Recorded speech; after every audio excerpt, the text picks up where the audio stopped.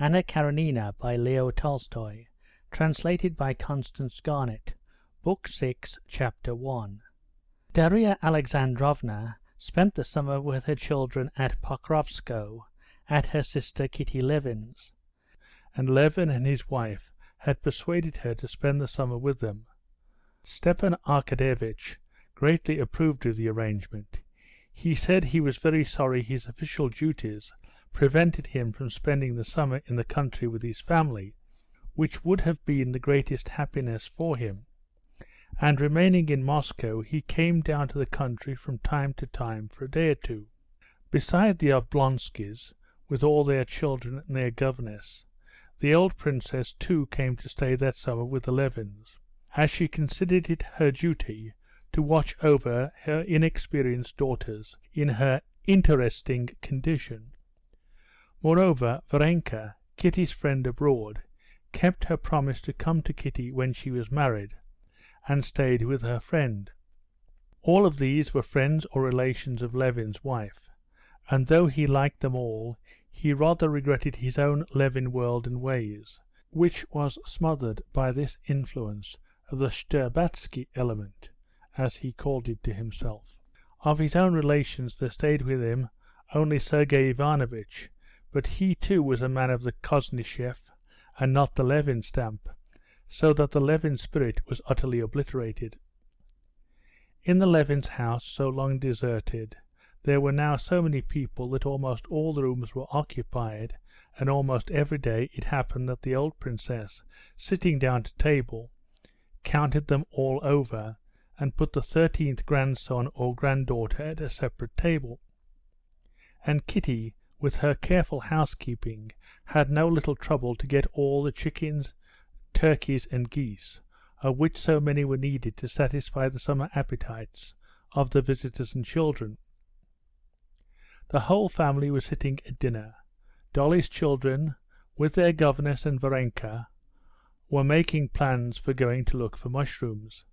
Sergei Ivanovitch, who was looked up to by all the party for his intellect and learning, with a respect that almost amounted to awe, surprised everyone by joining in the conversation about mushrooms. "Take me with you. I am very fond of picking mushrooms," he said, looking at Varenka. "I think it's a very nice occupation." "Oh, we shall be delighted," answered Varenka, colouring a little. Kitty exchanged meaningful glances with Dolly. The proposal of the learned intellectual Sergei Ivanovitch to go looking for mushrooms with Varenka confirmed certain theories of Kitty's with which her mind had been very busy of late. She made haste to address some remark to her mother, so that her look should not be noticed. After dinner Sergei Ivanovitch sat with his cup of coffee at the drawing-room window, and while he took part in a conversation he had begun with his brother, he watched the door through which the children would start on the mushroom-picking expedition. Levin was sitting in the window near his brother. Kitty stood beside her husband, evidently awaiting the end of a conversation that had no interest for her, in order to tell him something. "You have changed in many respects since your marriage, and for the better," said Sergei Ivanovitch, smiling to Kitty, and obviously little interested in the conversation. "But you have remained true to your passion for defending the most paradoxical theories." "Katya, it's not good for you to stand," her husband said to her, putting a chair for her and looking significantly at her. "Oh, and there's no time either," added Sergei Ivanovitch, seeing the children running out. At the head of them all Tanya galloped sideways in her tightly drawn stockings, and waving a basket and Sergei Ivanovitch's hat, she ran straight up to him. Boldly running up to Sergei Ivanovitch with shining eyes, so like her father's fine eyes, she handed him his hat and made as though she would put it on for him, softening her freedom by a shy and friendly smile. "Vanka's waiting," she said, carefully putting his hat on, seeing from Sergei Ivanovitch's smile that she might do so. Varenka was standing at the door, dressed in a yellow print gown, with a white kerchief on her head. I'm coming, Varvara Andreevna," said Sergey Ivanovitch, finishing his cup of coffee, and putting into their separate pockets his handkerchief and cigar case. "And how sweet my Varenka is, eh?" said Kitty to her husband, as soon as Sergey Ivanovitch rose. She spoke so that Sergey Ivanovitch could hear, and it was clear that she meant him to do so. "And how good-looking she is! Such a refined beauty, Varenka!" Kitty shouted. "Shall you be in the mill copse? We'll come out to you." "You certainly forget your condition, Kitty," said the old princess, hurriedly coming out at the door. "You mustn't shout like that." Varenka, hearing Kitty's voice and her mother's reprimand, went with light, rapid steps up to Kitty. The rapidity of her movement, her flushed and eager face, everything betrayed that something out of the common was going on in her. Kitty knew what this was, and had been watching her intently. She called Varenka at that moment, merely in order mentally to give her a blessing for the important event which, as Kitty fancied, was bound to come to pass that day after dinner in the wood. "Varenka, I should be very happy if a certain something were to happen," she whispered as she kissed her.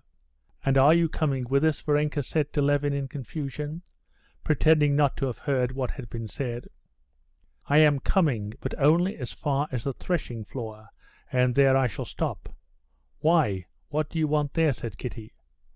"I must go to have a look at the new wagons, and to check the invoice," said Levin. "And where will you be?" "On the terrace." End of chapter 1. Recording by David Cole, Medway, Massachusetts.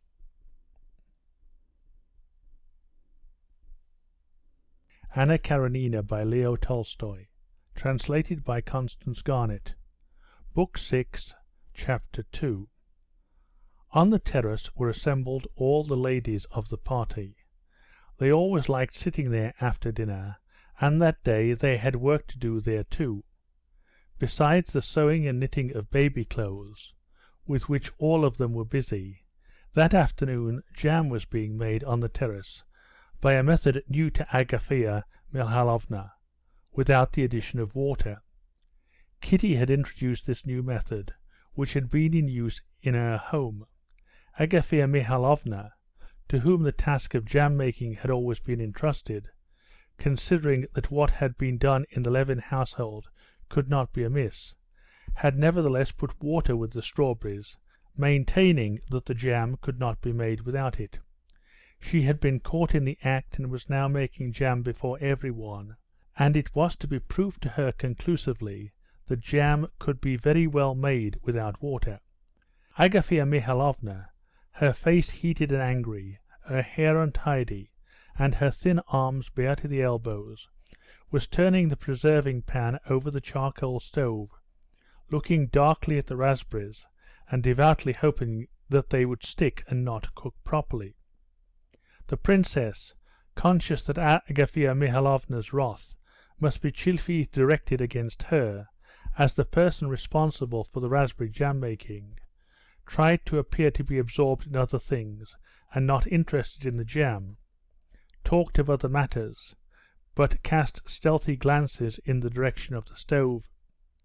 "I always buy my maid's dresses myself, of some cheap material," the princess said, continuing the previous conversation. "Isn't it time to skim it, my dear?" she added, addressing Agafea Mihalovna.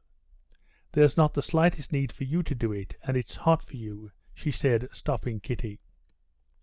"I'll do it," said Dolly, and getting up, she carefully passed the spoon over the frothing sugar, and from time to time shook off the clinging jam from the spoon by knocking it on a plate that was covered with yellow-red scum and blood-coloured syrup. How they'll enjoy this at tea-time, she thought of her children, remembering how she herself as a child had wondered how it was the grown-up people did not eat what was best of all, the scum of the jam. "Stiva says it's much better to give money," Dolly took up meanwhile the weighty subject under discussion, what presents should be made to servants, "but—" "Money's out of the question," the princess and Kitty exclaimed with one voice. "They appreciate a present." "Well, last year, for instance, I bought our Matrona Semyenovna, not a poplin, but something of that sort, said the princess. I remember she was wearing it on your name day. A charming pattern, so simple and refined. I should have liked it myself if she hadn't had it. Something like Varenka's, so pretty and inexpensive. Well, now I think it's done, said Dolly, dropping the syrup from the spoon. When it sets as it drops, it's ready. Cook it a little longer, Agafea Mihalovna. The flies, said Agafea Mihalovna angrily. It'll be just the same, she added. Ah, how sweet it is. Don't frighten it, Kitty said suddenly, looking at a sparrow that had settled on the step and was pecking at the centre of a raspberry. Yes, but you keep a little further from the stove, said her mother. Apropos de Varenka, said Kitty, speaking in French, as they had been doing all the while, so that Agafea Mihalovna should not understand them. You know, mamma, I somehow expect things to be settled today. You know what I mean. How splendid it would be. But what a famous matchmaker she is, said Dolly. How carefully and cleverly she throws them together. No, tell me, mamma, what do you think? Why, what is one to think? He meant Sergei Ivanovitch, might at any time have been a match for anyone in Russia. Now, of course, he's not quite a young man. Still, I know ever so many girls would be glad to marry him even now. She's a very nice girl, but he might. Oh no, mamma. Do understand why, for him and for her too, nothing better could be imagined. In the first place, she's charming, said Kitty, crooking one of her fingers. He thinks her very attractive, that's certain, assented Dolly. Then he occupies such a position in society that he has no need to look for either fortune or position in his wife. All he needs is a good sweet wife, a restful one. Well, with her he would certainly be restful, Dolly assented. Thirdly, that she should love him, and so it is, that is, it would be so splendid. I look forward to seeing them coming out of the forest, and everything settled. I shall see at once by their eyes. I should be so delighted. What do you think, Dolly? But don't excite yourself. It's not at all the thing for you to be excited, said her mother. Oh, I'm not excited, mamma. I fancy he will make her an offer today.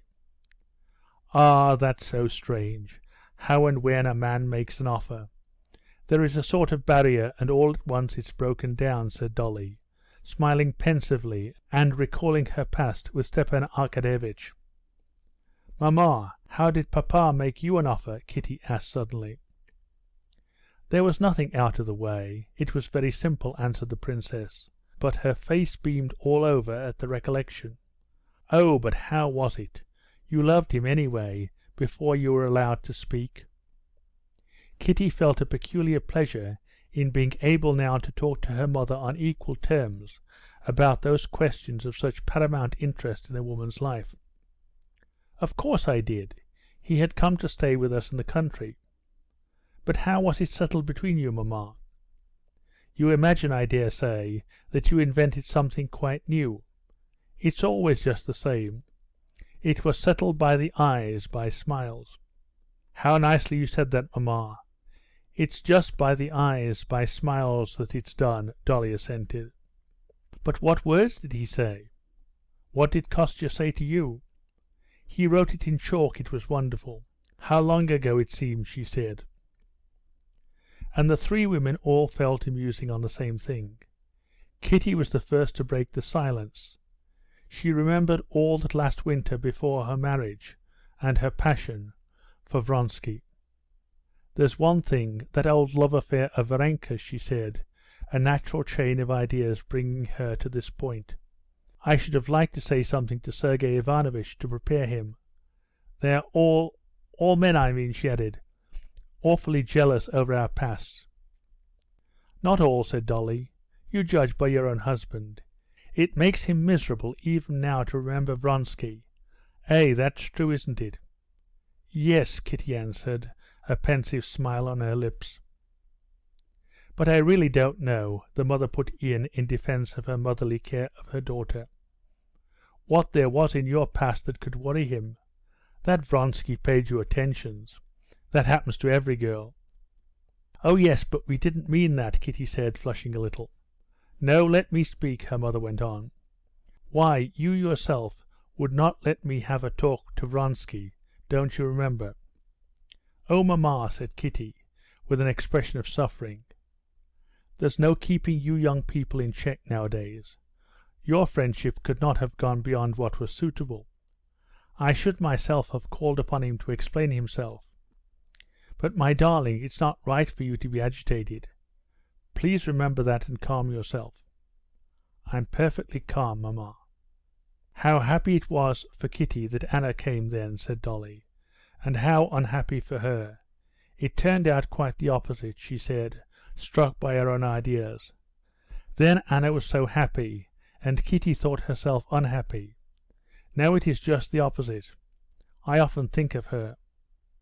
"A nice person to think about. Horrid, repulsive woman, no heart," said her mother, who could not forget that Kitty had married not Vronsky but Levin. "What do you want to talk of it for?" Kitty said with annoyance. "I never think about it, and I don't want to think of it." "And I don't want to think of it," she said, catching the sound of her husband's well-known step on the steps of the terrace. "What's that you don't want to think about?" inquired Levin, coming on to the terrace. But no one answered him, and he did not repeat the question. "I'm sorry I've broken in on your feminine parliament," he said, looking round on every one discontentedly, and perceiving that they had been talking of something which they would not talk about before him. For a second he felt that he was sharing the feeling of Agafea Mihalovna, vexation at their making jam without water, and altogether at the outside Shtcherbatsky element. He smiled, however, and went up to Kitty. "Well, how are you?" he asked her, looking at her with an expression with which every one looked at her now. "Oh, very well," said Kitty, smiling. "And how have things gone with you?" "The wagons held 3 times as much as the old carts did. Well, are we going for the children? I've ordered the horses to be put in." "What, you want to take Kitty in the wagonette?" her mother said reproachfully. "Yes, at a walking pace, princess." Levin never called the princess maman, as men often do call their mothers-in-law, and the princess disliked his not doing so. But though he liked and respected the princess, Levin could not call her so without a sense of profaning his feeling for his dead mother. "Come with us, maman," said Kitty. "I don't like to see such imprudence." "Well, I'll walk then, I'm so well." Kitty got up and went to her husband and took his hand. "You may be well, but everything in moderation," said the princess. "Well, Agafea Mihalovna, is the jam done?" said Levin, smiling to Agafea Mihalovna, and trying to cheer her up. "Is it all right in the new way?" "I suppose it's all right. For our notions it's boiled too long." "It'll be all the better, Agafea Mihalovna. It won't mildew, even though our ice has begun to thaw already, so that we've no cool cellar to store it," said Kitty, at once divining her husband's motive, and addressing the old housekeeper with the same feeling. "But your pickle's so good that mamma says she never tasted any like it," she added, smiling and putting her kerchief straight. Agafea Mihalovna looked angrily at Kitty. "You needn't try to console me, mistress. I need only to look at you with him, and I feel happy," she said, and something in the rough familiarity of that "with him" touched Kitty. "Come along with us to look for mushrooms. You will show us the best places." Agafea Mihalovna smiled and shook her head, as though to say, "I should like to be angry with you too, but I can't."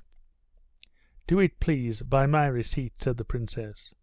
"Put some paper over the jam and moisten it with a little rum, and without even ice. It will never go mildewy." End of chapter 2. Recording by David Cole, Medway, Massachusetts.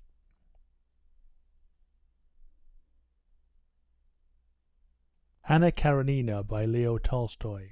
Translated by Constance Garnett. Book 6, Chapter 3. Kitty was particularly glad of a chance of being alone with her husband, for she had noticed the shade of mortification that had passed over his face. All was so quick to reflect every feeling, at the moment when he had come onto the terrace and asked what they were talking of, and had got no answer. When they had set off on foot ahead of the others, and had come out of sight of the house onto the beaten dusty road, marked with rusty wheels and sprinkled with grains of corn, she clung faster to his arm and pressed it closer to her. He had quite forgotten the momentary unpleasant impression, and alone with her he felt, now that the thought of her approaching motherhood was never for a moment absent from his mind, a new and delicious bliss, quite pure from all alloy of sense, in the being near to the woman he loved. There was no need of speech, yet he longed to hear the sound of her voice, which, like her eyes, had changed since she had been with child. In her voice, as in her eyes, there was that softness and gravity which is found in people continually concentrated on some cherished pursuit. "So you're not tired? Lean more on me," said he. "No, I'm so glad of the chance of being alone with you, and I must own, though I'm happy with them, I do regret our winter evenings alone." "That was good, but this is even better. Both are better," he said, squeezing her hand. "Do you know what we were talking about when you came in?" "About jam?" "Oh, yes, about jam too. But afterwards, about how men make offers." "Ah," said Levin, listening more to the sound of her voice than to the words she was saying, and all the while paying attention to the road, which passed now through the forest, and avoiding places where she might make a false step. "And about Sergey Ivanovitch and Varenka. You've noticed, I'm very anxious for it," she went on. "What do you think about it?" And she peeped into his face. "I don't know what to think," Levin answered, smiling. "Sergey seems very strange to me in that way. I told you, you know."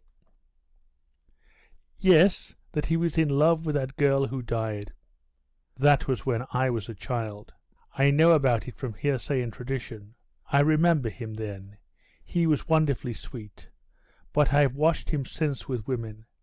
He is friendly, some of them he likes, but one feels that to him they're simply people, not women." "Yes, but now with Varenka, I fancy there's something." "Perhaps there is, but one has to know him. He's a peculiar, wonderful person. He lives a spiritual life only. He's too pure, too exalted a nature." "Why? Would this lower him then?" "No, but he's so used to a spiritual life that he can't reconcile himself with actual fact, and Varenka is after all fact." Levin had grown used by now to uttering his thought boldly, without taking the trouble of clothing it in exact language. He knew that his wife in such moments of loving tenderness as now would understand what he meant to say from a hint, and she did understand him. "Yes, but there's not so much of that actual fact about her as about me. I can see that he would never have cared for me. She is altogether spiritual." "Oh no, he is so fond of you, and I am always so glad when my people like you." "Yes, he's very nice to me, but—" "It's not as it was with poor Nikolay. You really cared for each other," Levin finished. "Why not speak of him?" he added. "I sometimes blame myself for not. It ends in one's forgetting. Ah, how terrible and dear he was." "Yes, what were we talking about?" Levin said after a pause. "You think he can't fall in love," said Kitty, translating into her own language. "It's not so much that he can't fall in love," Levin said, smiling, "but he has not the weakness necessary. I've always envied him, and even now, when I'm so happy, I still envy him." "You envy him for not being able to fall in love?" "I envy him for being better than I," said Levin. "He does not live for himself. His whole life is subordinated to his duty, and that's why he can be calm and contented." "And you?" Kitty asked, with an ironical and loving smile. She could never have explained the chain of thought that made her smile, but the last link in it was that her husband, in exalting his brother and abasing himself, was not quite sincere. Kitty knew that this insincerity came from his love for his brother, from his sense of shame at being too happy, and above all from his unflagging craving to be better. She loved it in him, and so she smiled. "And you? What are you dissatisfied with?" she asked, with the same smile. Her disbelief in his self-satisfaction delighted him, and unconsciously he tried to draw her into giving utterance to the grounds of her disbelief. "I am happy, but dissatisfied with myself," he said. "Why? How can you be dissatisfied with yourself if you are happy?" "Well, how shall I say? In my heart I really care for nothing whatever but that you should not stumble, see." "Oh, but really you mustn't skip about like that," he cried, breaking off to scold her for too agile a movement in stepping over a branch that lay in the path. "But when I think about myself, and compare myself with others, especially with my brother, I feel that I am a poor creature." "But in what way?" Kitty pursued, with the same smile. "Don't you too work for others? What about your cooperative settlement, and your work on the estate, and your book?" "Oh, but I feel, and particularly just now—" "It's your fault," he said, pressing her hand. All that doesn't count. I do it in a way half-heartedly. If I could care for all that as I care for you. Instead of that, I do it in these days like a task that is set me." "Well, what would you say about papa?" asked Kitty. "Is he a poor creature then, as he does nothing for the public good?"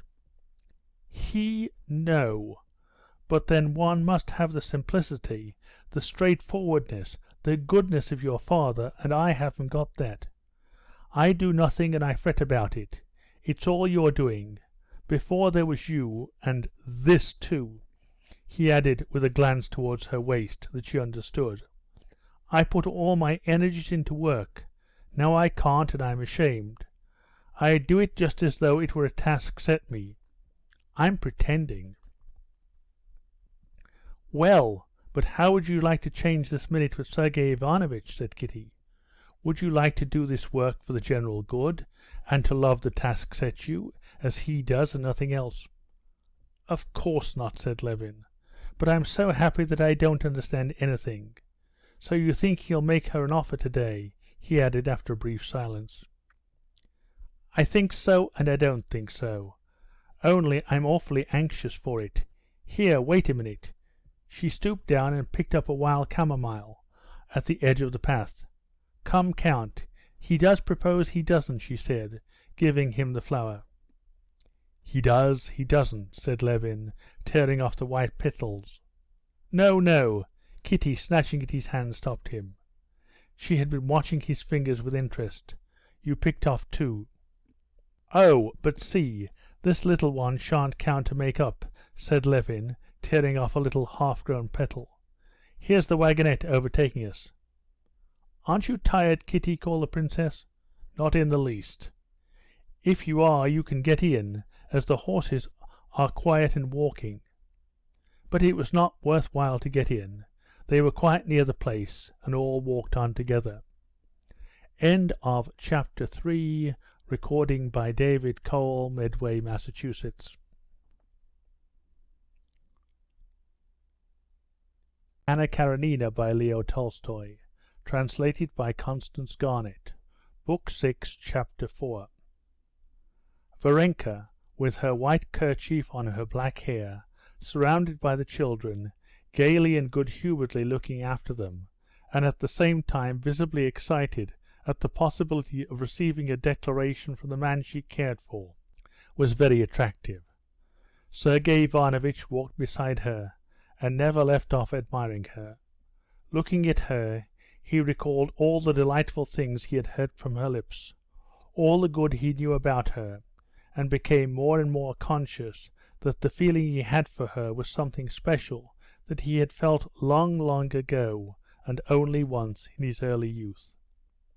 The feeling of happiness in being near her continually grew, and at last reached such a point that, as he put a huge, slender-stalked agaric fungus in her basket, he looked straight into her face, and noticing the flush of glad and alarmed excitement that overspread her face, he was confused himself, and smiled to her in silence, a smile that said too much. If so, he said to himself, I ought to think it over and make up my mind, and not give way like a boy to the impulse of a moment. I'm going to pick by myself apart from all the rest, or else my efforts will make no show, he said, and he left the edge of the forest, where they were walking on low silky grass between old birch trees standing far apart, and went more into the heart of the wood, where between the white birch trunks there were grey trunks of aspen and dark bushes of hazel. Walking some 40 paces away, Sergei Ivanovitch, knowing he was out of sight, stood still behind a bushy spindle tree in full flower, with its rosy red catkins. It was perfectly still all round him. Only overhead in the birches under which he stood, the flies, like a swarm of bees, buzzed unceasingly, and from time to time the children's voices were floated across to him. All at once he heard, not far from the edge of the wood, the sound of Varenka's contralto voice calling Grisha, and a smile of delight passed over Sergei Ivanovitch's face. Conscious of the smile, he shook his head disapprovingly at his own condition, and taking out a cigar he began lighting it. For a long while he could not get a match to light against the trunk of a birch tree. The soft scales of the white bark rubbed off the phosphorus, and the light went out.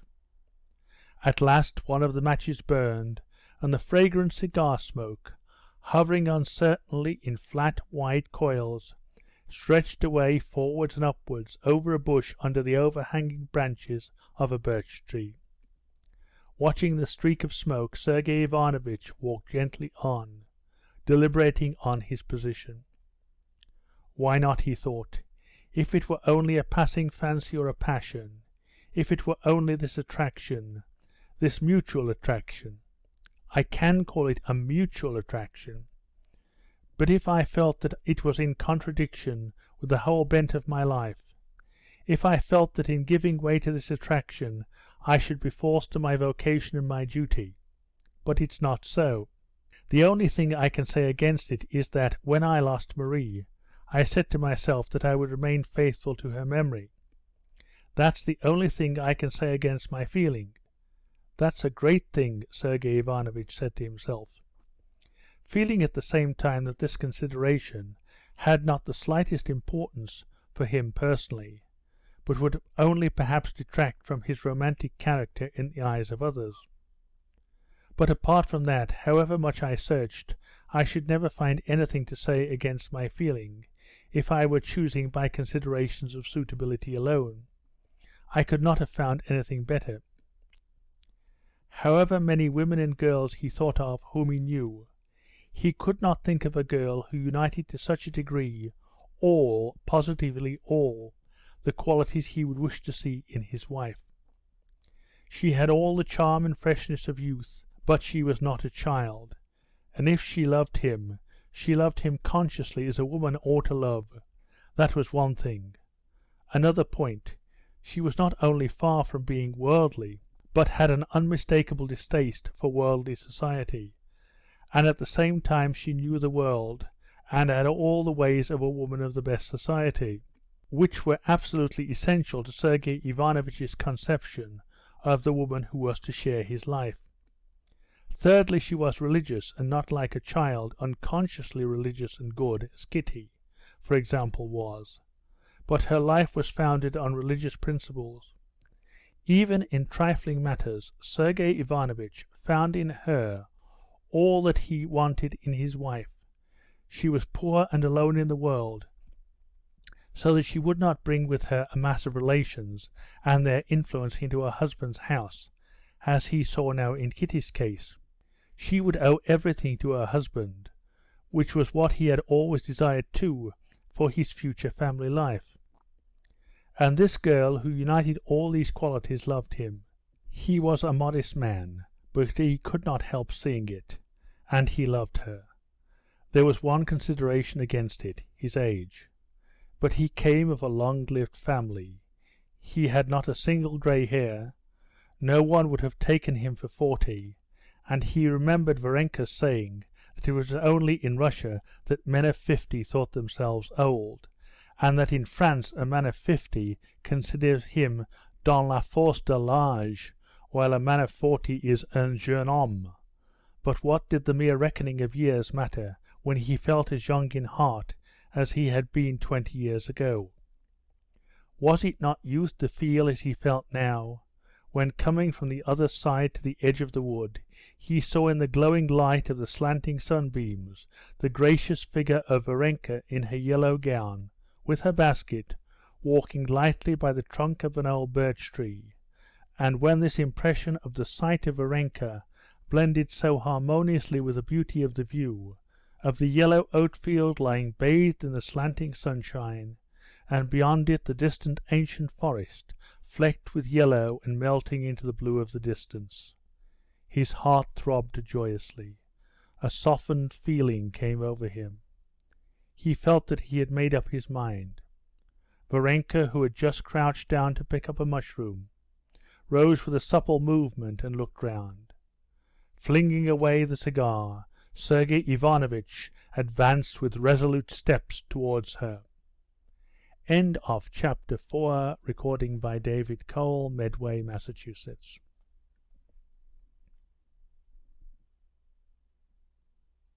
Anna Karenina by Leo Tolstoy, translated by Constance Garnett. Book 6, Chapter 5. Varvara Andreevna, when I was very young, I set before myself the ideal of a woman I loved and should be happy to call my wife. I have lived through a long life, and now for the first time I have met what I sought, in you. I love you and offer you my hand. Sergei Ivanovitch was saying this to himself while he was 10 paces from Varvara. Kneeling down, with her hands over the mushrooms, to guard them from Grisha, she was calling little Masha. "Come here, little ones, there are so many," she was saying in her sweet, deep voice. Seeing Sergei Ivanovitch approaching, she did not get up and did not change her position, but everything told him that she felt his presence and was glad of it. "Well, did you find some?" she asked him, from under the white kerchief, turning her handsome, gently smiling face to him. "Not one," said Sergei Ivanovitch. "Did you?" She did not answer, busy with the children who thronged about her. "That one too, near the twig," she pointed out to little Masha, a little fungus split in half across its rosy cap by the dry grass from under which it thrust itself. Varenka got up while Masha picked the fungus, breaking it into 2 white halves. "This brings back my childhood," she added, moving apart from the children beside Sergei Ivanovitch. They walked on for some steps in silence. Varenka saw that he wanted to speak. She guessed of what, and felt faint with joy and panic. They had walked so far away that no one could hear them now, but still he did not begin to speak. It would have been better for Varenka to be silent. After a silence it would have been easier for them to say what they wanted to say than about talking about mushrooms. But against their own will, as it were accidentally, Varenka said, "So you found nothing. In the middle of the wood there are always fewer, though." Sergei Ivanovitch sighed and made no answer. He was annoyed that she had spoken about the mushrooms. He wanted to bring her back to the first words she had uttered about her childhood, but after a pause of some length, as though against his own will, he made an observation in response to her last words. "I have heard that the white edible funguses are found principally at the edge of the wood, though I can't tell them apart." Some minutes more passed. They moved still further away from the children and were quite alone.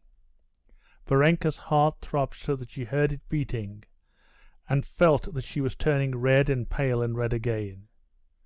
To be the wife of a man like Kornishev, after her position with Madame Stahl, was to her imagination the height of happiness, Besides, she was almost certain that she was in love with him. And at this moment it would have to be decided. She felt frightened. She dreaded both his speaking and his not speaking. Now or never, it must be said, that Sergey Ivanovitch felt too. Everything in the expression, the flushed cheeks and the downcast eyes of Varenka betrayed a painful suspense. Sergey Ivanovitch saw it and felt sorry for her. He felt even that to say nothing now would be a slight to her.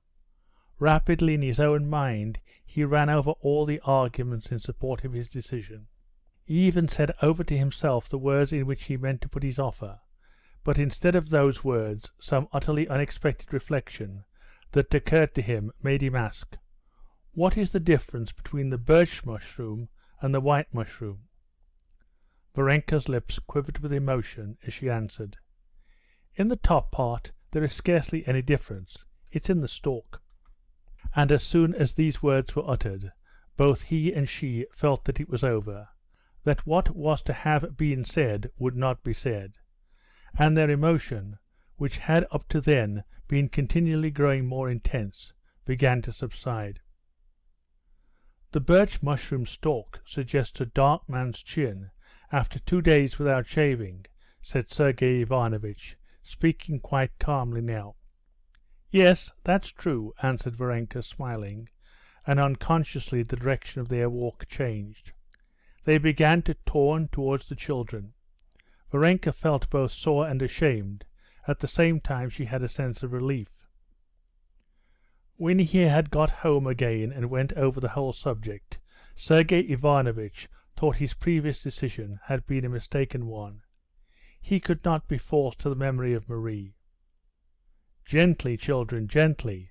Levin shouted quite angrily to the children, standing before his wife to protect her when the crowd of children flew with shrieks of delight to meet them. Behind the children Sergey Ivanovitch and Varenka walked out of the wood. Kitty had no need to ask Varenka. She saw from the calm and somewhat crestfallen faces of both that her plans had not come off. "Well?" her husband questioned her as they were going home again. "It doesn't bite," said Kitty, her smile and manner of speaking recalling her father, a likeness Levin often noticed with pleasure.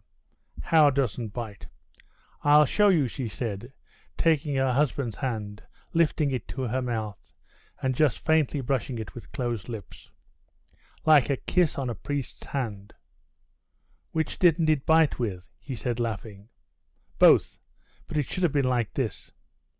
There are some peasants coming." "Oh, they don't see." End of chapter 5, recording by David Cole, Medway, Massachusetts.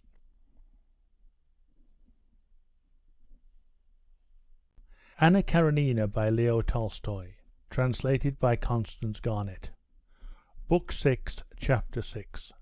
During the time of the children's tea, the grown-up people sat in the balcony and talked as though nothing had happened, though they all, especially Sergey Ivanovitch and Varenka, were very well aware that there had happened an event which, though negative, was of very great importance.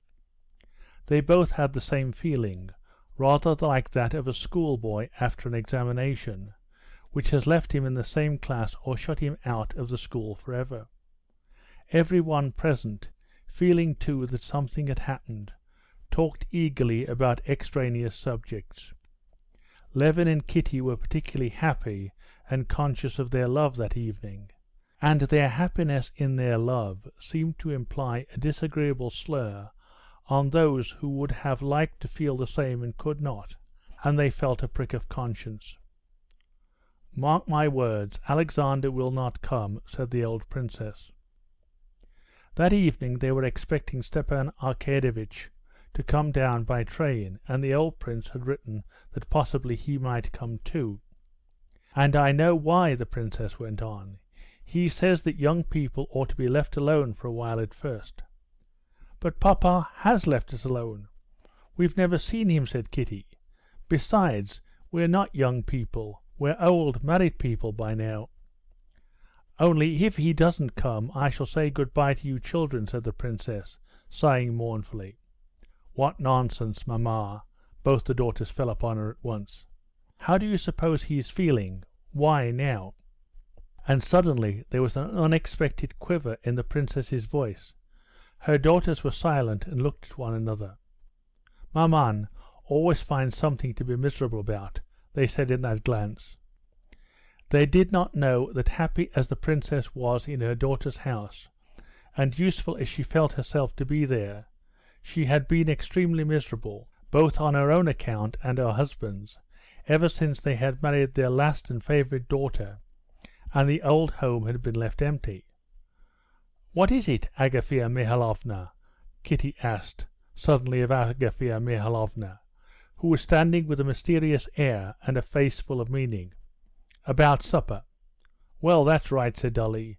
"You go and arrange about it, and I'll go and hear Grisha repeat his lesson, or else he will have done nothing all day." "That's my lesson.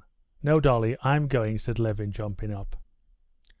Grisha, who was by now at a high school, had to go over the lessons of the term in the summer holidays. Darya Alexandrovna, who had been studying Latin with her son in Moscow before, had made it a rule on coming to the Levins to go over with him, at least once a day, the most difficult lessons of Latin and arithmetic. Levin had offered to take her place, but the mother, having once overheard Levin's lesson, and noticing that it was not given exactly as the teacher in Moscow had given it, said resolutely, though with much embarrassment and anxiety not to mortify Levin, that they must keep strictly to the book as the teacher had done, and that she had better undertake it again herself.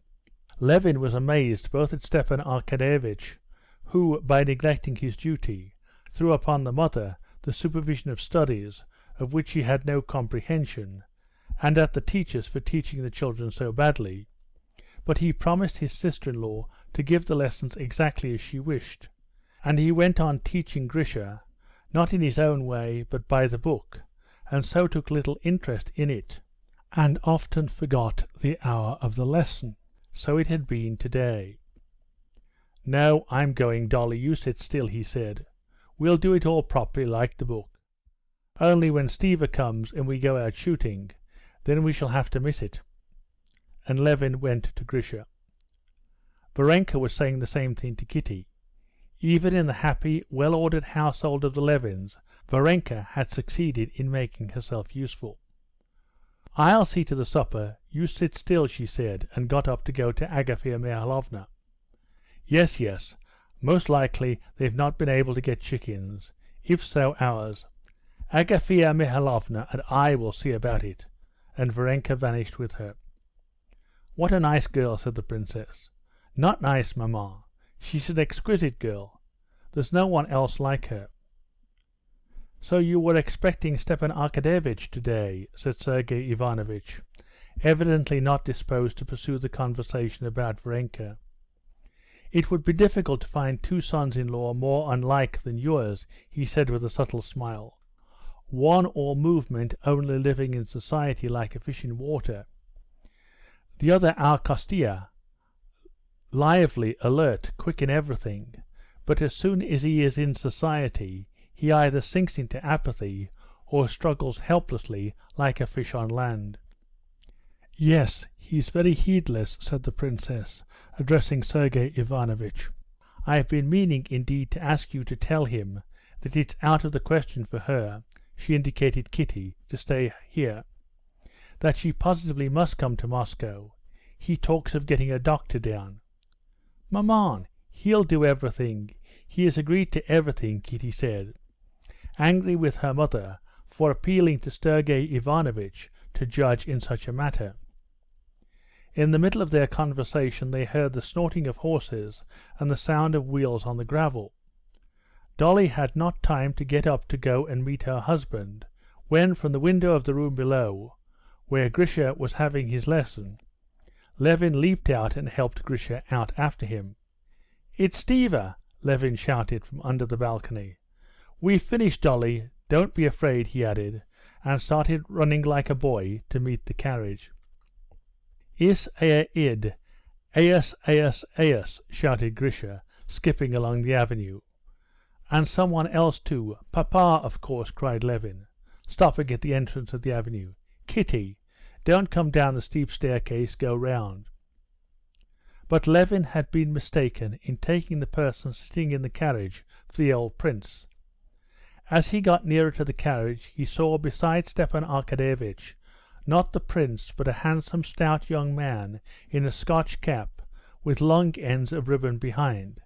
This was Vasenka Veslovsky, a distant cousin of the Shtcherbatskys, a brilliant young gentleman in Petersburg and Moscow society.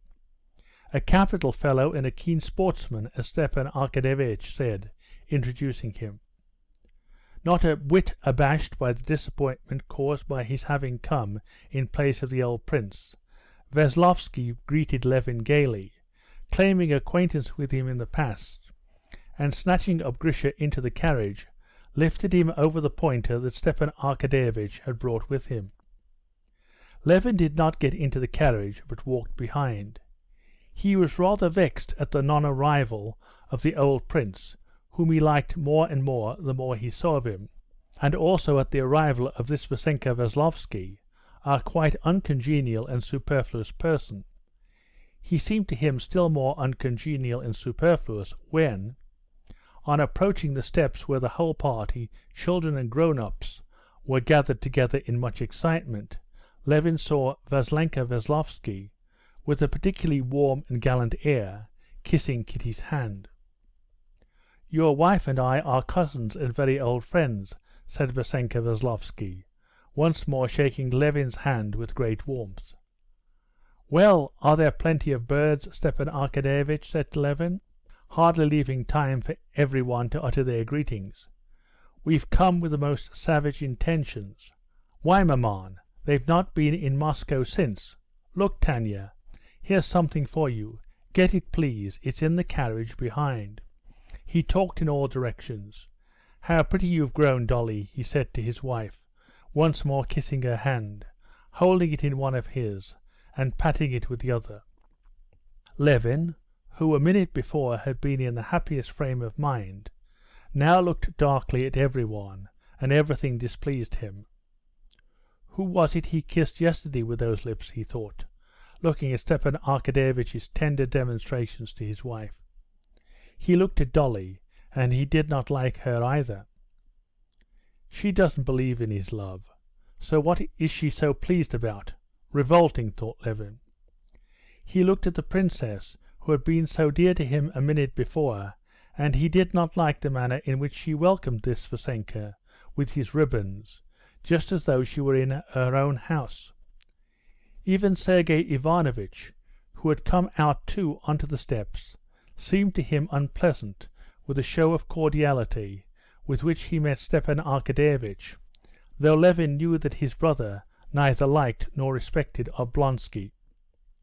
And Varenka, even though she seemed hateful, with her air Saint Nitouche, making the acquaintance of this gentleman, while all the while she was thinking of nothing but getting married. And more hateful than anyone was Kitty, for falling in with the tone of gaiety with which this gentleman regarded his visit to the country, as though it were a holiday for himself and every one else. And above all unpleasant was that particular smile with which she responded to his smile.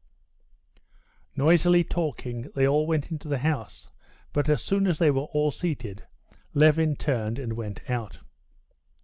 Kitty saw something was wrong with her husband. She tried to seize a moment to speak to him alone, but he made haste to get away from her, saying he was wanted at the counting-house. It was long since his own work on the estate had seemed to him so important as at that moment. It's all holiday for them, he thought, but these are no holiday matters. They won't wait, and there's no living without them.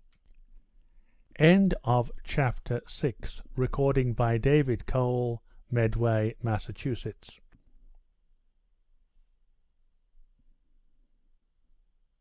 Anna Karenina by Leo Tolstoy. Translated by Constance Garnett. Book 6, Chapter 7. Levin came back to the house only when they sent to summon him to supper. On the stairs were standing Kitty and Agafea Mihalovna, consulting about wines for supper. "But why are you making all this fuss? Have what we usually do." "No, Stiva doesn't drink." "Kostya, stop, what's the matter?" Kitty began, hurrying after him, but he strode ruthlessly away to the dining room without waiting for her, and at once joined in the lively general conversation which was being maintained there by Vassenka Veslovsky and Stepan Arkadyevitch. "Well, what do you say? Are we going shooting tomorrow?" said Stepan Arkadyevitch. "Please, do let's go," said Veslovsky, moving to another chair, where he sat down sideways with one fat leg crossed under him. "I shall be delighted, we will go. And have you had any shooting yet this year?" said Levin to Veslovsky, looking intently at his leg, but speaking with that forced amiability that Kitty knew so well in him, and that was so out of keeping with him. "I can't answer for our finding grouse, but there are plenty of snipe. Only we ought to start early. You're not tired? Aren't you tired, Stiva?" "Me? Tired? I've never been tired yet. Suppose we stay up all night? Let's go for a walk." "Yes, really, let's not go to bed at all. Capital," Veslovsky chimed in. "Oh, we all know you can do without sleep and keep other people up too," Dolly said to her husband, with that faint note of irony in her voice which she almost always had now with her husband. "But to my thinking it's time for bed now. I'm going, I don't want supper." "No, do stay a little, Dolly," said Stepan Arkadyevitch, going round to her side behind the table where they were having supper. "I've so much still to tell you." "Nothing really, I suppose." "Do you know Veslovsky has been at Anna's, and he's going to them again? You know they're hardly 50 miles from you, and I too must certainly go over there. Veslovsky, come here." Vassenka crossed over to the ladies and sat down beside Kitty. "Oh, do tell me, please. You have stayed with her. How was she?" Darya Alexandrovna appealed to him. Levin was left at the other end of the table, and though never pausing in his conversation with the princess and Varenka, he saw that there was an eager and mysterious conversation going on between Stepan Arkadyevitch, Dolly, Kitty, and Veslovsky. And that was not all. He saw on his wife's face an expression of real feeling as she gazed with fixed eyes on the handsome face of Vassenka, who was telling them something with great animation. "It's exceedingly nice at their place," Veslovsky was telling them about Vronsky and Anna. "I can't, of course, take it upon myself to judge, but in their house you feel the real feeling of home." "What do they intend doing?" "I believe they think of going to Moscow." "How jolly it would be for us all to go over to them together. When are you going there?" Stepan Arkadyevitch asked Vassenka. "I am spending July there." "Will you go?" Stepan Arkadyevitch said to his wife. "I've been wanting to a long while. I shall certainly go," said Dolly. "I am sorry for her, and I know her. She's a splendid woman. I will go alone, when you go back, and then I shall be in no one's way, and it will be better indeed without you." "To be sure," said Stepan Arkadyevitch. "And you, Kitty?" "I? Why should I go?" Kitty said, flushing all over, and she glanced round at her husband. "Do you know Anna Arkadyevitch, then?" Veslovsky asked her. "She's a very fascinating woman." "Yes," she answered Veslovsky, crimsoning still more. She got up and walked across to her husband. "Are you going shooting then tomorrow?" she said. His jealousy had in these few moments, especially at the flush that had overspread her cheeks while she was talking to Veslovsky, gone far indeed. Now, as he heard her words, he construed them in his own fashion. Strange as it was to him afterwards to recall it, it seemed to him at the moment clear that in asking whether he was going shooting, all she cared to know was whether he would give that pleasure to Vassenka Veslovsky, with whom, as he fancied, she was in love. "Yes, I'm going," he answered her in an unnatural voice, disagreeable to himself. "No, better spend the day here tomorrow, or Dolly won't see anything of her husband, and set off the day after," said Kitty. The motive of Kitty's words was interpreted by Levin thus: "Don't separate me from him. I don't care about your going, but do let me enjoy the society of this delightful young man." "Oh, if you wish, we'll stay here tomorrow," Levin answered, with peculiar amiability. Vassenka, meanwhile, utterly unsuspecting the misery his presence had occasioned, got up from the table after Kitty, and watching her with smiling and admiring eyes, he followed her. Levin saw that look. He turned white, and for a minute he could hardly breathe. "How dare he look at my wife like that?" was the feeling that boiled within him. "Tomorrow, then. Do please let us go," said Vassenka, sitting down on a chair, and again crossing his leg, as his habit was. Levin's jealousy went further still. Already he saw himself a deceived husband, looked upon by his wife and her lover as simply necessary to provide them with the conveniences and pleasures of life. But in spite of that he made polite and hospitable inquiries of Vassenka about his shooting, his gun, and his boots, and agreed to go shooting next day. Happily for Levin, the old princess cut short his agonies by getting up herself and advising Kitty to go to bed. But even at this point Levin could not escape another agony.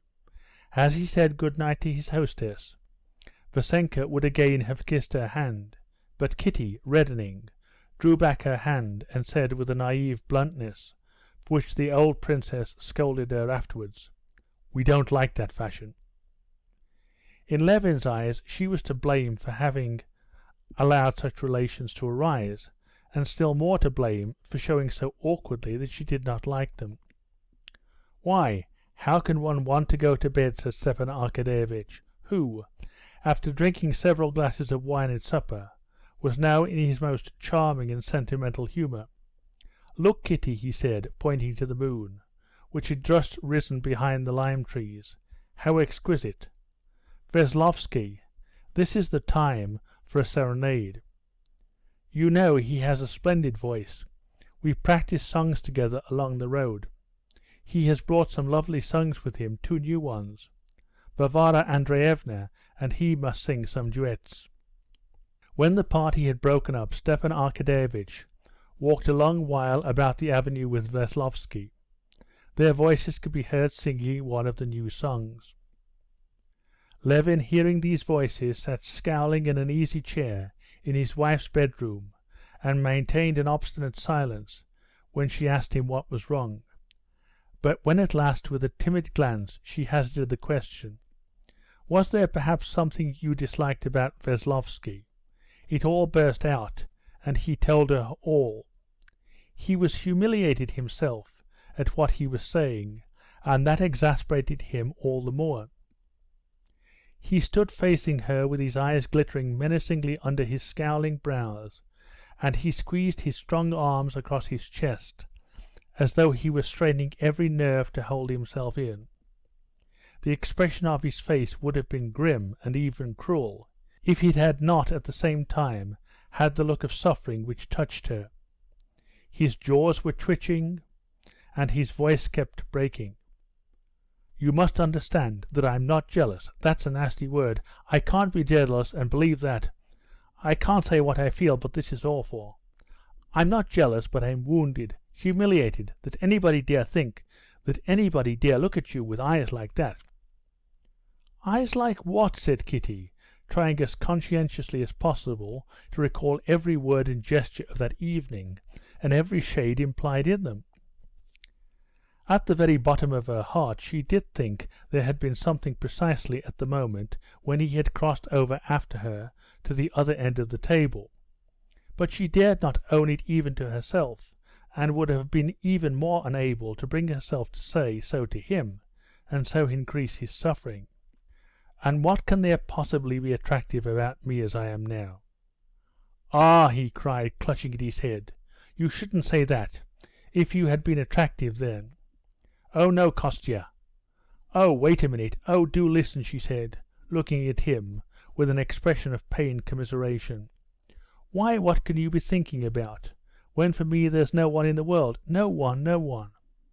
Would you like me never to see any one?"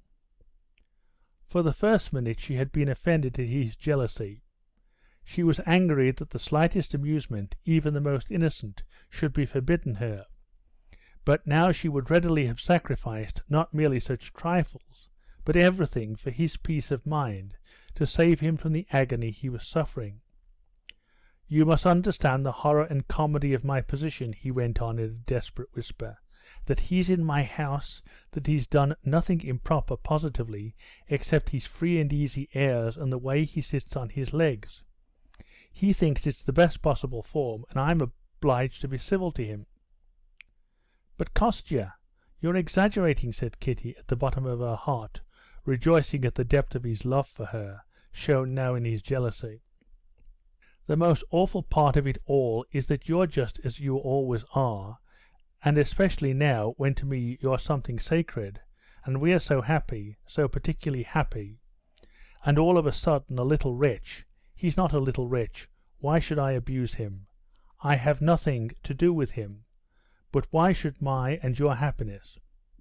Do you know, I understand now what it's all come from," Kitty was beginning. "Well, what?" "I saw how you looked while we were talking at supper." "Well, well," Levin said in dismay. She told him what they had been talking about. And as she told him she was breathless with emotion.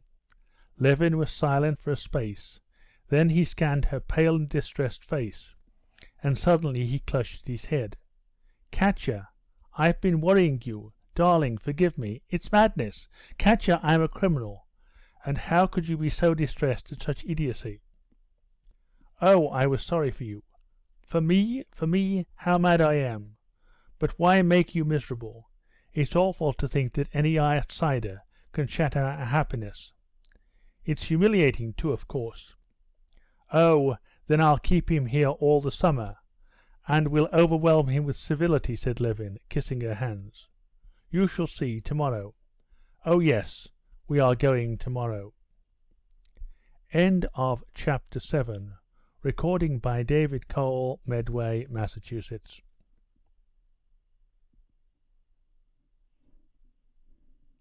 Anna Karenina by Leo Tolstoy. Translated by Constance Garnett. Book 6, Chapter 8. Next day, before the ladies were up, the wagonette and a trap for the shooting party were at the door, and Laska, aware since early morning that they were going shooting, after much whining and darting to and fro, had sat herself down in the wagonette beside the coachman, and, disapproving of the delay, was excitedly watching the door, from which the sportsmen still did not come out. The first to come out was Vasenka Veslovsky, in new high boots that reached halfway up his thick thighs, in a green blouse with a new Russian leather cartridge belt, and in his Scotch cap with ribbons, with a brand new English gun without a sling. Laska flew up to him, welcomed him, and jumping up, asked him in her own way whether the others were coming soon, but getting no answer from him, she returned to her post of observation, and sank into repose again, her head on one side, and one ear pricked up to listen. At last the door opened with a creak, and Stepan Arkadyevitch's spot and tan pointer, Crack, flew out.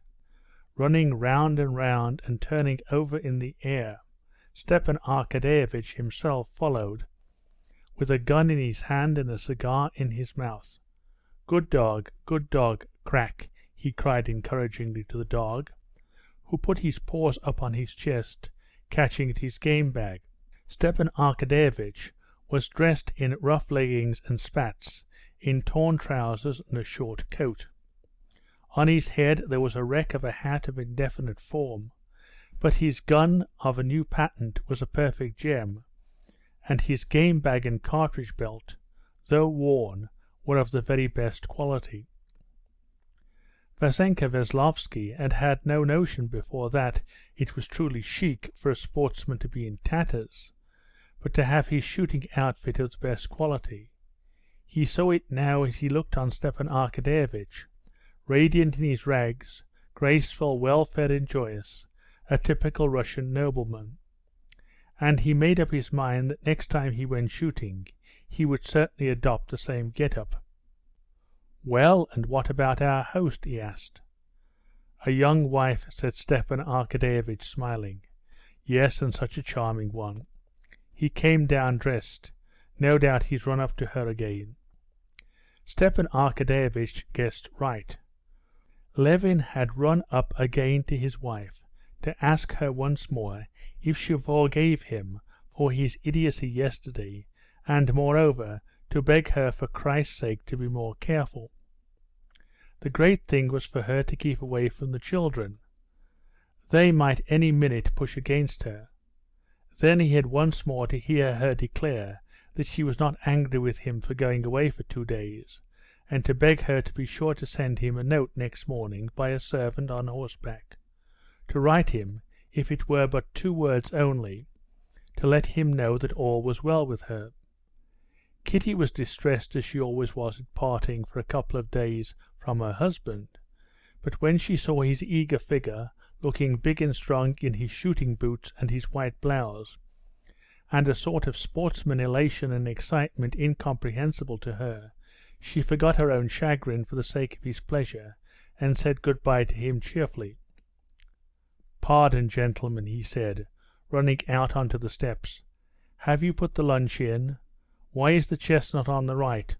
Well, it doesn't matter. Laska, down. Go and lie down." "Put it with the herd of oxen," he said to the herdsman, who was waiting for him at the steps with some question. "Excuse me, here comes another villain." Levin jumped out of the wagonette, in which he had already taken his seat, to meet the carpenter, who came towards the steps with a rule in his hand. "You didn't come to the counting-house yesterday, and now you're detaining me. Well, what is it?" "Would your honour like me to make another turning? It's only 3 steps to add, and we make it just fit at the same time. It will be much more convenient." "You should have listened to me," Levin answered with annoyance. "I said, put the lines and then fit in the steps. Now there's no setting it right.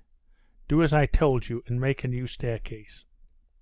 The point was that in the lodge that was being built the carpenter had spoiled the staircase, fitting it together without calculating the space it was to fill, so that the steps were all sloping when it was put in place. Now the carpenter wanted, keeping the same staircase, to add 3 steps. "It will be much better. But where's your staircase coming out with its 3 steps?" "Why, upon my word, sir," the carpenter said, with a contemptuous smile, "it comes out right at the very spot. It starts, so to speak," he said, with a persuasive gesture.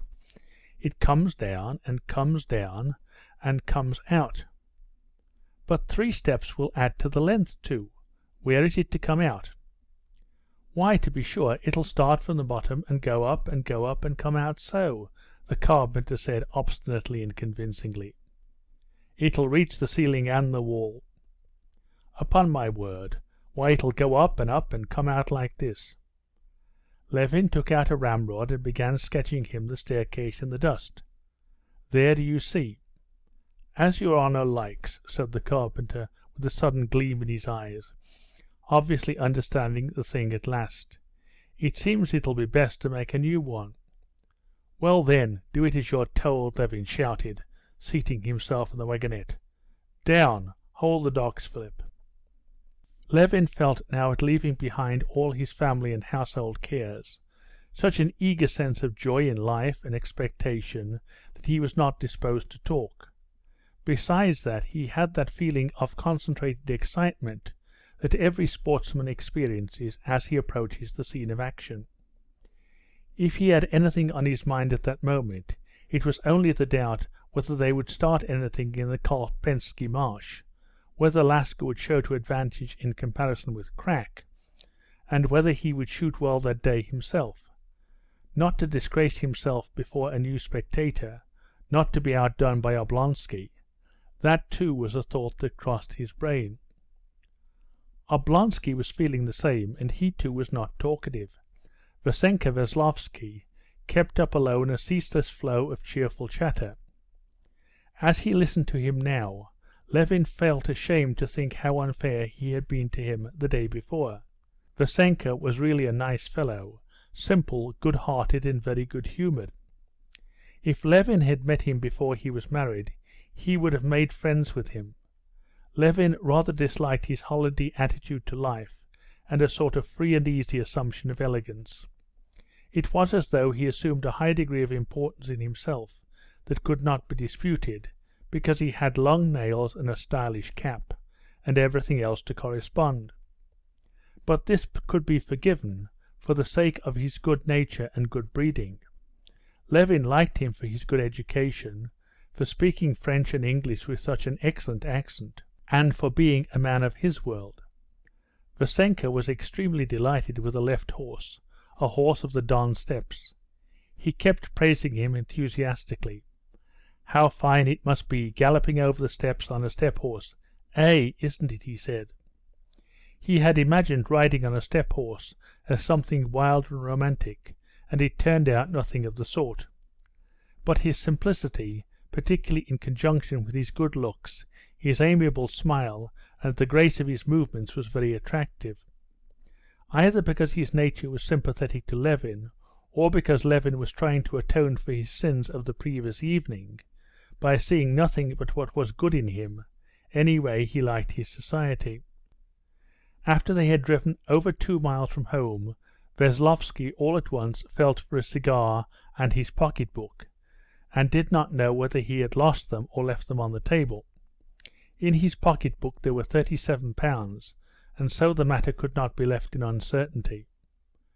"Do you know what, Levin? I'll gallop home on that left trace-horse. That will be splendid, he said, preparing to get out. "No, why should you?" answered Levin, calculating that Vasenka could hardly weigh less than 17 stone. "I'll send the coachman." The coachman rode back on the trace-horse, and Levin himself drove the remaining pair. End of chapter 8. Recording by David Cole, Medway, Massachusetts.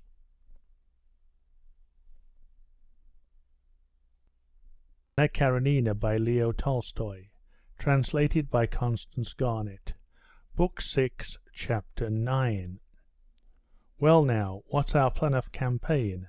Tell us all about it," said Stepan Arkadyevitch. "Our plan is this. Now we're driving to Gvozdyov. In Gvozdyov there's a grouse marsh on this side, and beyond Gvozdyov come some magnificent snipe marshes, where there are grouse too. It's hot now, and we'll get there, it's 15 miles or so, towards evening, and have some evening shooting. We'll spend the night there and go on tomorrow to the bigger moors." "And is there nothing on the way?" "Yes, but we'll reserve ourselves. Besides, it's hot. There are 2 nice little places, but I doubt there being anything to shoot." Levin would himself have liked to go into these little places, but they were near home. He could shoot them over any time, and they were only little places. There would hardly be room for 3 to shoot. And so, with some insincerity, he said that he doubted there being anything to shoot. When they reached a little marsh, Levin would have driven by, but Stepan Arkadyevitch, with the experienced eye of a sportsman, at once detected reeds visible from the road. "Shan't we try that?" he said, pointing to the little marsh. "Levin, do please, how delightful!" Vasenka Veslovsky began begging, and Levin could but consent. Before they had time to stop, the dogs had flown one before the other into the marsh. "Crack, Laska!" The dogs came back. "There won't be room for 3. I'll stay here," said Levin, hoping they would find nothing but peewits, who had been startled by the dogs, and turning over in their flight, were plaintively wailing over the marsh. "No, come along, Levin, let's go together," Veslovsky called. "Really, there's not room. Laska, back, Laska. You won't want another dog, will you?" Levin remained with the wagonette and looked enviously at the sportsman. They walked right across the marsh. Except little birds and peewits, of which Vasenka killed one, there was nothing in the marsh. "Come, you see now that it was not that I grudged the marsh," said Levin, "only it's wasting time." "Oh no, it was jolly all the same. Did you see us?" said Vassenka Veslovsky, clambering awkwardly into the wagonette with his gun and his peewit in his hands. "How splendidly I shot this bird, didn't I? Well, shall we soon be getting to the real place?" The horses started off suddenly. Levin knocked his head against the stock of someone's gun, and there was a report of a shot. The gun did actually go off first, but that was how it seemed to Levin. It appeared that Vassenka Veslovsky had pulled only one trigger and had left the other hammer still cocked. The charge flew into the ground without doing harm to anyone. Stepan Arkadyevitch shook his head and laughed reprovingly at Veslovsky, but Levin had not the heart to reprove him. In the first place, any reproach would have seemed to be called forth by the danger he had incurred and the bump that had come up on Levin's forehead. And besides, Veslovsky was at first so naively distressed, and then laughed so good-humouredly infectiously at their general dismay, that one could not but laugh with him. When they reached the second marsh, which was fairly large, and would inevitably take some time to shoot over, Levin tried to persuade them to pass it by, but Veslovsky again over-persuaded him. Again, as the marsh was narrow, Levin, like a good host, remained with the carriage. Krak made straight for some clumps of sedge. Vassenka Veslovsky was the first to run after the dog. Before Stepan Arkadyevitch had time to come up, a grouse flew out. Veslovsky missed it, and it flew into an unmown meadow. This grouse was left for Veslovsky to follow up. Krak found it again and pointed, and Veslovsky shot it and went back to the carriage. "Now you go, and I'll stay with the horses," he said.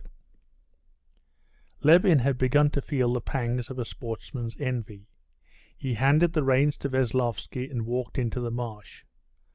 Laska, who had been plaintively whining and fretting against the injustice of her treatment, flew straight ahead to a hopeful place that Levin knew well, and that Krak had not yet come upon. "Why don't you stop her?" shouted Stepan Arkadyevitch.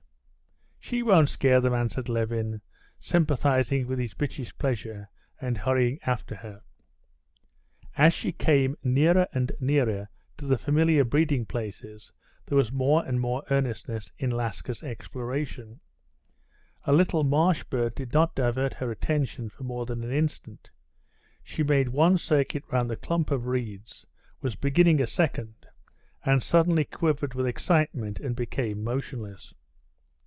"Come, come, Stiva," shouted Levin, feeling his heart beginning to beat more violently, and all of a sudden, as though some sort of shutter had been drawn back from his straining ears, all sounds, confused but loud, began to beat on his hearing, losing all sense of distance. He heard the steps of Stepan Arkadyevitch, mistaking them for the tramp of the horses in the distance. He heard the brittle sound of the twigs on which he had trodden, taking this sound for the flying of a grouse. He heard, too, not far behind him, a splashing in the water, which he could not explain to himself.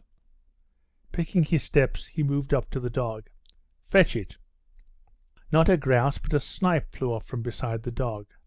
Levin had lifted his gun, but at the very instant when he was taking aim, the sound of splashing grew louder, came closer, and was joined with the sound of Veslovsky's voice, shouting something with strange loudness.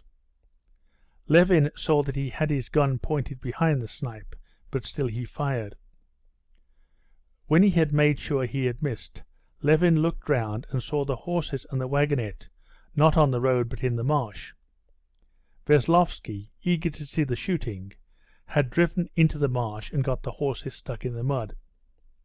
"Damn the fellow," Levin said to himself, as he went back to the carriage that had sunk in the mire.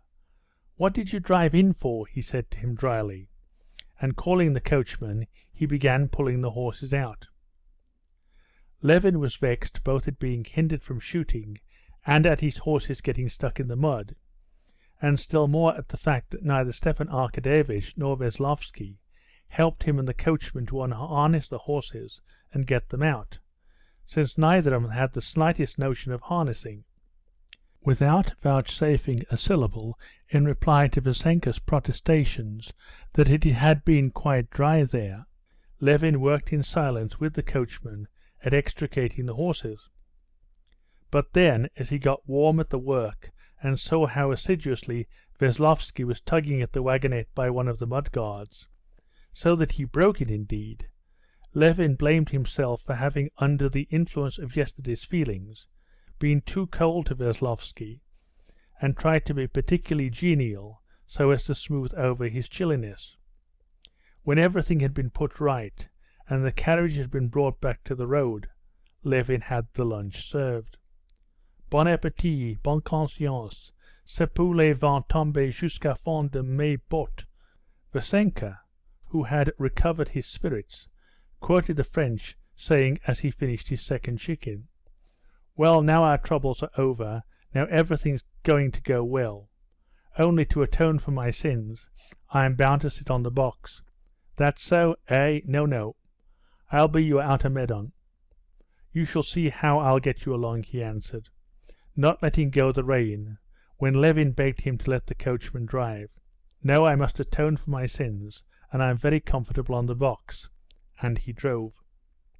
Levin was a little afraid he would exhaust the horses, especially the chestnut, whom he did not know how to hold in, but unconsciously he fell under the influence of his gaiety, and listened to the songs he sang all the way on the box, or the descriptions and representations he gave of driving in the English fashion, four in hand, and it was in the very best of spirits that after lunch they drove to the Gvozdyov marsh.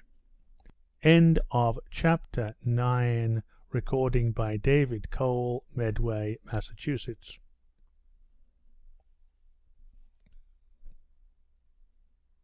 Anna Karenina by Leo Tolstoy, translated by Constance Garnett.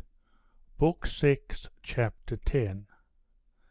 Vassenka drove the horses so smartly that they reached the marsh too early while it was still hot. As they drew near this more important marsh, the chief aim of their expedition, Levin could not help considering how he could get rid of Vassenka and be free in his movements. Stepan Arkadyevitch evidently had the same desire, and on his face Levin saw the look of anxiety always present in a true sportsman when beginning shooting, together with a certain good-humoured slyness peculiar to him. "How shall we go? It's a splendid marsh, I see, and there are hawks," said Stepan Arkadyevitch, pointing to two great birds hovering over the reeds. "Where there are hawks there is sure to be game." "Now, gentlemen," said Levin, pulling up his boots and examining the lock of his gun, with rather a gloomy expression, "do you see those reeds?" He pointed to an oasis of blackish green on the huge half-mown wet meadow that stretched along the right bank of the river. "The marsh begins here, straight in front of us, do you see, where it is greener? From here it runs to the right where the horses are. There are breeding places there, and grouse, and all round those reeds as far as that alder and right up to the mill. Over there, do you see, where the pools are, that's the best place. There I once shot 17 snipe. We'll separate with the dogs and go in different directions, and then meet over there at the mill." "Well, which shall go to left and which to right?" asked Stepan Arkadyevitch. "It's wider to the right, you two go that way and I'll take the left," he said with apparent carelessness. "Capital, we'll make a bigger bag. Yes, come along, Vassenka exclaimed. Levin could do nothing but agree, and they divided. As soon as they entered the marsh, the two dogs began hunting about together, and made towards the green, slime-covered pool. Levin knew Laska's method, wary and indefinite. He knew the place too, and expected a whole covey of snipe. "Veslovsky, walk beside me," he said in a faint voice to his companion, splashing in the water behind him. Levin could not help feeling an interest in the direction his gun was pointed, after that casual shot near the Kolpensky marsh. "Oh, I won't get in your way, don't trouble about me." But Levin could not help troubling and recalled Kitty's words at parting. "Mind you don't shoot one another." The dogs came nearer and nearer, past each other, each pursuing its own scent. The expectation of snipe was so intense that to Levin the squelching sound of his own heel, as he drew it out of the mire, seemed to be the call of a snipe, and he clutched and pressed the lock of his gun. Bang, bang, sounded almost in his ear.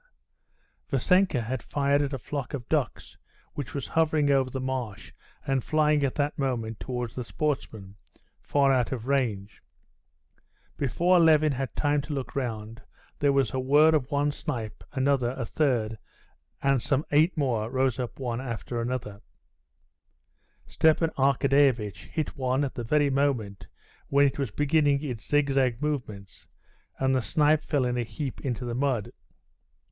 Oblonsky aimed deliberately at another, still flying low in the reeds, and together with the report of that shot, that snipe fell too, and could be seen fluttering out where the sedge had been cut, its unhurt wing showing white beneath.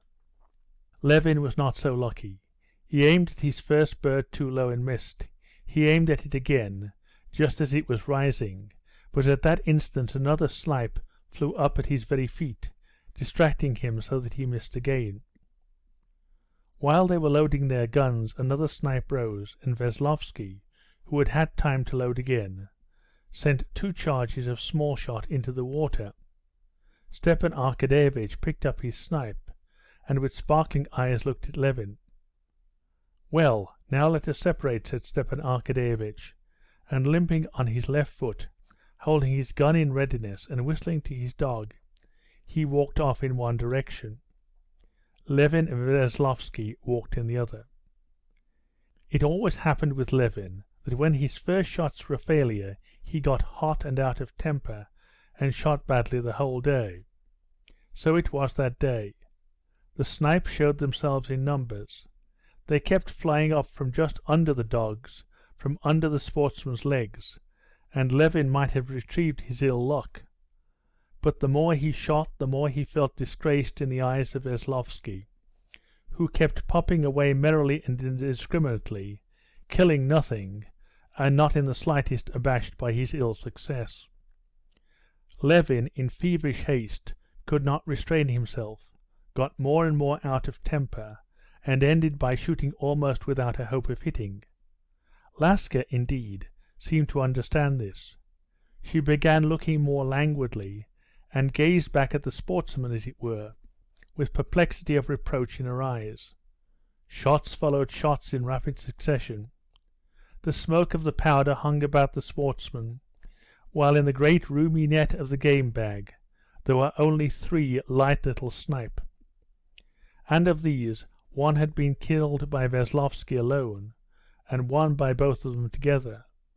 Meanwhile, from the other side of the marsh came the sound of Stepan Arkadyevitch's shots, not frequent, but, as Levin fancied, well directed, for almost after each they heard crack, crack, a pot.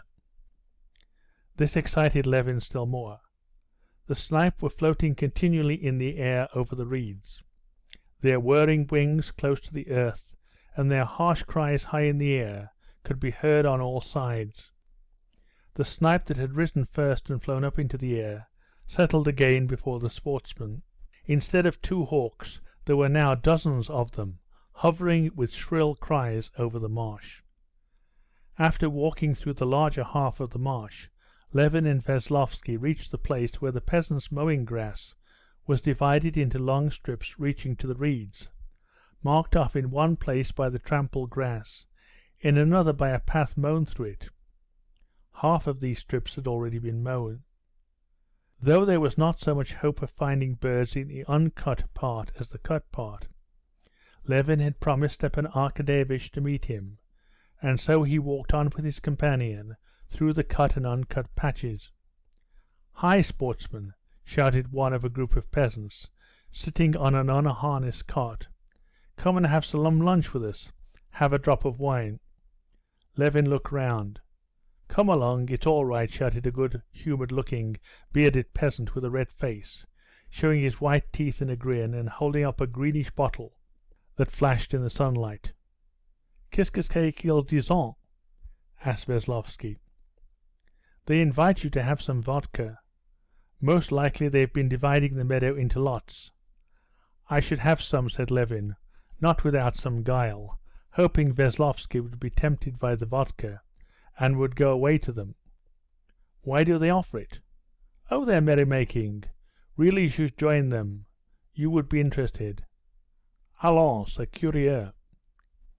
You go, you'll find the way to the mill," cried Levin, and looking round he perceived with satisfaction that Veslovsky, bent and stumbling with weariness, holding his gun out at arm's length, was making his way out of the marsh towards the peasants. "You come too," the peasants shouted to Levin. "Never fear, you taste our cake." Levin felt a strong inclination to drink a little vodka and to eat some bread. He was exhausted and felt it a great effort to drag his staggering legs out of the mire, and for a minute he hesitated. But Laska was setting, and immediately all his weariness vanished, and he walked lightly through the swamp towards the dog. A snipe flew up at his feet, he fired and killed it. Laska still pointed. "Fetch it." Another bird flew up close to the dog. Levin fired. But it was an unlucky day for him. He missed it, and when he went to look for the one he had shot, he could not find that either. He wondered all about the reeds, but Laska did not believe he had shot it, and when he sent her to find it, she pretended to hunt for it, but did not really. And in the absence of Vasenka, on whom Levin threw the blame of his failure, things went no better. There were plenty of snipe still, but Levin made one miss after another. The slanting rays of the sun were still hot. His clothes, soaked through with perspiration, stuck to his body. His left boot full of water weighed heavily on his leg and squeaked at every step. The sweat ran in drops down his powder-grimed face. His mouth was full of the bitter taste, his nose of the smell of powder and stagnant water. His ears were ringing with the incessant whir of the snipe.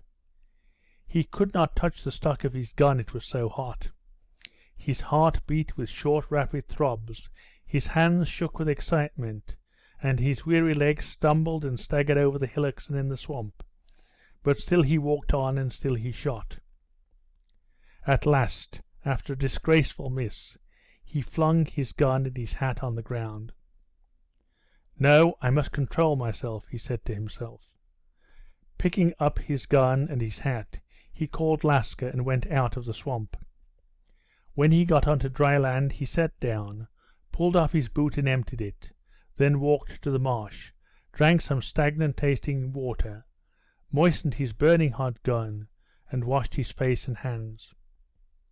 Feeling refreshed, he went back to the spot where a snipe had settled, firmly resolved to keep cool.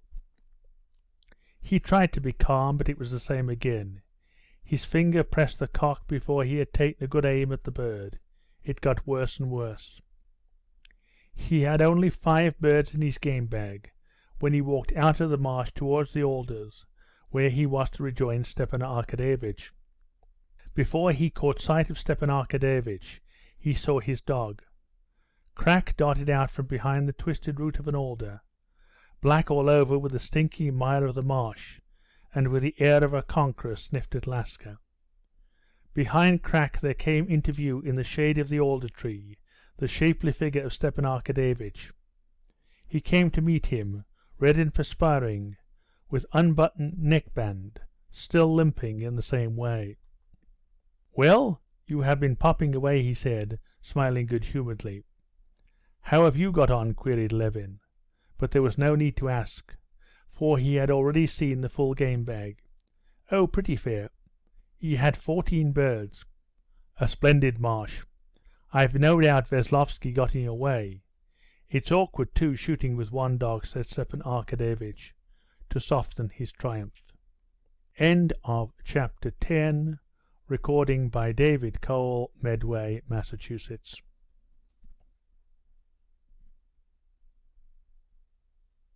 Anna Karenina by Leo Tolstoy. Translated by Constance Garnett. Book 6, Chapter 11. When Levin and Stepan Arkadyevitch reached the peasant's hut, where Levin always used to stay, Veslovsky was already there. He was sitting in the middle of the hut, clinging with both hands to the bench from which he was being pulled by a soldier, the brother of the peasant's wife, who was helping him off with his miry boots. Veslovsky was laughing his infectious, good-humored laugh. "I've only just come. Ils sont charmants. Just fancy, they gave me drink, fed me. Such bread, it was exquisite, délicieux. And the vodka, I never tasted any better. And they would not take a penny for anything, and they kept saying, 'Excuse our homely ways.'" "What should they take anything for? They were entertaining you, to be sure. Do you suppose they keep vodka for sale?" said the soldier, succeeding at last in pulling the soaked boot off the blackened stocking. In spite of the dirtiness of the hut, which was all muddied by their boots and the filthy dogs licking themselves clean, and the smell of marsh mud and powder that filled the room, and the absence of knives and forks, the party drank their tea and ate their supper with a relish only known to sportsmen.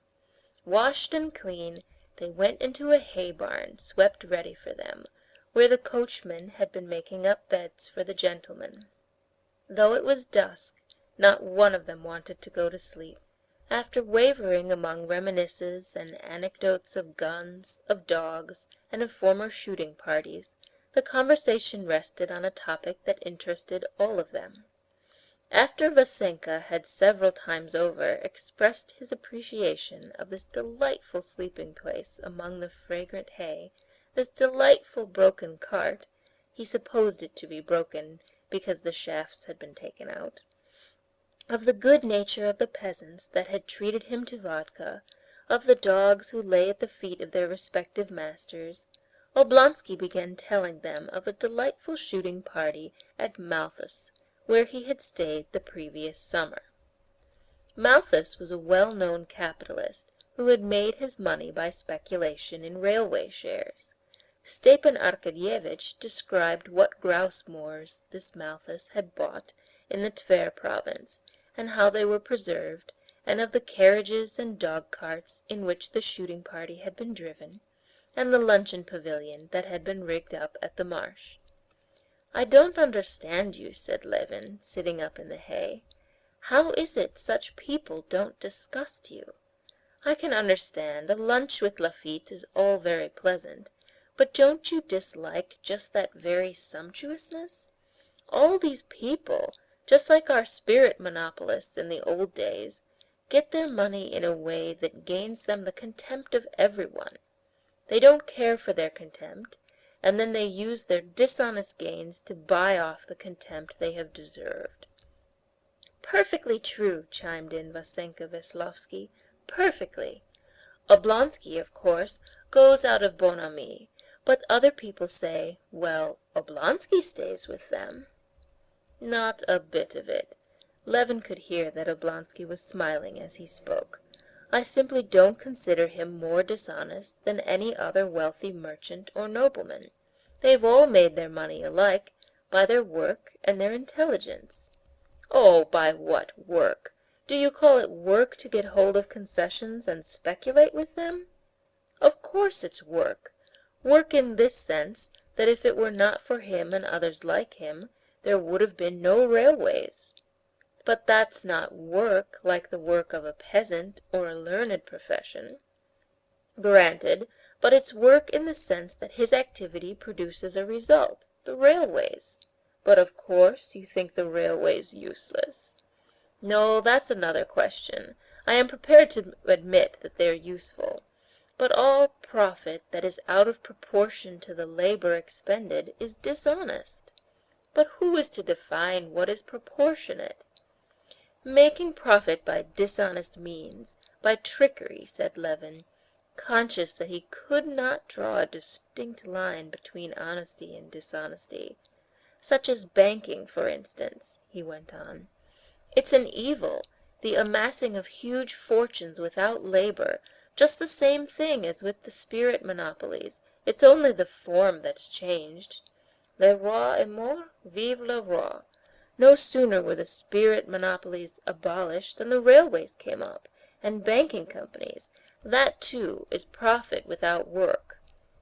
Yes, that may all be very true and clever. Lie down, Crack, Stepan Arkadyevitch called to his dog, who was scratching and turning all over the hay. He was obviously convinced of the correctness of his position, and so talked serenely and without haste. But you have not drawn the line between honest and dishonest work. That I receive a bigger salary than my chief clerk, though he knows more about the work than I do, that's dishonest, I suppose? I can't say. Well, but I can tell you, you're receiving some 5,000, let's say, for your work on the land, while our host, the peasant here, however hard he works, can never get more than 50 rubles, is just as dishonest as my earning more than my chief clerk, and Malthus getting more than a station master. No, quite the contrary. I see that society takes up a sort of antagonistic attitude to these people, which is utterly baseless, and I fancy there's envy at the bottom of it. No, that's unfair, said Veslovsky. How could envy come in? There is something not nice about that sort of business. You say, Levin went on, that it's unjust for me to receive 5,000 while the peasant has 50. That's true. It is unfair, and I feel it, but it really is. Why is it we spend our time riding, drinking, shooting, doing nothing, while they are forever at work? Said Vasenka Veslovsky, obviously for the first time in his life reflecting on the question, and consequently considering it with perfect sincerity. Yes, you feel it, but you don't give him your property, said Stepan Arkadyevitch, intentionally, as it seemed, provoking Levin. There had arisen of late something like a secret antagonism between the two brothers-in-law, as though, since they had married sisters, a kind of rivalry had sprung up between them as to which was ordering his life best, and now this hostility showed itself in the conversation, as it began to take a personal note. I don't give it away, because no one demands that from me, and if I wanted to, I could not give it away, answered Levin, and I have no one to give it to. Give it to this peasant, he would not refuse it. Yes, but how am I to give it up? Am I to go to him and make a deed of conveyance? I don't know, but if you are convinced that you have no right, I'm not at all convinced. On the contrary, I feel I have no right to give it up, that I have duties both to the land and to my family. No, excuse me, but if you consider this inequality is unjust, why is it you don't act accordingly? Well, I do act negatively on that idea, so far as not trying to increase the difference of position existing between him and me.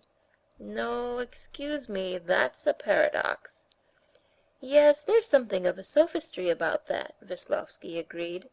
Ah, our host, so you're not asleep yet, he said to the peasant who came into the barn, opening the creaking door. How is it you're not asleep? No, how one is to sleep? I thought our gentlemen would be asleep, but I heard them chattering. I want to get a hook from here. She won't bite, he added, stepping cautiously with his bare feet. And where are you going to sleep? We are going out for the night with the beasts. Ah, what a night, said Veslovsky, looking out at the edge of the hut and the unharnessed wagonette that could be seen in the faint light of the evening glow in the great frame of the open doors. But listen, there are women's voices singing, and on my word, not badly, too. Who's that singing, my friend? That's the maids from hard by here. Let's go, let's have a walk. We shan't go to sleep, you know. Oblonsky, come along. If one could only do both, lie here and go, answered Oblonsky, stretching. It's capital lying here. Well, I shall go by myself, said Veslovsky, getting up eagerly and putting on his shoes and stockings. Good-bye, gentlemen. If it's fun, I'll fetch you. You've treated me to some good sport, and I won't forget you." "He really is a capital fellow, isn't he?" said Stepan Arkadyevitch, when Veslovsky had gone out, and the peasant had closed the door after him. "Yes, capital," answered Levin, still thinking of the subject of their conversation just before. It seemed to him that he had clearly expressed his thoughts and feelings to the best of his capacity, and yet both of them, straightforward men and not fools, had said with one voice that he was comforting himself with sophistries. This disconcerted him. "It's just this, my dear boy. One must do one of two things. Either admit that the existing order of society is just, and then stick up for one's rights in it, or acknowledge that you are enjoying unjust privileges, as I do, and then enjoy them and be satisfied. No, if it were unjust, you could not enjoy these advantages and be satisfied. At least I could not. The great thing for me is to feel that I'm not to blame." "What do you say? Why not go after all?" said Stepan Arkadyevitch, evidently weary of the strain of thought. "We shan't go to sleep, you know. Come, let's go." Levin did not answer. What they had said in the conversation, that he acted justly only in a negative sense, absorbed his thoughts. Can it be that it's only possible to be just negatively? He was asking himself. "How strong the smell of the fresh hay is, though," said Stepan Arkadyevitch, getting up. "There's not a chance of sleeping. Vasenka has been getting up some fun there. Do you hear the laughing in his voice? Hadn't we better go? Come along." "No, I'm not coming," answered Levin. "Surely that's not a matter of principle too," said Stepan Arkadyevitch, smiling, as he felt about in the dark for his cap. "It's not a matter of principle. But why should I go?" "But do you know you are preparing trouble for yourself?" said Stepan Arkadyevitch, finding his cap and getting up. "How so?" "Do you suppose I don't see the line you've taken up with your wife? I heard how it's a question of the greatest consequence, whether or not you are to be away for a couple of days shooting. That's all very well as an idyllic episode, but for your whole life that won't answer. A man must be independent. He has his masculine interests. A man has to be manly," said Oblonsky, opening the door. "In what way? To go running after servant girls?" said Levin. "Why not, if it amuses him? Ce n'est pas conséquence. It won't do my wife any harm, and it'll amuse me. The great thing is to respect the sanctity of the home. There should be nothing in the home. But don't tie your own hands." "Perhaps so," said Levin dryly, and he turned on his side.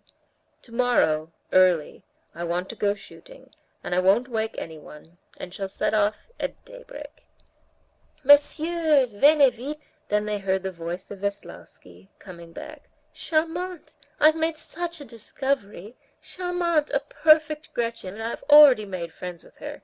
Really, exceedingly pretty," he declared in a tone of approval, as though she had been made pretty entirely on his account, and he was expressing his satisfaction with the entertainment that had been provided for him. Levin pretended to be asleep, while Oblonsky, putting on his slippers and lighting a cigar, walked out of the barn, and soon their voices were lost. For a long while Levin could not get to sleep. He heard the horses munching hay. Then he heard the peasant and his elder boy getting ready for the night, and going off for the night watch with the beasts. Then he heard the soldier arranging his bed on the other side of the barn, with his nephew, the younger son of their peasant host. He heard the boy in his shrill little voice telling his uncle what he thought about the dogs, who seemed to him huge and terrible creatures, and asking what the dogs were going to hunt the next day, and the soldier in a husky, sleepy voice, telling him the sportsmen were going in the morning to the marsh, and would shoot with their guns. And then, to check the boy's questions, he said, "Go to sleep, Vaska, go to sleep, or you'll catch it." And soon after he began snoring himself, and everything was still. He could only hear the snort of the horses and the guttural cry of a snipe. "Is it really only negative?" he repeated to himself. Well, what of it? It's not my fault." And he began thinking about the next day. "Tomorrow I'll go out early, and I'll make a point of keeping cool. There are lots of snipe, and there are grouse too. When I come back there'll be the note from Kitty. Yes, Stiva may be right. I'm not manly with her. I'm tied to her apron strings. Well, it can't be helped. Negative again." Half asleep, he heard the laughter and mirthful talk of Veslovsky and Stepan Arkadyevitch. For an instant he opened his eyes. The moon was up, and in the open doorway, brightly lighted up by the moonlight, they were standing talking. Stepan Arkadyevitch was saying something of the freshness of one girl, comparing her to a freshly peeled nut, and Veslovsky with his infectious laugh was repeating some words, probably said to him by a peasant. "Ah, you do your best to get round her." Levin, half asleep, said, "Gentlemen, tomorrow before daylight," and fell asleep. End of chapter 11. Recording by Jill Wesolowski.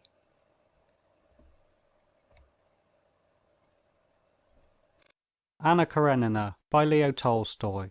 Translated by Constance Garnett. Book 6, Chapter 12. Waking up at earliest dawn, Levin tried to wake his companions.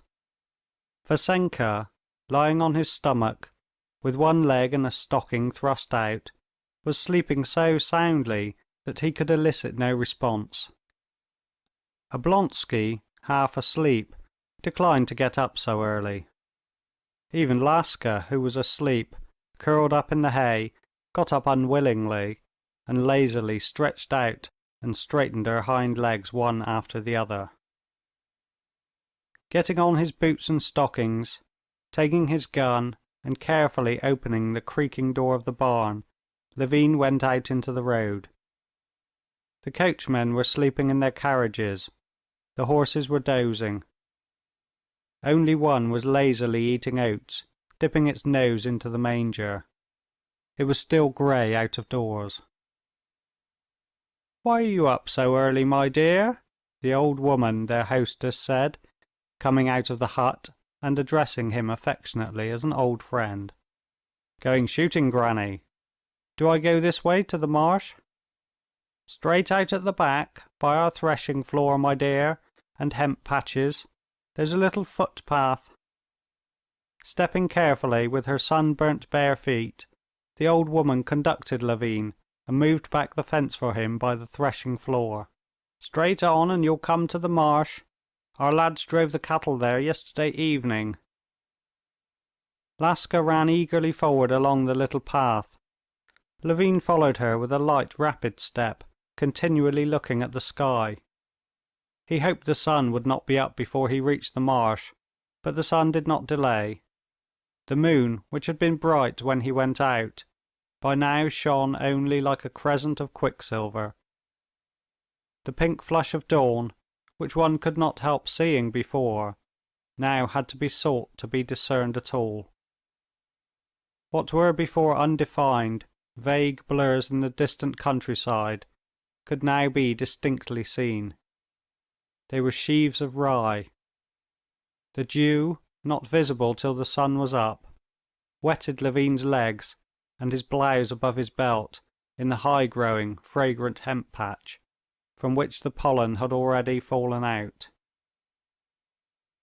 In the transparent stillness of morning, the smallest sounds were audible. A bee flew by Levin's ears with the whizzing sound of a bullet. He looked carefully and saw a second and a third. They were all flying from the beehives behind the hedge, and they disappeared over the hemp patch in the direction of the marsh. The path led straight to the marsh. The marsh could be recognized by the mist which rose from it, thicker in one place and thinner in another, so that the reeds and willow bushes swayed like islands in this mist. At the edge of the marsh and the road, peasant boys and men, who had been herding for the night, were lying, and in the dawn all were asleep under their coats. Not far from them were 3 hobbled horses. One of them clanked a chain. Laska walked beside her master, pressing a little forward and looking round. Passing the sleeping peasants and reaching the first reeds, Levin examined his pistols and let his dog off. One of the horses, a sleek, dark brown 3-year-old, seeing the dog, started away, switched its tail and snorted. The other horses too were frightened, and splashing through the water with their hobbled legs, and drawing their hooves out of the thick mud with a squelching sound, they bounded out of the marsh. Laska stopped, looking ironically at the horses and inquiringly at Levin. Levin patted Laska and whistled as a sign that she might begin. Laska ran joyfully and anxiously through the slush that swayed under her. Running into the marsh among the familiar scents of roots, marsh plants and slime, and the extraneous smell of horse dung, Laska detected at once a smell that pervaded the whole marsh, the scent of that strong-smelling bird that always excited her more than any other. Here and there among the moss and marsh plants this scent was very strong, but it was impossible to determine in which direction it grew stronger or fainter. To find the direction, she had to go farther away from the wind. Not feeling the motion of her legs, Laska bounded with a stiff gallop, so that at each bound she could stop short, to the right, away from the wind that blew from the east before sunrise, and turned facing the wind. Sniffing in the air with dilated nostrils, she felt at once that not their tracks only, but they themselves were here before her, and not one but many. Laska slackened her speed. They were here, but where precisely she could not yet determine. To find the very spot, she began to make a circle, when suddenly her master's voice drew her off. "Laska, here?" he asked, pointing her to a different direction. She stopped, asking him if she had better not go on doing as she had begun. But he repeated his command in an angry voice, pointing to a spot covered with water where there could not be anything.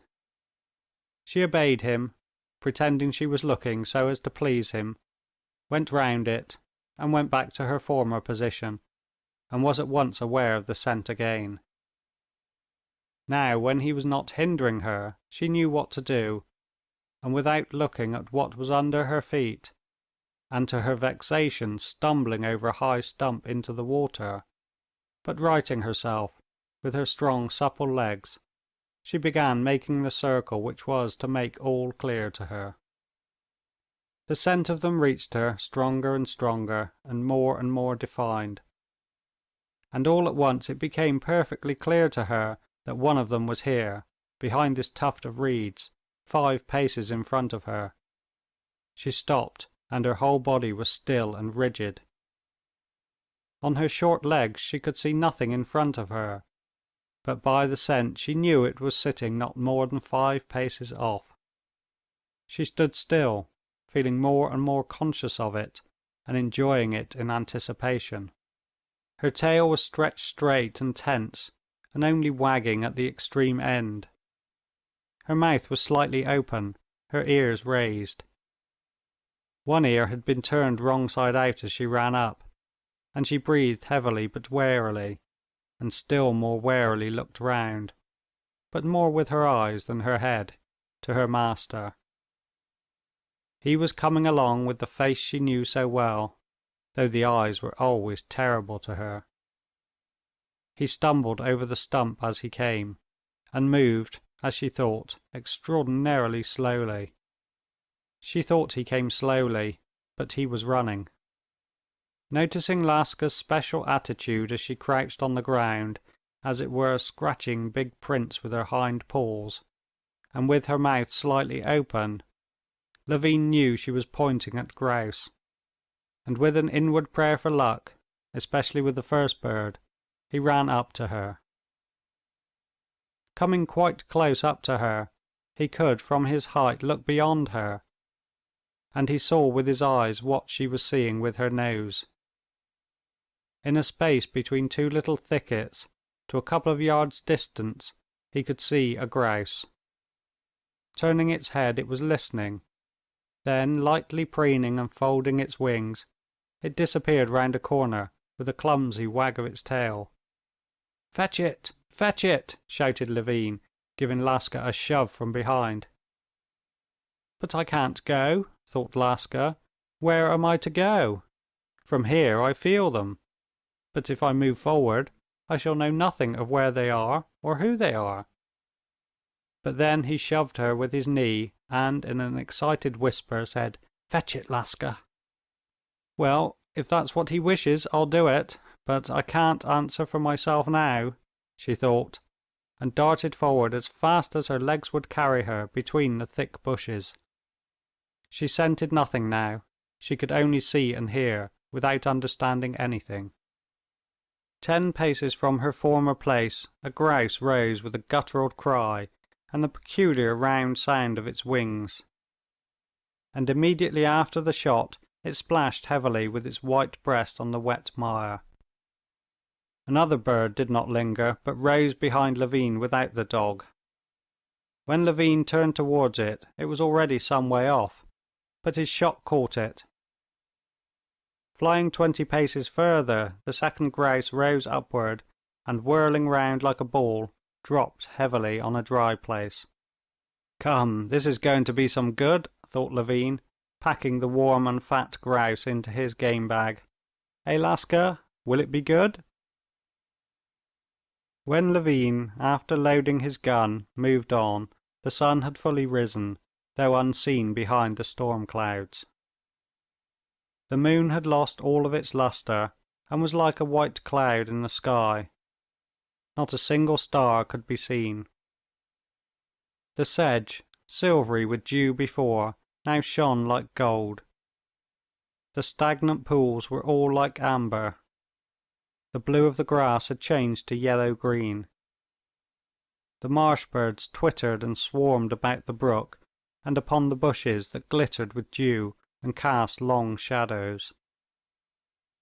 A hawk woke up and settled on a haycock, turning its head from side to side and looking discontentedly at the marsh. Crows were flying about the field, and a bare-legged boy was driving the horses to an old man who had got up from under his long coat and was combing his hair. The smoke from the gun was white as milk over the green of the grass. One of the boys ran up to Levin. "Uncle, there were ducks here yesterday," he shouted to him, and he walked a little way off behind him. And Levin was doubly pleased in sight of the boy who expressed his approval at killing 3 snipe, one after another, straight off. End of chapter 12.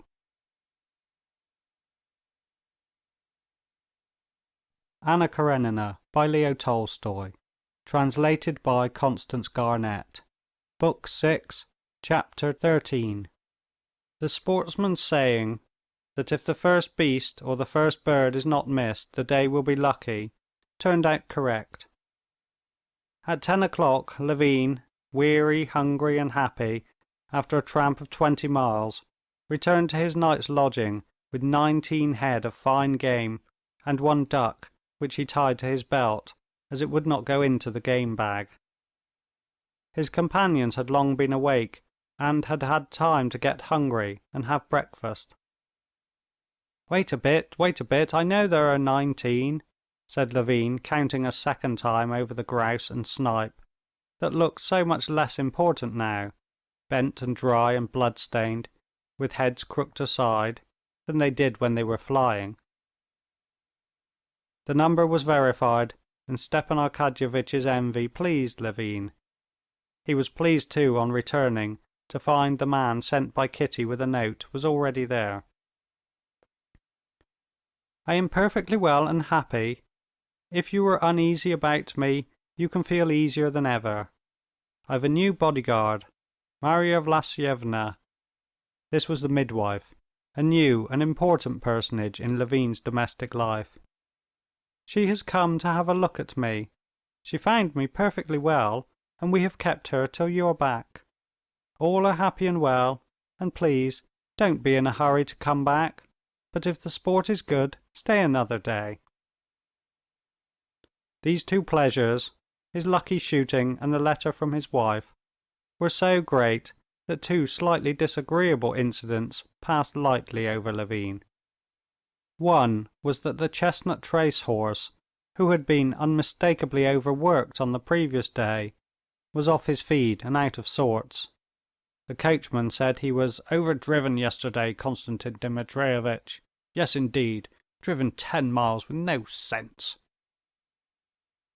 The other unpleasant incident, which for the first minute destroyed his good humour, though later he laughed at it a great deal, was to find that of all the provisions Kitty had provided in such abundance that one would have thought there was enough for a week, nothing was left. On his way back, tired and hungry from shooting, Levin had so distinct a vision of meat pies that as he approached the hut he seemed to smell and taste them, as Laska had smelt the game, and he immediately told Philip to give him some. It appeared that there were no pies left, nor even any chicken. "Well, this fellow's appetite," said Stepan Arkadyevitch, laughing and pointing at Vassenka Veslovsky. "I never suffer from loss of appetite, but he's really marvellous." "Well, it can't be helped," said Levin, looking gloomily at Veslovsky. "Well, Philip, give me some beef then." "The beef's been eaten and the bones given to the dogs," answered Philip. Levin was so hurt that he said in a tone of vexation, "You might have left me something," and he felt ready to cry. "Then put away the game," he said in a shaking voice to Philip, trying not to look at Vassenka, "and cover them with some nettles, and you might at least ask for some milk for me." But when he had drunk some milk, he felt ashamed immediately at having shown his annoyance to a stranger, and he began to laugh at his hungry mortification. In the evening they went shooting again, and Veslovsky had several successful shots, and in the night they drove home. Their homeward journey was as lively as their drive out had been. Veslovsky sang songs and related with enjoyment his adventures with the peasants, who had regaled him with vodka and said to him, "Excuse our homely ways," and his night's adventures with the kiss in the ring and the servant girl and the peasant, who had asked him was he married, and on learning that he was not, said to him, "Well, mind you don't run after other men's wives, you'd better get one of your own." These words had particularly amused Veslovsky. "Altogether I've enjoyed our outing awfully. And you, Levin?" "I have, very much," Levin said quite sincerely. It was particularly delightful to him to have got rid of the hostility he had been feeling towards Vassenka Veslovsky at home, and to feel instead the most friendly disposition to him. End of chapter 13.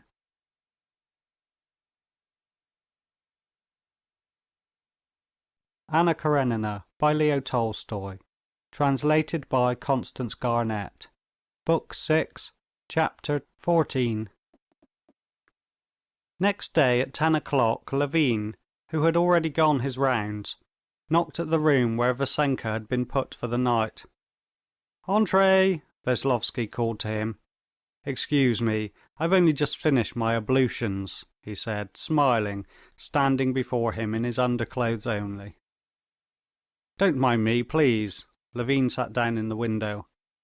"Have you slept well?" "Like the dead."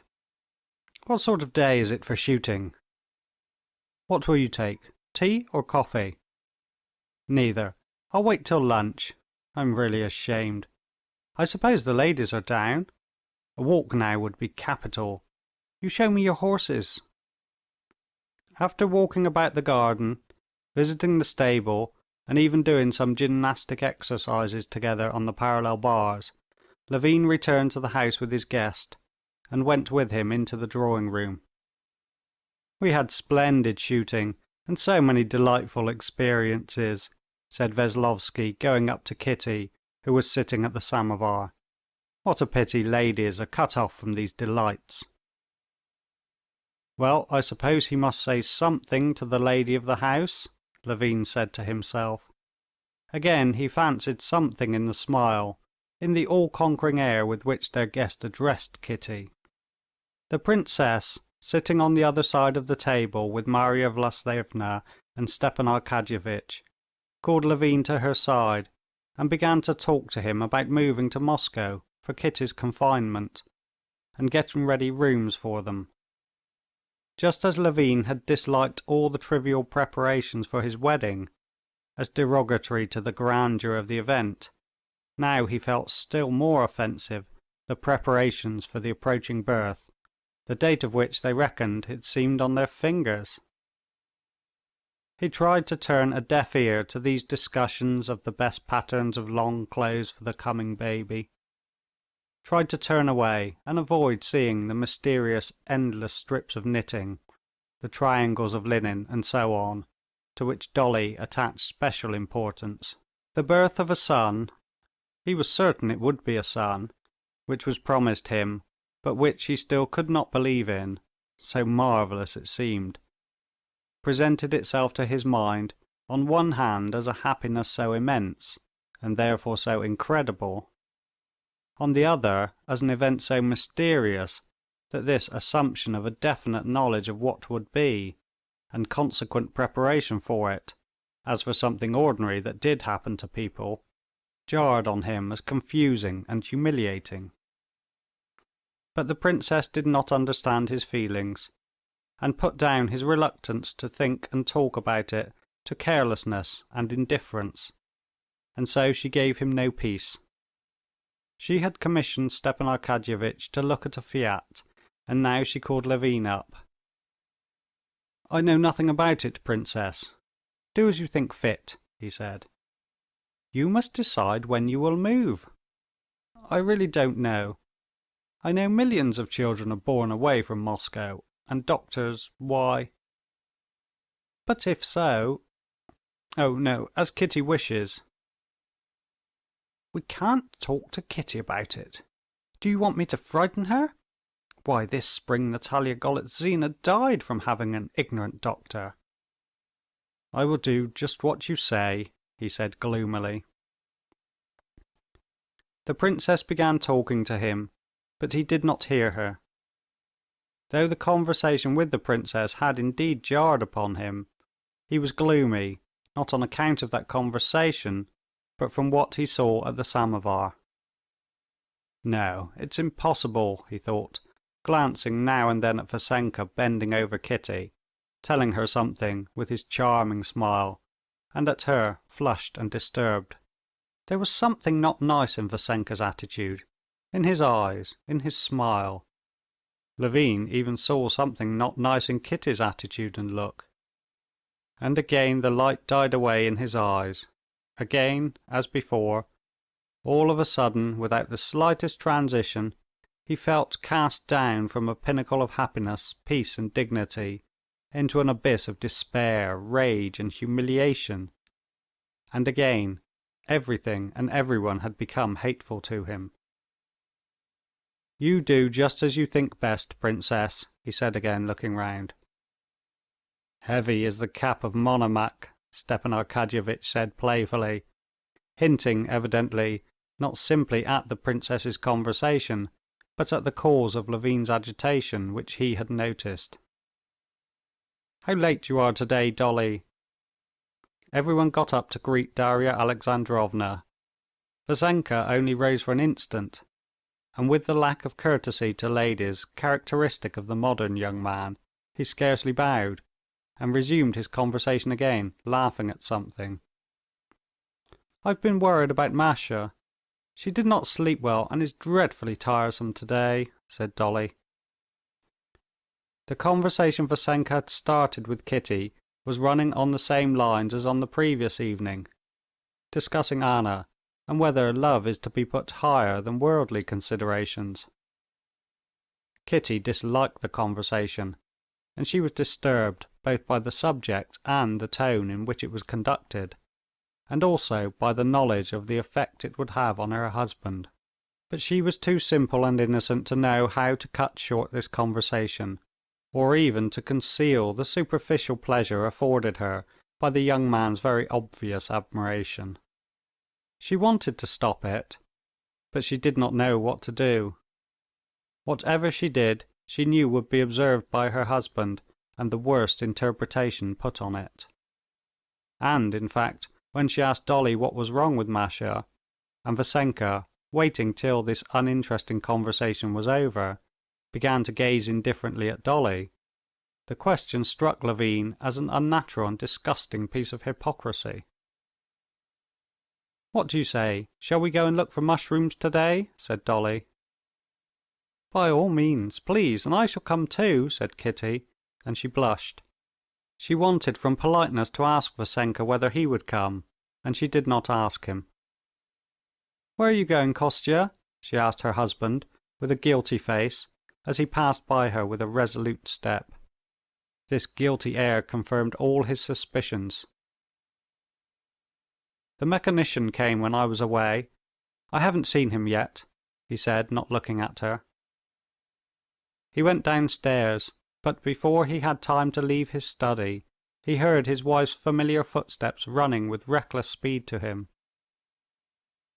"What do you want?" he said to her shortly. "We're busy."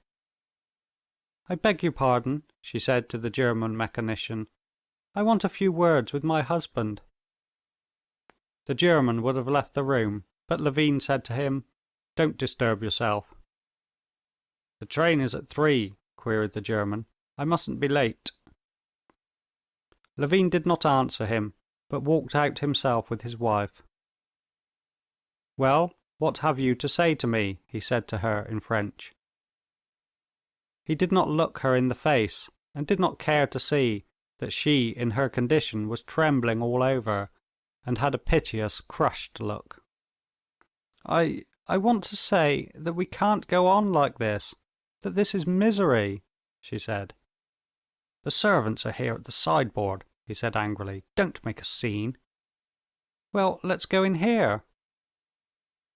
They were standing in the passage. Kitty would have gone into the next room, but there the English governess was giving Tanya a lesson.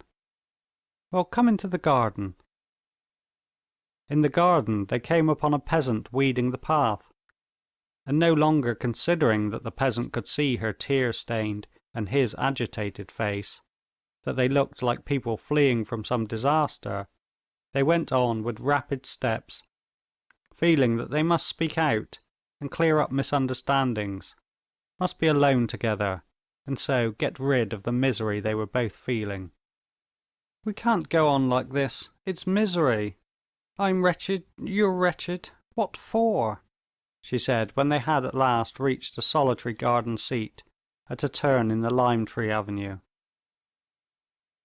"But tell me one thing.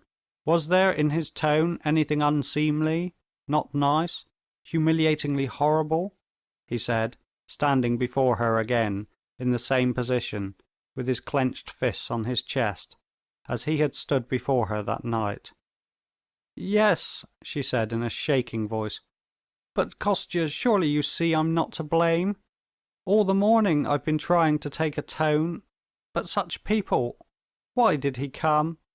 How happy we were!" she said, breathless with the sobs that shook her. Although nothing had been pursuing them, and there was nothing to run away from, and they could not possibly have found anything very delightful on that garden seat, the gardener saw with astonishment that they passed him on their way home with comforted and radiant faces. End of chapter 14.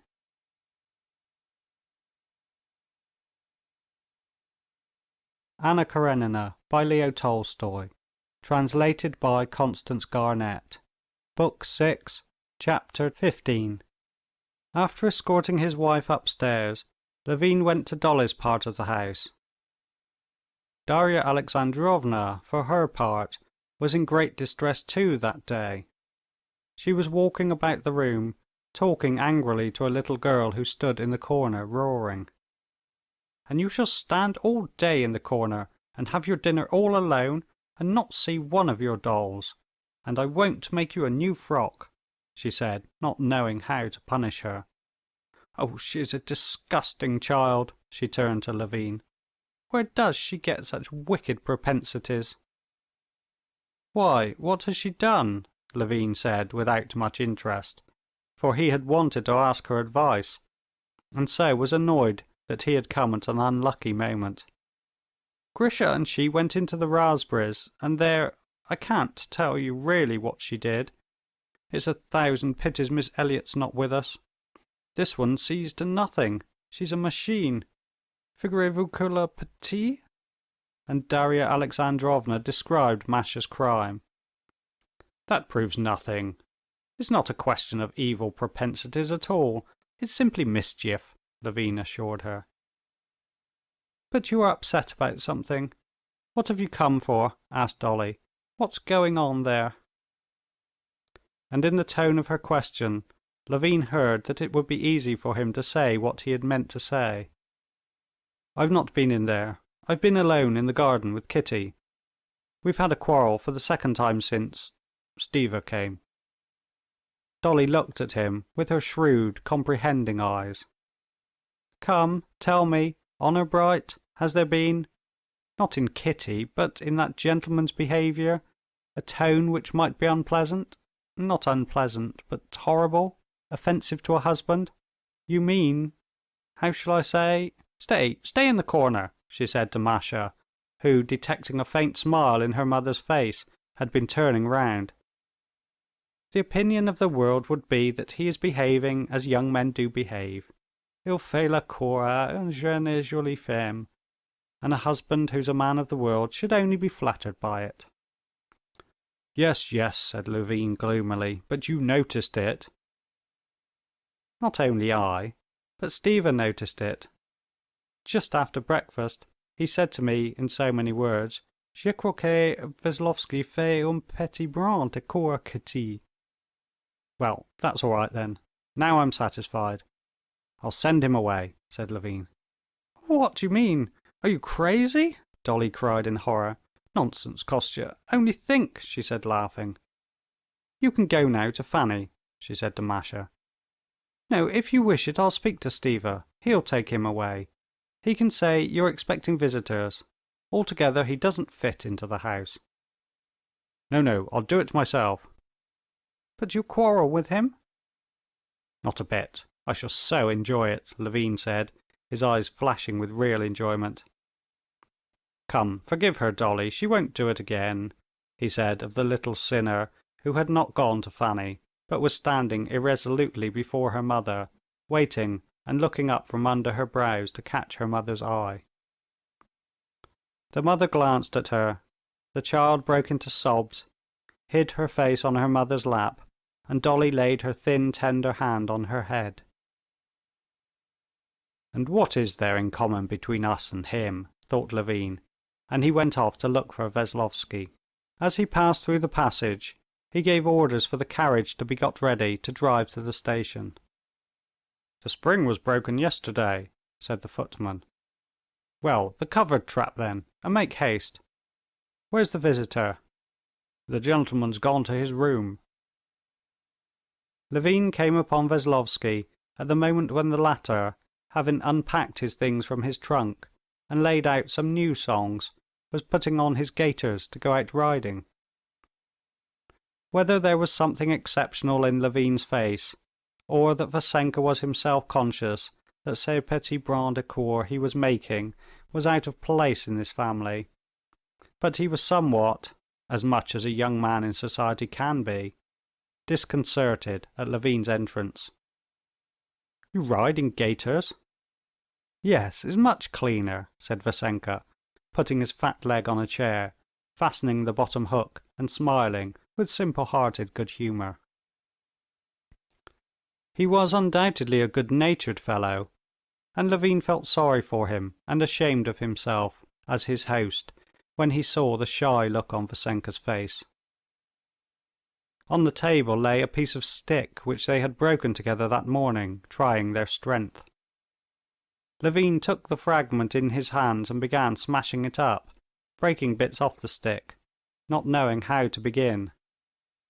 "I wanted—" He paused, but suddenly, remembering Kitty and everything that had happened, he said, looking him resolutely in the face, "I have ordered the horses to be put to for you."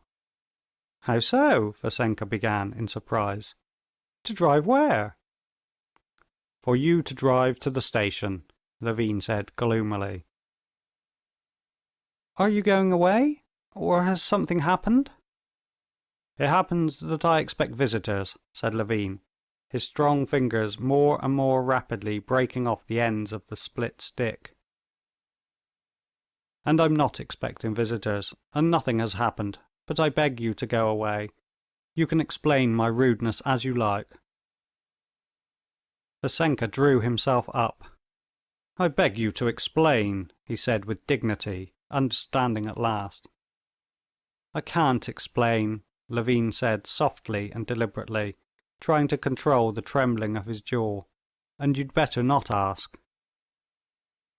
And as the split ends were all broken off, Levin clutched the thick ends in his finger, broke the stick in two, and carefully caught the end as it fell. Probably the sight of those nervous fingers, of the muscles he had proved that morning at gymnastics, of the glittering eyes, the soft voice, and quivering jaws, convinced Vassenka better than any words. He bowed, shrugging his shoulders and smiling contemptuously. "Can I not see Oblonsky?" The shrug and the smile did not irritate Levin. What else was there for him to do, he thought. "I'll send him to you at once." "What madness is this?" Stepan Arkadyevitch said when, after hearing from his friend that he was being turned out of the house, he found Levin in the garden, where he was walking about waiting for his guest's departure. "Mais c'est ridicule! What fly has stung you? Mais c'est du dernier ridicule! What do you think? If a young man—" But the place where Levin had been stung was evidently still sore, for he turned pale again when Stepan Arkadyevitch would have enlarged on the reason, and he himself cut him short. "Please don't go into it. I can't help it. I feel ashamed of how I'm treating you and him. But it won't be, I imagine, a great grief to him to go, and his presence was distasteful to me and my wife." "But it's insulting to him. Et puis c'est ridicule." "And to me it's both insulting and distressing. And I'm not at fault in any way, and there's no need for me to suffer." "Well, this I didn't expect of you. On peut être jaloux, mais à ce point, c'est du dernier ridicule." Levin turned quickly and walked away from him into the depths of the avenue, and he went on walking up and down alone. Soon he heard the rumble of the trap, and saw from behind the trees how Vassenka, sitting in the hay, unluckily there was no seat in the trap, in his Scotch cap, was driven along the avenue, jolting up and down over the ruts. "What's this?" Levin thought, when a footman ran out of the house and stopped the trap. It was the mechanician, whom Levin had totally forgotten. The mechanician, bowing low, said something to Veslovsky, then clambered into the trap, and they drove off together. Stepan Arkadyevitch and the princess were much upset by Levin's action, and he himself felt not only in the highest degree ridiculed, but also utterly guilty and disgraced. But remembering what sufferings he and his wife had been through, when he asked himself how he should act another time, he answered that he should do just the same again.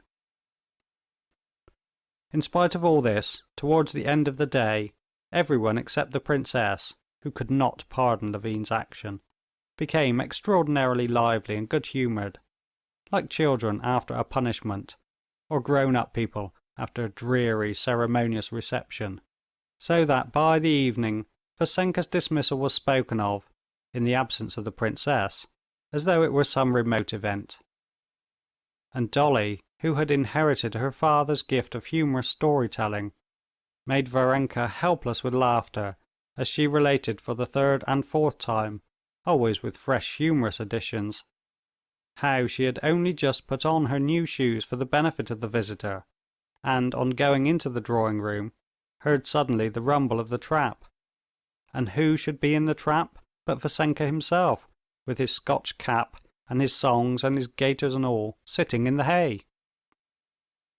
"If only you'd ordered out the carriage! But no!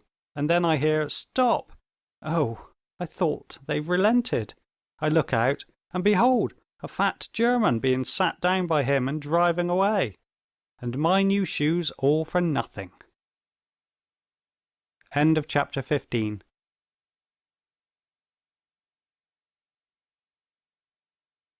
Anna Karenina by Leo Tolstoy. Translated by Constance Garnett. Book 6, Chapter 16. Darya Alexandrovna carried out her intention and went to see Anna.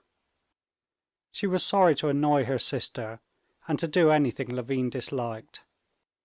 She quite understood how right the Levins were in not wishing to have anything to do with Vronsky. But she felt she must go and see Anna, and show her that her feelings could not be changed in spite of the change in her position. That she might be independent of the Levins in this expedition, Darya Alexandrovna sent to the village to hire horses for the drive, but Levin, learning of it, went to her to protest. "What makes you suppose that I dislike your going? But even if I did dislike it, I should still more dislike your not taking my horses," he said. "You never told me that you were going for certain. Hiring horses in the village is disagreeable to me, and what's of more importance, they'll undertake the job and never get you there. I have horses, and if you don't want to wound me, you'll take mine." Darya Alexandrovna had to consent, and on the day fixed Levin had ready for his sister-in-law a set of 4 horses and relays, getting them together from the farm, and saddle horses, not at all a smart-looking set, but capable of taking Darya Alexandrovna the whole distance in a single day. At that moment, when horses were wanted for the princess, who was going, and for the midwife, it was a difficult matter for Levin to make up the number, but the duties of hospitality would not let him allow Darya Alexandrovna to hire horses when staying at his house. Moreover, he was well aware that the 20 roubles that would be asked for the journey were a serious matter for her. Darya Alexandrovna's pecuniary affairs, which were in a very unsatisfactory state, were taken to heart by the Levins as if they were their own. Darya Alexandrovna, by Levin's advice, started before daybreak. The road was good, the carriage comfortable, the horses trotted along merrily, and on the box, besides the coachman, sat the counting-house clerk, whom Levin was sending instead of a groom for greater security. Darya Alexandrovna dozed and waked up only on reaching the inn where the horses were to be changed. After drinking tea at the same well-to-do peasants with whom Levin had stayed on the way to Sviazhsky's, and chatting with the woman about their children, and with the old man about Count Vronsky, whom the latter praised very highly, Darya Alexandrovna, at 10 o'clock, went on again. At home, looking after her children, she had no time to think. So now, after this journey of 4 hours, all the thoughts she had suppressed before rushed swarming into her brain, and she thought over all her life as she never had before, and from the most different points of view. Her thoughts seemed strange even to herself.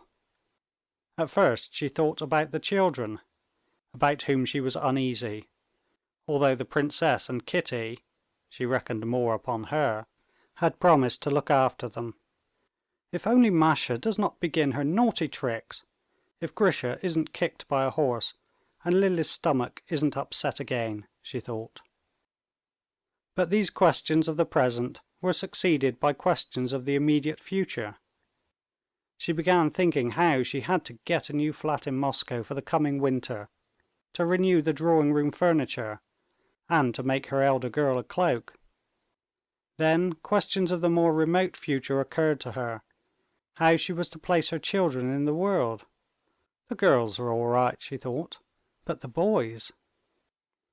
It's very well that I'm teaching Grisha, but of course that's only because I am free myself now, I'm not with child. Stiva, of course, there's no counting on. And with the help of good-natured friends I can bring them up. But if there's another baby coming...." And the thought struck her how untruly it was said that the curse laid on women was that in sorrow she should bring forth children. "The birth itself, that's nothing, but the months of carrying the child, that's what's so intolerable," she thought, picturing to herself her last pregnancy and the death of the last baby. And she recalled the conversation she had just had with the young woman at the inn. On being asked whether she had any children, the handsome young woman had answered cheerfully, "I had a baby girl, but God set me free. I buried her last Lent." "Well, did you grieve very much for her?" asked Darya Alexandrovna. "Why grieve? The old man has grandchildren enough as it is. It was only a trouble, no working nor nothing, only a tie." This answer had struck Darya Alexandrovna as revolting, in spite of the good-natured and pleasing face of the young woman. But now she could not help recalling these words. In those cynical words there was indeed a grain of truth. Yes, altogether, thought Darya Alexandrovna, looking back over her whole existence during those 15 years of her married life, pregnancy, sickness, mental incapacity, indifference to everything, and, most of all, hideousness. Kitty, young and pretty as she is, even Kitty has lost her looks. And I, when I'm with child, become hideous, I know it. The birth, the agony, the hideous agonies, that last moment. Then the nursing, the sleepless nights, the fearful pains. Darya Alexandrovna shuddered at the mere recollection of the pain from sore breasts which she had suffered with almost every child. Then the children's illnesses, that everlasting apprehension, then bringing them up, evil propensities. She thought of little Masha's crime among the raspberries. Education, Latin, it's all so incomprehensible and difficult, and on the top of it all, the death of these children. And there rose again before her imagination the cruel memory, that always tore her mother's heart, of the death of her last little baby, who had died of croup. His funeral, the callous indifference of all at the little pink coffin, and her own torn heart, and her lonely anguish at the sight of the pale little brow with its projecting temples, and the open, wondering little mouth seen in the coffin at the moment when it was being covered with the little pink lid with a cross braided on it. "And all this, what's it for? What is to come of it all? That I'm wasting my life, never having a moment's peace, either with child or nursing a child, forever irritable, peevish, wretched myself and worrying others, repulsive to my husband, while the children are growing up unhappy, badly educated, and penniless. Even now, if it weren't for spending the summer at the Levins', I don't know how we should be managing to live. Of course Kostya and Kitty have so much tact that we don't feel it, but it can't go on. They'll have children, they won't be able to keep us. It's a drag on them as it is. How is Papa, who has hardly anything left for himself, to help us? So that I can't even bring the children up by myself, and may find it hard with the help of other people, at the cost of humiliation. Why, even if we suppose the greatest good luck, that the children don't die, and I bring them up somehow, at the very best they'll simply be decent people. That's all I can hope for. And to gain simply that, what agonies, what toil, one's whole life ruined. Again she recalled what the young peasant woman had said, and again she was revolted at the thought, but she could not help admitting that there was a grain of brutal truth in the words. "Is it far now, Mihail?" Darya Alexandrovna asked the counting-house clerk, to turn her mind from thoughts that were frightening her. "From this village they say it's 5 miles." The carriage drove along the village street and onto a bridge.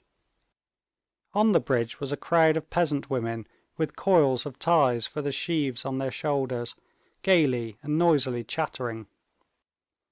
They stood still on the bridge, staring inquisitively at the carriage. All the faces turned to Darya Alexandrovna looked to her healthy and happy, making her envious of their enjoyment of life.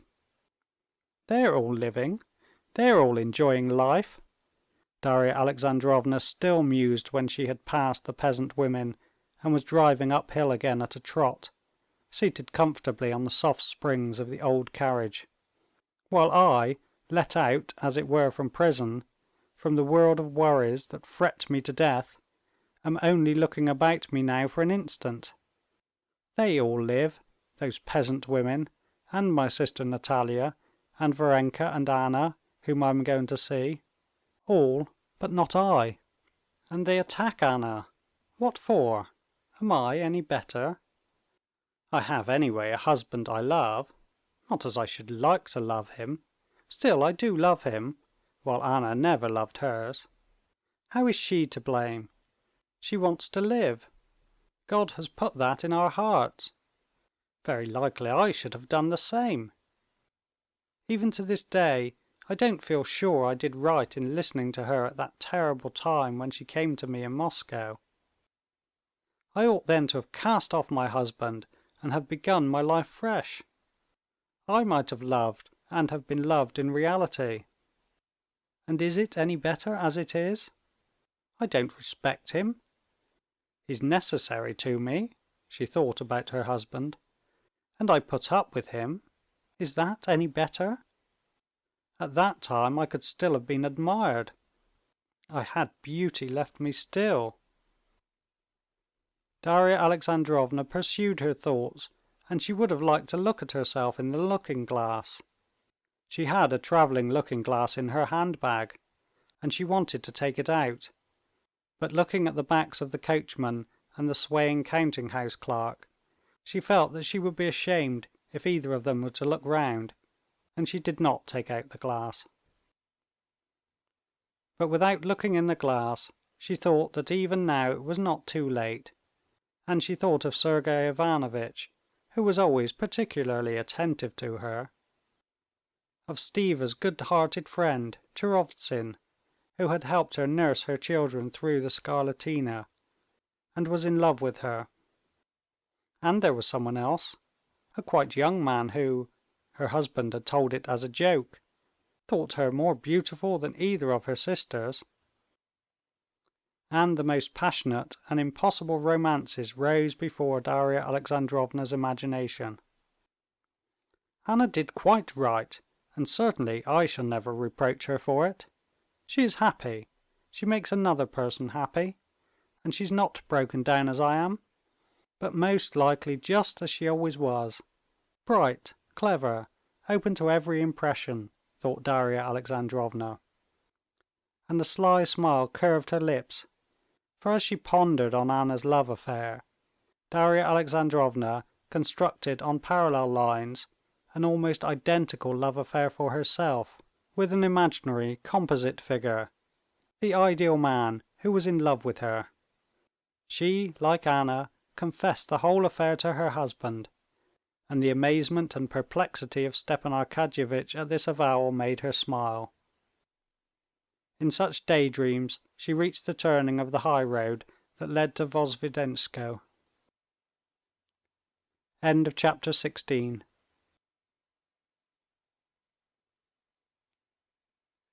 Anna Karenina by Leo Tolstoy, translated by Constance Garnett, Book 6, Chapter 17. The coachman pulled up his 4 horses and looked round to the right, to a field of rye, where some peasants were sitting on a cart. The counting-house clerk was just going to jump down, but on second thoughts he shouted peremptorily to the peasants instead, and beckoned to them to come up. The wind, that seemed to blow as they drove, dropped when the carriage stood still. Gadflies settled on the steaming horses that angrily shook them off. The metallic clank of a whetstone against the scythe that came to them from the cart ceased. One of the peasants got up and came towards the carriage. "Well, you are slow!" the counting-house clerk shouted angrily, as the peasant, who was stepping slowly with his bare feet over the ruts of the rough dry road. "Come along, do." A curly-haired old man with a bit of bast tied round his hair, and his bent back dark with perspiration, came towards the carriage, quickening his steps, and took hold of the mud-guard with his sunburnt hand. "Vozdvizhensko, the manor-house, the count's," he repeated. "Go to the end of this track, then turn to the left, straight along the avenue, and you'll come right upon it. But whom do you want? The count himself?" "Well, are they at home, my good man?" Darya Alexandrovna said vaguely, not knowing how to ask about Anna, even of this peasant. "At home for sure," said the peasant, shifting from one bare foot to the other, and leaving a distinct print of 5 toes and a heel in the dust. "Sure to be at home," he repeated, evidently eager to talk. "Only yesterday visitors arrived. There's a sight of visitors come. What do you want?" He turned round and called to a lad who was shouting something to him from the cart. "Oh, they all rode by here not long ago to look at a reaping machine. They'll be home by now. And who will you be belonging to?" "We've come a long way," said the coachman, climbing onto the box, "so it's not far. I tell you it's just here. As soon as you get out," he said, keeping hold all the while of the carriage. A healthy-looking, broad-shouldered young fellow came up too. "What, is it labourers they want for the harvest?" he asked. "I don't know, my boy." "So you keep to the left and you'll come right on it," said the peasant, unmistakably loath to let the travellers go and eager to converse. The coachman started the horses, but they were only just turning off when the peasant shouted, "Stop! Hi, friend, stop!" called the two voices. The coachman stopped. "They're coming, they're yonder," shouted the peasant. "See what a turnout," he said, pointing to 4 persons on horseback and 2 in a char-à-banc coming along the road. They were Vronsky with a jockey, Veslovsky and Anna on horseback, and Princess Varvara and Sviazhsky in the char-à-banc. They had gone out to look at the working of a new reaping machine. When the carriage stopped, the party on horseback were coming at a walking pace. Anna was in front beside Veslovsky. Anna, quietly walking her horse, a sturdy English cob with cropped mane and short tail, her beautiful head with her black hair straying loose under her high hat, her full shoulders, her slender waist in her black riding habit, and all the ease and grace of her deportment impressed Dolly. For the first minute it seemed to her unsuitable for Anna to be on horseback. The conception of riding on horseback for a lady was, in Darya Alexandrovna's mind, associated with ideas of youthful flirtation and frivolity, which, in her opinion, was unbecoming in Anna's position. But when she had scrutinized her, seeing her closer, she was at once reconciled to her riding. In spite of her elegance, everything was so simple, quiet, and dignified in the attitude, the dress and the movements of Anna, that nothing could have been more natural. Beside Anna, on a hot-looking grey cavalry horse, was Vasenka Veslovsky in his Scotch cap with floating ribbons, his stout legs stretched out in front, obviously pleased with his own appearance. Darya Alexandrovna could not suppress a good-humoured smile as she recognized him. Behind him rode Vronsky on a dark bay mare, obviously heated from galloping. He was holding her in, pulling at the reins. After him rode a little man in the dress of a jockey. Sviazhsky and Princess Varvara in the new char-à-banc with a big raven-black trotting horse, overtook the party on horseback. Anna's face suddenly beamed with a joyful smile at the instant when, in the little figure huddled in a corner of the old carriage, she recognized Dolly. She uttered a cry, started in the saddle, and set her horse into a gallop. On reaching the carriage she jumped off without assistance, and holding up her riding habit, she ran up to greet Dolly. "I thought it was you, and dared not think it. How delightful! You can't fancy how glad I am," she said, at one moment pressing her face against Dolly and kissing her, and at the next holding her off and examining her with a smile. "Here's a delightful surprise, Alexei," she said, looking round at Vronsky, who had dismounted and was walking towards them. Vronsky, taking off his tall grey hat, went up to Dolly. "You wouldn't believe how glad we are to see you," he said, giving peculiar significance to the words, and showing his strong white teeth in a smile. Vassenka Veslovsky, without getting off his horse, took off his cap and greeted the visitor by gleefully waving the ribbons over his head. "That's Princess Varvara," Anna said in reply to a glance of inquiry from Dolly, as the char-à-banc drove up. "Ah," said Darya Alexandrovna, and unconsciously her face betrayed her dissatisfaction. Princess Varvara was her husband's aunt, and she had long known her and did not respect her. She knew that Princess Varvara had passed her whole life toadying on her rich relations, but that she should now be sponging on Vronsky, a man who was nothing to her, mortified Dolly on account of her kinship with her husband. Anna noticed Dolly's expression and was disconcerted by it. She blushed, dropped her riding habit, and stumbled over it. Darya Alexandrovna went up to the char-à-banc and coldly greeted Princess Varvara. Sviazhsky, too, she knew. He inquired how his queer friend with a young wife was, and running his eyes over the ill-matched horses and the carriage with its patched mud-guards, proposed to the ladies that they should get into the char-à-banc. "And I'll get into this vehicle," he said. "The horse is quiet, and the princess drives capitally." "No, stay as you are," said Anna, coming up, "and we'll go in the carriage," and taking Dolly's arm, she drew her away. Darya Alexandrovna's eyes were fairly dazzled by the elegant carriage of a pattern she had never seen before, the splendid horses, and the elegant and gorgeous people surrounding her. But what struck her most of all was the change that had taken place in Anna, whom she knew so well and loved.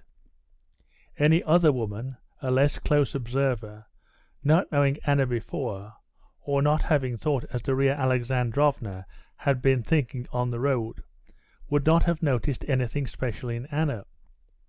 But now Dolly was struck by that temporary beauty which is only found in women during the moments of love, and which she saw now in Anna's face. Everything in her face, the clearly marked dimples in her cheeks and chin, the line of her lips, the smile which, as it were, fluttered about her face, the brilliance of her eyes, the grace and rapidity of her movements, the fullness of the notes of her voice, even the manner in which, with a sort of angry friendliness, she answered Veslovsky when he asked permission to get on her cob, so as to teach it to gallop with the right leg foremost, it was all peculiarly fascinating, and seemed as if she were herself aware of it, and rejoicing in it. When both the women were seated in the carriage, a sudden embarrassment came over both of them. Anna was disconcerted by the intent look of inquiry Dolly fixed upon her. Dolly was embarrassed because after Sviazhsky's phrase about this vehicle, she could not help feeling ashamed of the dirty old carriage in which Anna was sitting with her. The coachman Philip and the counting-house clerk were experiencing the same sensation. The counting-house clerk, to conceal his confusion, busied himself settling the ladies, but Philip the coachman became sullen, and was bracing himself not to be overawed in future by this external superiority.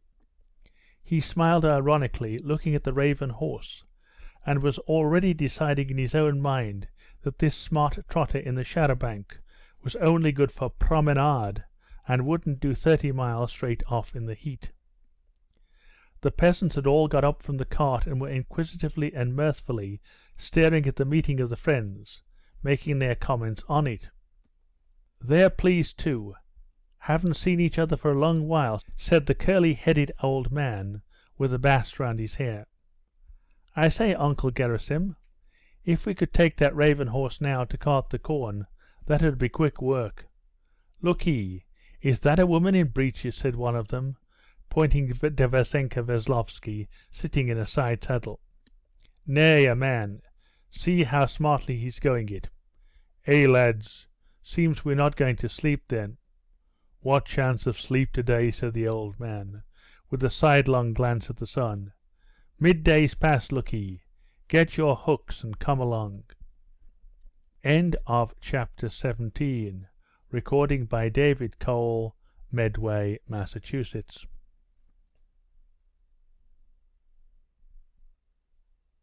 Book 6, Chapter 18. Anna looked at Dolly's thin, careworn face with its wrinkles filled with dust from the road, and she was on the point of saying what she was thinking, that is, that Dolly had got thinner.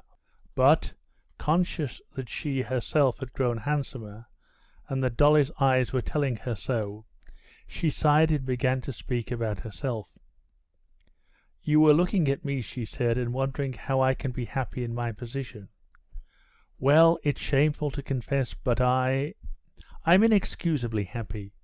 Something magical has happened to me, like a dream, when you're frightened, panic-stricken, and all of a sudden you wake up and all the horrors are no more. I have waked up.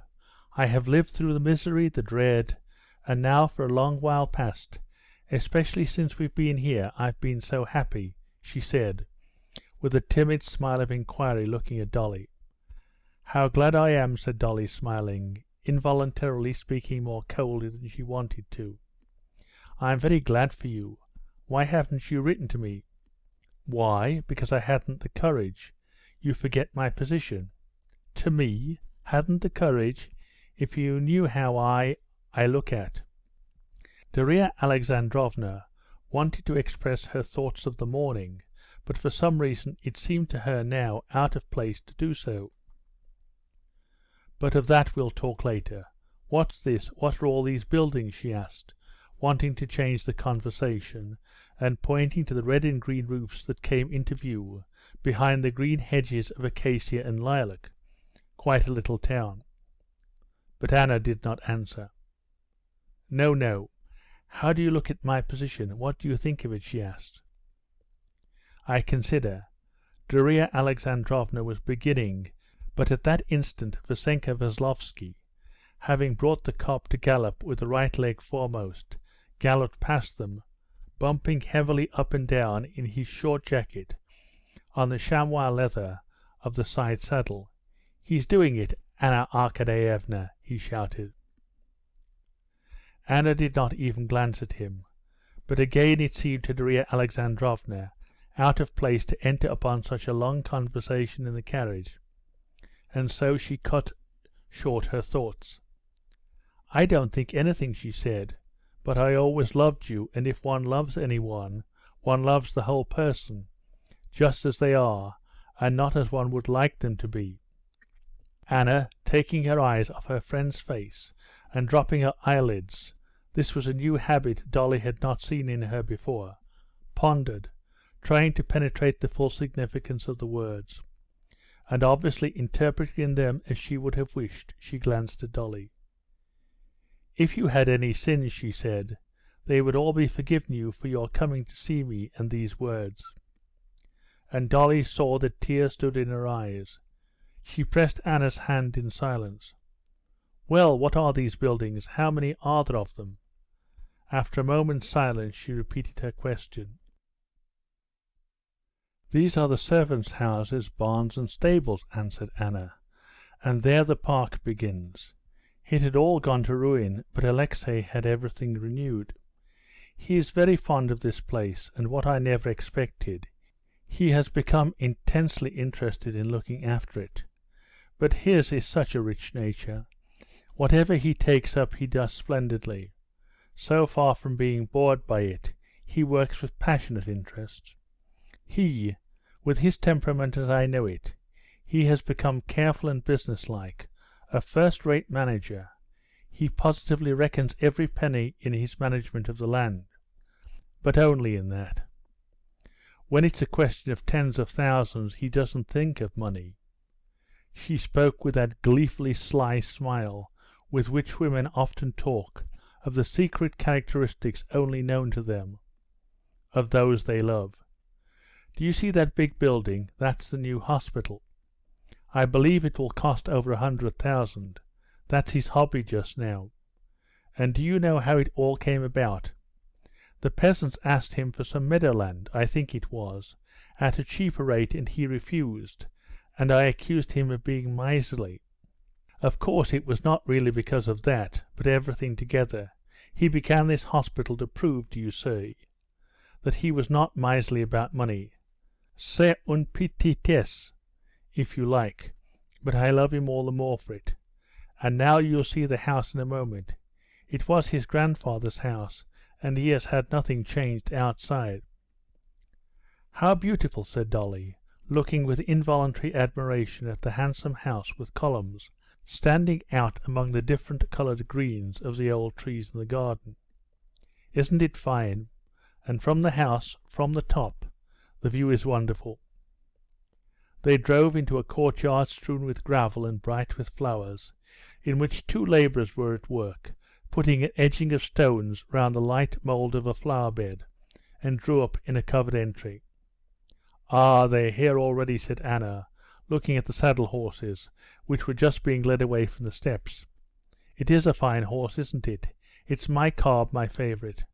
Lead him here and bring me some sugar. Where is the Count?" she inquired of two smart footmen, who darted out. "Ah, there he is," she said, seeing Vronsky coming to meet her with Veslovsky. "Where are you going to put the princess?" said Vronsky in French, addressing Anna, and without waiting for a reply, he once more greeted Darya Alexandrovna, and this time he kissed her hand. "I think the big balcony room." "Oh no, that's too far off. Better in the corner room. We shall see each other more. Come, let's go up," said Anna, as she gave her favourite horse the sugar the footman had brought her. "Et vous oubliez votre devoir," she said to Veslovsky, who came out too on the steps. "Pardon, j'ai un tout plein les poches," he answered, smiling, putting his fingers in his waistcoat pocket. "Mais vous venez trop tard," she said, rubbing her handkerchief on her hand, which the horse had made wet in taking the sugar. Anna turned to Dolly. "You can stay some time? For one day only? That's impossible." "I promised to be back in the children," said Dolly, feeling embarrassed both because she had to get her bag out of the carriage, and because she knew her face must be covered with dust.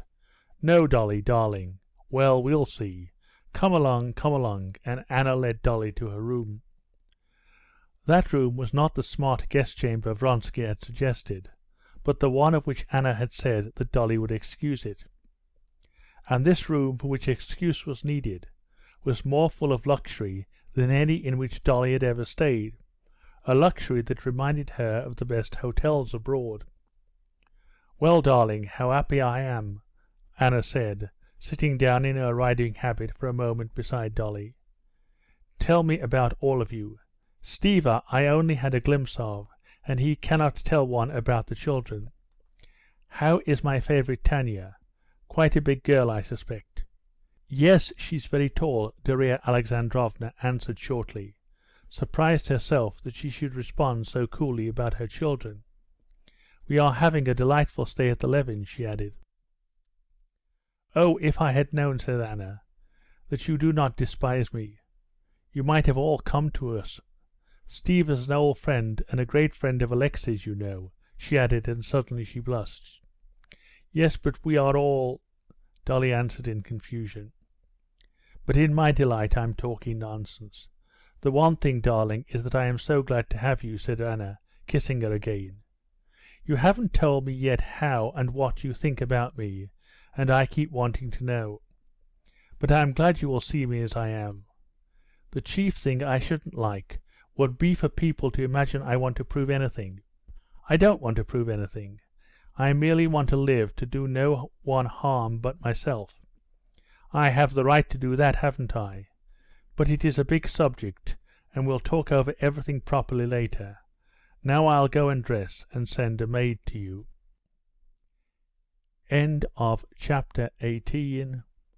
Recording by David Cole, Medway, Massachusetts.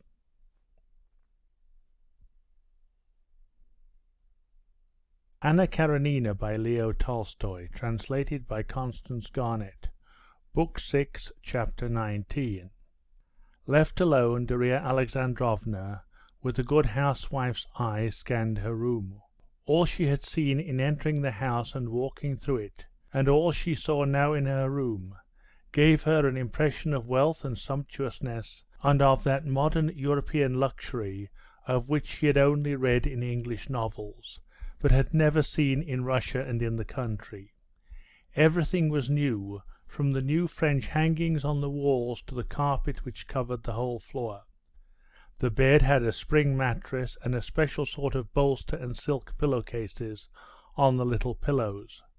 The marble washstand, the dressing-table, the little sofa, the tables, the bronze clock on the chimney-piece, the window curtains, and the portieres were all new and expensive.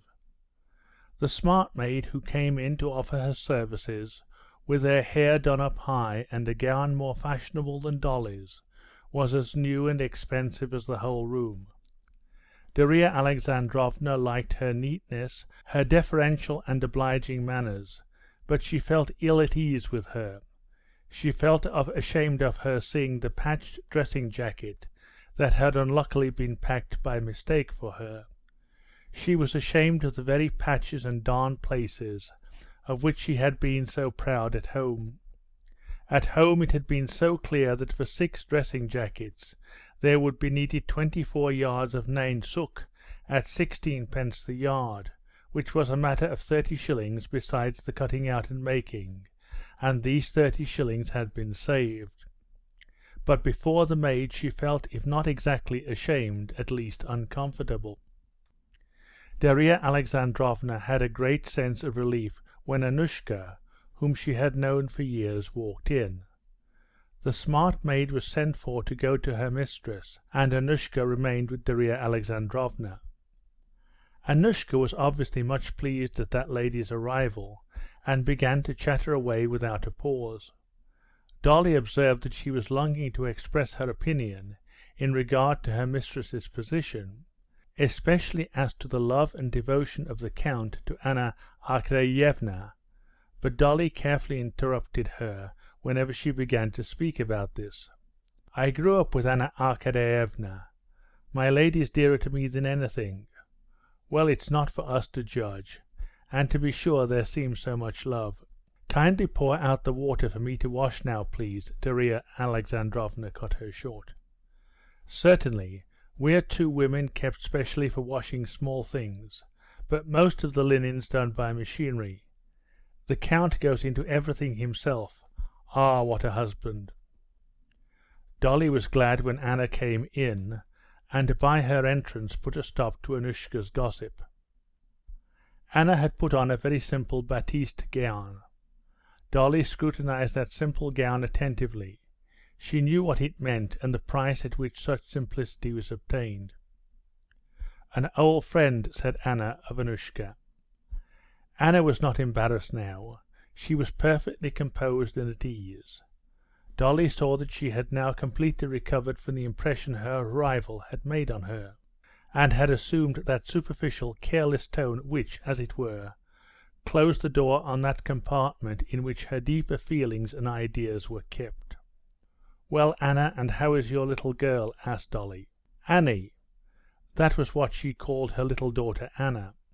"Very well. She has got on wonderfully. Would you like to see her? Come, I'll show her to you.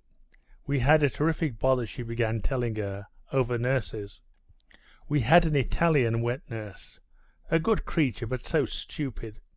We wanted to get rid of her, but the baby is so used to her that we've gone on keeping her still." But how have you managed?" Dolly was beginning a question as to what name the little girl would have, but noticing a sudden frown on Anna's face, she changed the drift of her question. "How did you manage? Have you weaned her yet?" But Anna had understood. "You didn't mean to ask that. You meant to ask about her surname. Yes. That one is Alexei. She has no name. That is, she's a Katerina," said Anna, dropping her eyelids till nothing could be seen but the eyelashes meeting. "But we'll talk about all that later," her face suddenly brightening. "Come, I'll show you her. Elle est très gentille. She crawls now." In the nursery the luxury which had impressed Dolly in the whole house struck her still more. There were little go-karts ordered from England, and appliances for learning to walk, and a sofa after the fashion of a billiard table, purposely constructed for crawling, and swings and baths, all of special pattern and modern. They were all English, solid and of good make, and obviously very expensive. The room was large and very light and airy.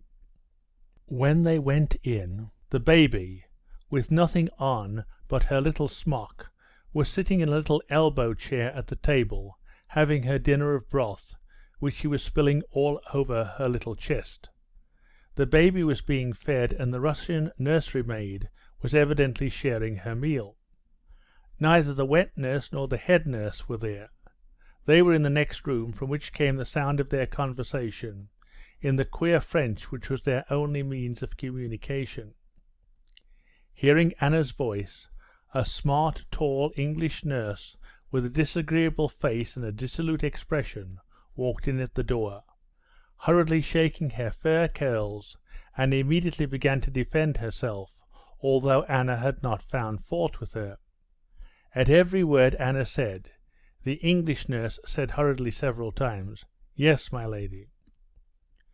The rosy baby, with her black eyebrows and hair, her sturdy red little body with tight goose-flesh skin, delighted Darya Alexandrovna, in spite of the cross expression with which she stared at the stranger.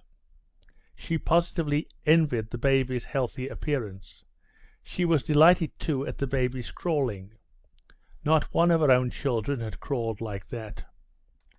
When the baby was put on the carpet and its little dress tucked up behind, it was wonderfully charming.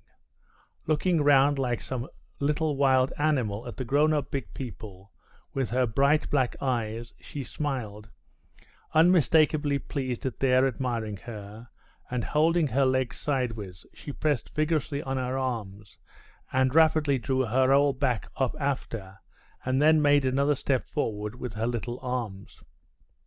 But the whole atmosphere of the nursery, and especially the English nurse, Darya Alexandrovna did not like at all.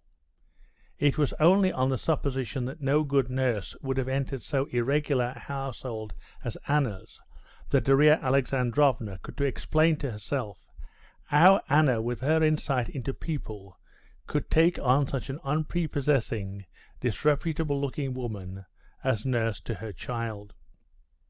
Besides, from the few words that were dropped, Darya Alexandrovna saw at once that Anna, the two nurses, and the child had no common existence, and that the mother's visit was something exceptional.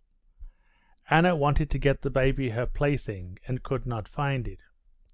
Most amazing of all was the fact that on being asked how many teeth the baby had, Anna answered wrong, and knew nothing about the last 2 teeth. "I sometimes feel sorry I'm so superfluous here," said Anna, going out of the nursery and holding up her skirt so as to escape the plaything standing in the doorway. "It was very different with my first child." "I expected it to be the other way," said Darya Alexandrovna slyly. "Oh no, by the way, do you know I saw Saragovsa," said Anna, screwing up her eyes, as though looking at something far away, "but we'll talk about that later. You wouldn't believe it, I'm like a hungry beggar woman when a full dinner is set before her, and she does not know what to begin on first. The dinner is you, and the talks I have before me with you, which I would never have with any one else, and I don't know which subject to begin upon first. Mais je ne verrai grâce de rien. I must have everything out with you. Oh, I ought to give you a sketch of the company you will meet with us, she went on. I'll begin with the ladies. Princess Varvara, you know her, and I know your opinion and Stiva's about her. Stiva says the whole aim of her existence is to prove her superiority over Auntie Katerina Pavlovna. That's all true, but she's a good-natured woman, and I am so grateful to her. In Petersburg there was a moment when a chaperon was absolutely essential for me. Then she turned up. But really she is good-natured. She did a great deal to alleviate my position. I see you don't understand all the difficulty of my position there in Petersburg, she added. Here I'm perfectly at ease and happy. Well, of that later on, though. Then Sveziavsky, he's the marshal of the district, and he's a very good sort of a man, but he wants to get something out of Alexei. You understand, with his property, now that we are settled in the country, Alexei can exercise great influence. Then there's Tushkevich. You have seen him, you know, Betsy's admirer. Now he's been thrown over, and he's come to see us. As Alexei says, he's one of those people who are very pleasant if one accepts them for what they try to appear to be, et puis les comme il faut, as Princess Varvara says. Then Veslovsky, you know him. A very nice boy, she said, and a sly smile curled her lips. What's this wild story about him and the Levins? Veslovsky told Alexei about it, and we don't believe it. Il est très gentil et naïf, she said again with the same smile. Men need occupation, and Alexei needs a circle, so I value all these people. We have to have the house lively and gay so that Alexei may not long for any novelty. Then you'll see the steward, a German, a very good fellow, and he understands his work. Alexei has a very high opinion of him. Then the doctor, a young man, not quite a nihilist perhaps, but you know, eats with his knife, but a very good doctor. Then the architect, un petit corps. End of chapter 19. Recording by David Cole, Medway, Massachusetts.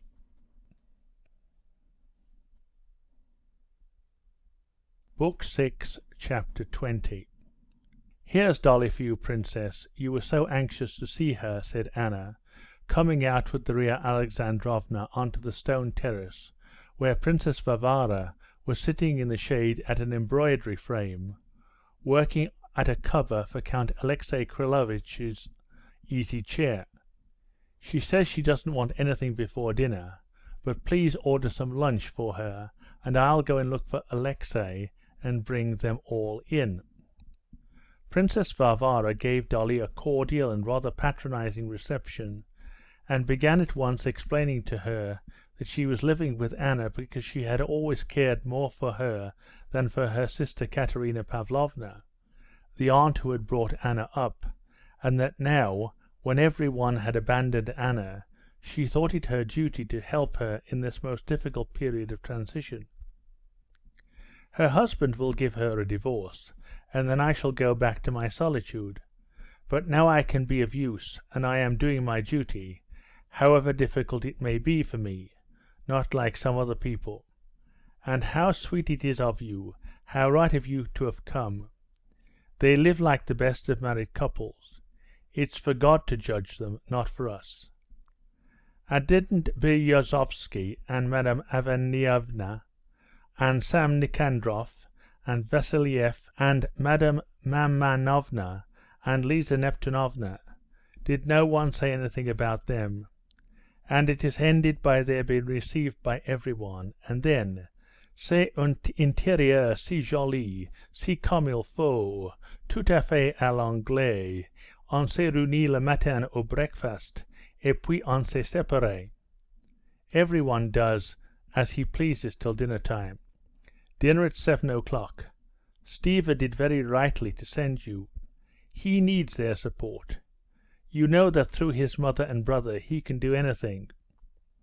And then they do so much good. He didn't tell you about his hospital. Ce serait admirable. Everything from Paris. Their conversation was interrupted by Anna, who had found the men of the party in the billiard-room and returned with them to the terrace. There was still a long time before the dinner hour. It was exquisite weather, and so several different methods of spending the next 2 hours were proposed. There were many methods of passing the time at Vozdvizhenskoe, and these were all unlike those adduced in Pokrovskoe. "Un partie de lawn tennis?" Veslovsky proposed with his handsomest smile. "We'll be partners again, Anna Arkadyevna." "No, it's too hot. Better stroll about the garden and have a row in the boat. Show Darya Alexandrovna the river banks," Vronsky proposed. "I agree to anything," said Servievsky. "I imagine that what Dolly would like best would be a stroll, wouldn't you?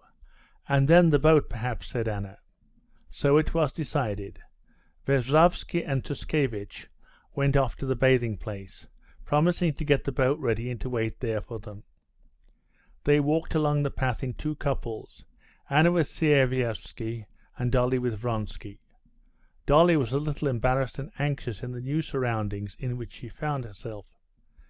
Abstractly, theoretically, she did not merely justify, she positively approved of Anna's conduct.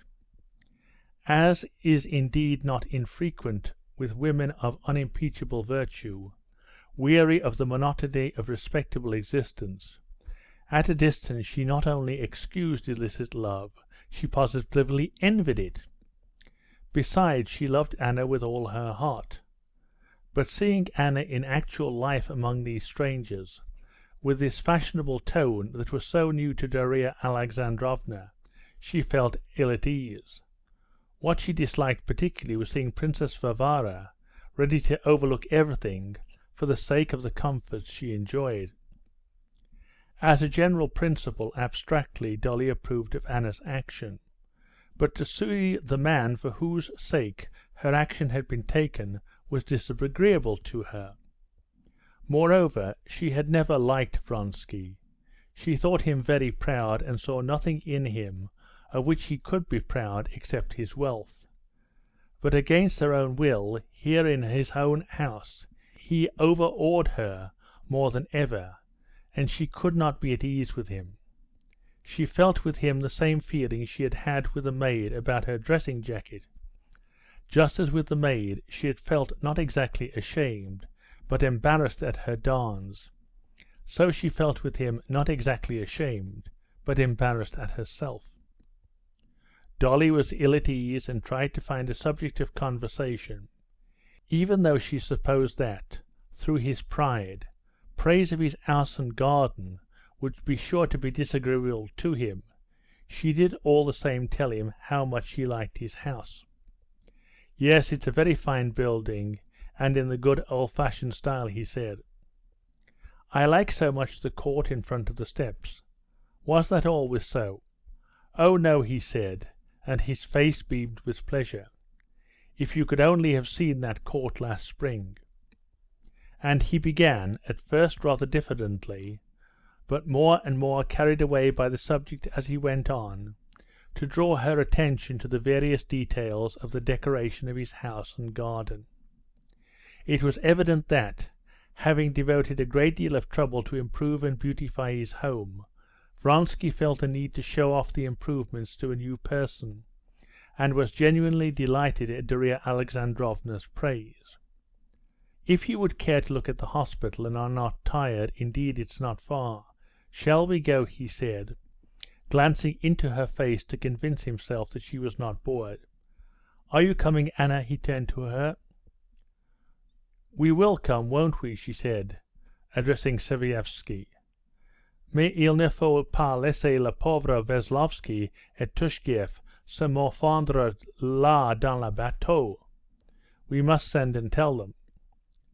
"Yes, this is a monument he is setting up here," said Anna, turning to Dolly with that sly smile of comprehension with which she had previously talked about the hospital. "Oh, it's a work of real importance," said Servievsky. But to show he was not trying to ingratiate himself with Vronsky, he promptly added some slightly critical remarks. "I wonder though, Count," he said, "that while you do so much for the health of the peasants, You take so little interest in the schools." "C'est devenu tellement commun les écoles," said Vronsky. "You understand it's not on that account, but it just happened so. My interest has been diverted elsewhere. This way then to the hospital," he said to Darya Alexandrovna, pointing to a turning out of the avenue. The ladies put up their parasols and turned into the side path. After going down several turnings and going through a little gate, Darya Alexandrovna saw, standing on rising ground before her, a large pretentious-looking red building almost finished. The iron roof, which was not yet painted, shone with dazzling brightness in the sunshine. Besides the finished building another had been begun, surrounded by scaffolding. Workmen in aprons standing on scaffolds were laying bricks, pouring mortar out of vats and smoothing it with trowels. "How quickly work gets done with you," said Sviazhsky. "When I was here last time the roof was not on." "By the autumn it will all be ready. Inside almost everything is done," said Anna. "And what's this new building?"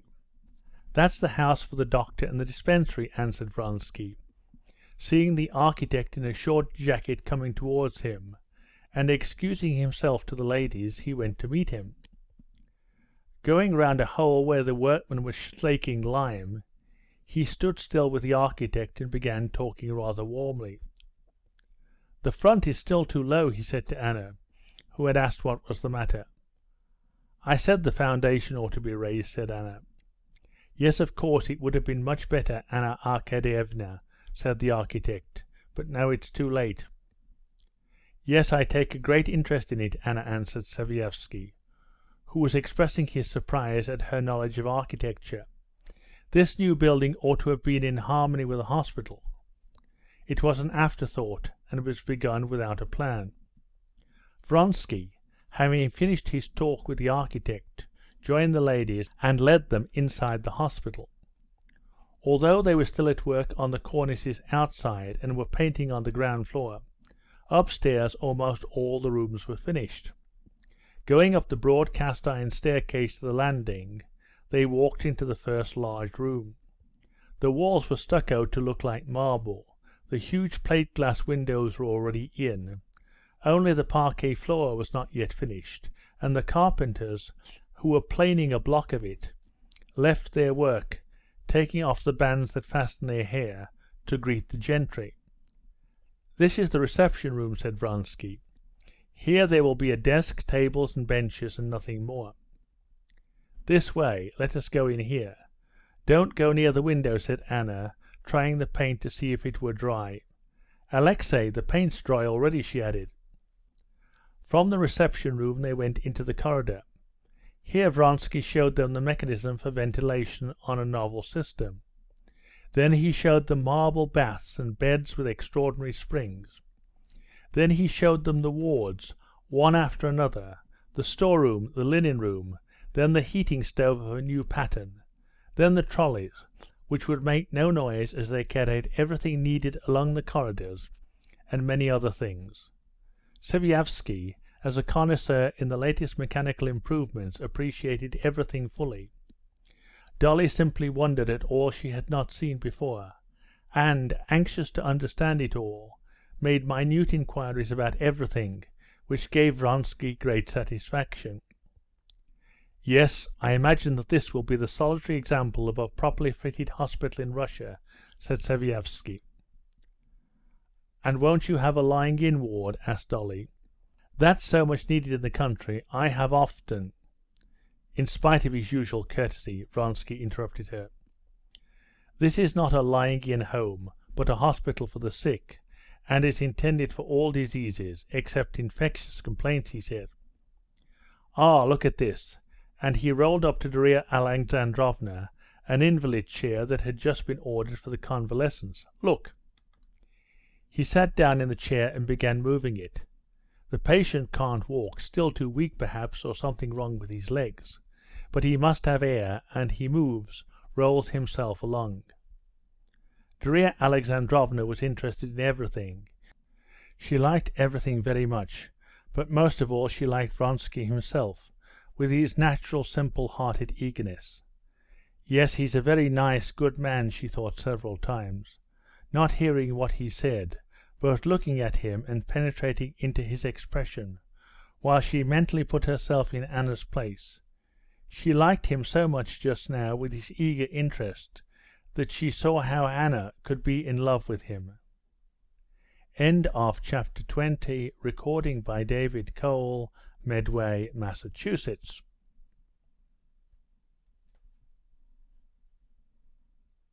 Anna Karenina by Leo Tolstoy, translated by Constance Garnett. Book 6, Chapter 21. "No, I think the princess is tired, and the horses don't interest her," Vronsky said to Anna, who wanted to go on to the stables where Sviazhsky wished to see the new stallion. "You go on, while I escort the princess home, and we'll have a little talk," he said. "If you would like that," he added, turning to her. "I know nothing about horses, and I shall be delighted," answered Darya Alexandrovna, rather astonished. She saw by Vronsky's face that he wanted something from her. She was not mistaken. As soon as they had passed through the little gate back into the garden, he looked in the direction Anna had taken, and having made sure that she could neither see nor hear them, he began: "You guess that I have something I want to say to you?" he said, looking at her with laughing eyes. "I am not wrong in believing you to be a friend of Anna's." He took off his hat, and taking out his handkerchief wiped his head, which was growing bald. Darya Alexandrovna made no answer, and merely stared at him with dismay. When she was left alone with him, she suddenly felt afraid. His laughing eyes and stern expression scared her. The most diverse suppositions as to what he was about to speak of to her flashed into her brain. "He is going to beg me to come to stay with them with the children, and I shall have to refuse. Or to create a set that will receive Anna in Moscow. Or isn't it Vassenka Veslovsky and his relations with Anna? Or perhaps about Kitty, that he feels he was to blame?" All her conjectures were unpleasant, but she did not guess what he really wanted to talk about to her. "You have so much influence with Anna. She is so fond of you," he said. "Do help me." Darya Alexandrovna looked with timid inquiry into his energetic face, which under the lime trees was continually being lighted up in patches by the sunshine, and then passing into complete shadow again. She waited for him to say more, but he walked in silence beside her, scratching with his cane in the gravel. "You have come to see us, you, the only woman of Anna's former friends. I don't count Princess Varvara. But I know that you have done this not because you regard our position as normal, but because, understanding all the difficulty of the position, you still love her and want to be a help to her. Have I understood you rightly?" he asked, looking round at her. "Oh yes," answered Darya Alexandrovna, putting down her sunshade. "But...." "No," he broke in, and unconsciously, oblivious of the awkward position into which he was putting his companion, he stopped abruptly, so that she had to stop short too.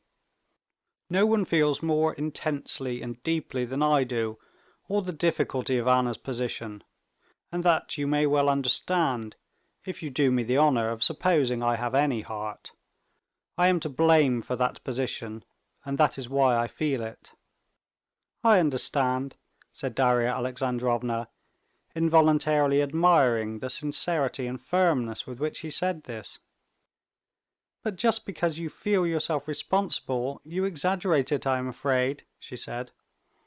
"Her position in the world is difficult, I can well understand." "In the world it is hell," he brought out quickly, frowning darkly.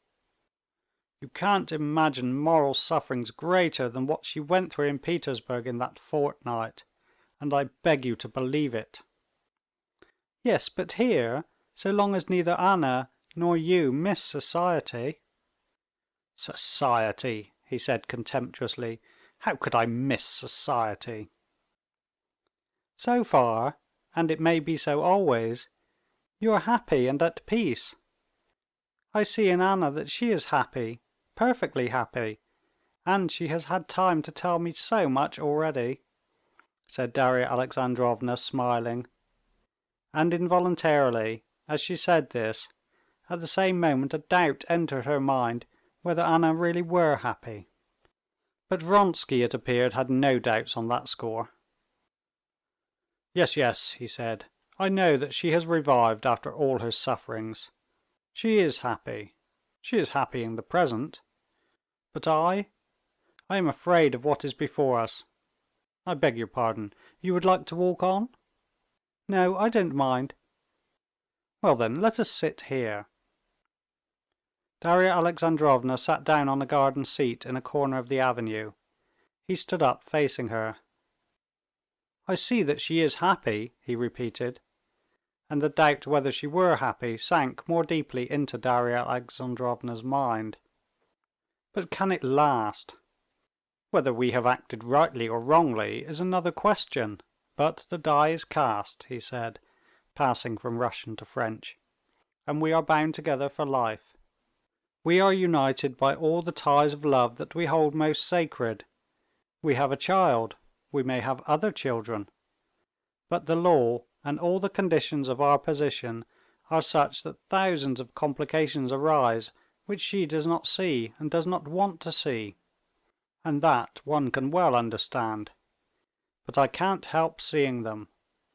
My daughter is by law not my daughter, but Karenin's. I cannot bear this falsity," he said with a vigorous gesture of refusal, and he looked with gloomy inquiry towards Darya Alexandrovna. She made no answer, but simply gazed at him. He went on. "One day a son may be born, my son, and he will be legally a Karenin. He will not be the heir of my name nor of my property. And however happy we may be in our home life, and however many children we may have, there will be no real tie between us. They will be Karenins. You can understand the bitterness and horror of this position. I have tried to speak of this to Anna. It irritates her. She does not understand, and to her I cannot speak plainly of all this. Now look at another side. I am happy in her love, but I must have occupation. I have found occupation, and am proud of what I am doing, and consider it nobler than the pursuits of my former companions at court and in the army. And most certainly I would not change the work I am doing for theirs. I am working here, settled in my own place, and I am happy and contented, and we need nothing more to make us happy. I love my work here. Ce n'est pas un pis-aller. On the contrary." Darya Alexandrovna noticed that at this point in his explanation he grew confused, and she did not quite understand this digression, but she felt that having once begun to speak of matters near his heart, of which he could not speak to Anna, he was now making a clean breast of everything, and that the question of his pursuits in the country fell into the same category of matters near his heart as the question of his relations with Anna. "Well, I will go on," he said, collecting himself.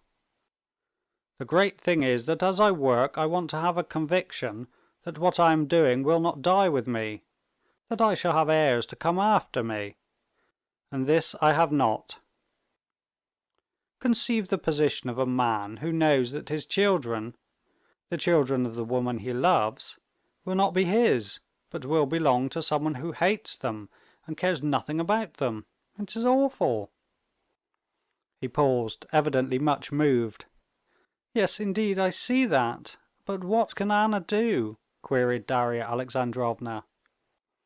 "Yes, that brings me to the object of my conversation," he said, calming himself with an effort. "Anna can, it depends on her, even to petition the Tsar for legitimization. A divorce is essential, and that depends on Anna. Her husband agreed to a divorce. At that time your husband had arranged it completely, and now I know he would not refuse it. It is only a matter of writing to him. He said plainly at that time that if she expressed a desire he would not refuse. Of course," he said gloomily, "it is one of those pharisaical cruelties of which only such heartless men are capable.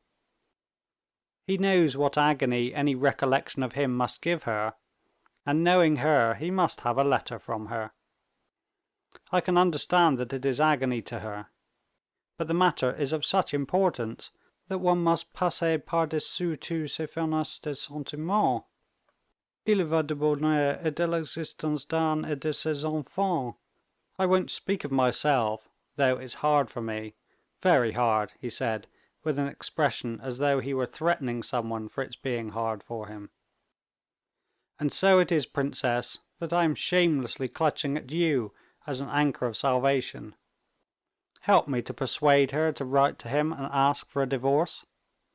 "Yes, of course," Darya Alexandrovna said dreamily, as she vividly recalled her last interview with Alexey Alexandrovitch. "Yes, of course," she repeated with decision, thinking of Anna. "Use your influence with her, make her write. I'm almost unable to speak about this to her." "Very well, I will talk to her. But how is it she does not think of it herself?" said Darya Alexandrovna, and for some reason she suddenly at that point recalled Anna's strange new habit of half closing her eyes, and she remembered that Anna drooped her eyelids just when the deeper questions of life were touched upon, just as though she half shut her eyes to her own life, so as not to see everything, thought Dolly. "Yes, indeed, for my own sake and for hers I will talk to her," Dolly said in reply to his look of gratitude. They got up and walked to the house. End of chapter 21.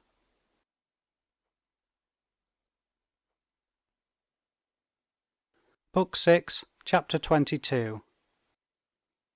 When Anna found Dolly at home before her, she looked intently in her eyes, as though questioning her about the talk she had had with Vronsky, but she made no inquiry in words. "I believe it's dinner time," she said. "We've not seen each other at all yet. I'm reckoning on the evening.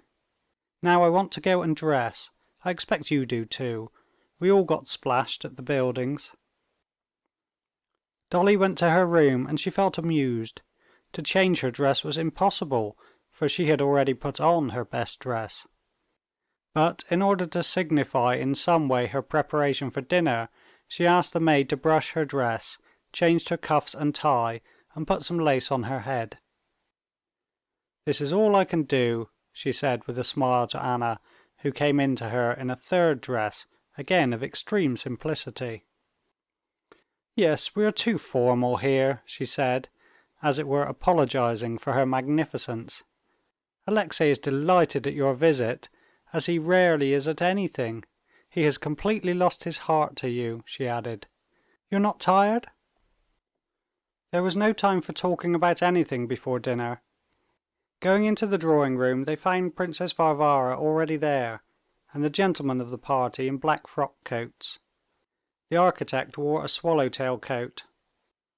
Vronsky presented the doctor and the steward to his guest. The architect he had already introduced to her at the hospital. A stout butler, resplendent with a smoothly shaven round chin and a starched white cravat, announced that dinner was ready, and the ladies got up.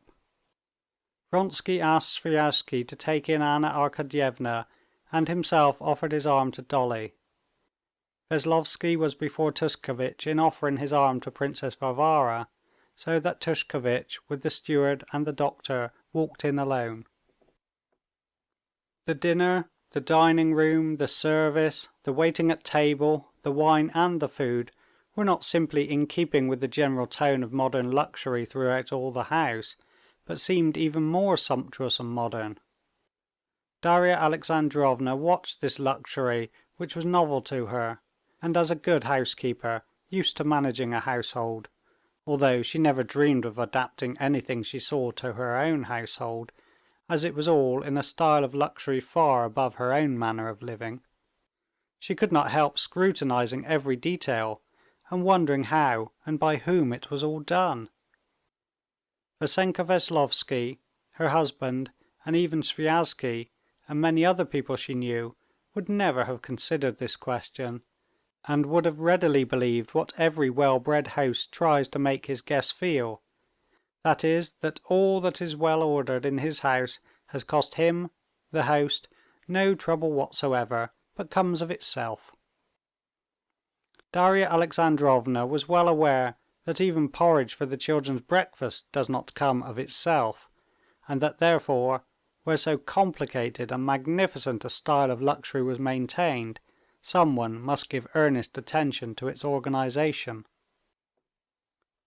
And from the glance with which Alexey Kirillovitch scanned the table, from the way he nodded to the butler, and offered Darya Alexandrovna her choice between cold soup and hot soup, she saw that it was all organized and maintained by the care of the master of the house himself.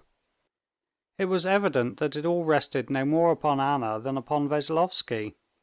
She, Sviazhsky, the princess, and Veslovsky were equally guests, with light hearts, enjoying what had been arranged for them. Anna was the hostess only in conducting the conversation.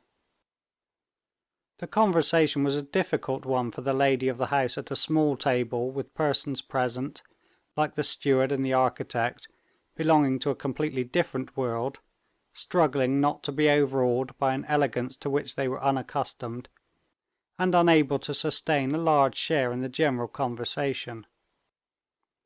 But this difficult conversation Anna directed with her usual tact and naturalness, and indeed she did so with actual enjoyment, as Darya Alexandrovna observed.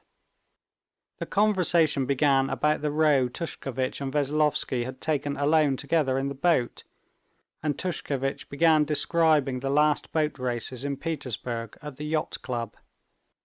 But Anna, seizing the first pause, at once turned to the architect to draw him out of his silence. "Nikolay Ivanitch was struck," she said, meaning Sviazhsky, "at the progress the new building had made since he was here last. But I am there every day, and every day I wonder at the rate at which it grows." "It's first-rate working with his excellency," said the architect with a smile. He was respectful and composed, though with a sense of his own dignity. "It's a very different matter to have to do with the district authorities, where one would have to write out sheaves of paper. Here I call upon the count, and in 3 words we settle the business." "The American way of doing business," said Sviazhsky with a smile. "Yes, there they build in a rational fashion." The conversation passed to the misuse of political power in the United States, but Anna quickly brought it round to another topic so as to draw the steward into talk.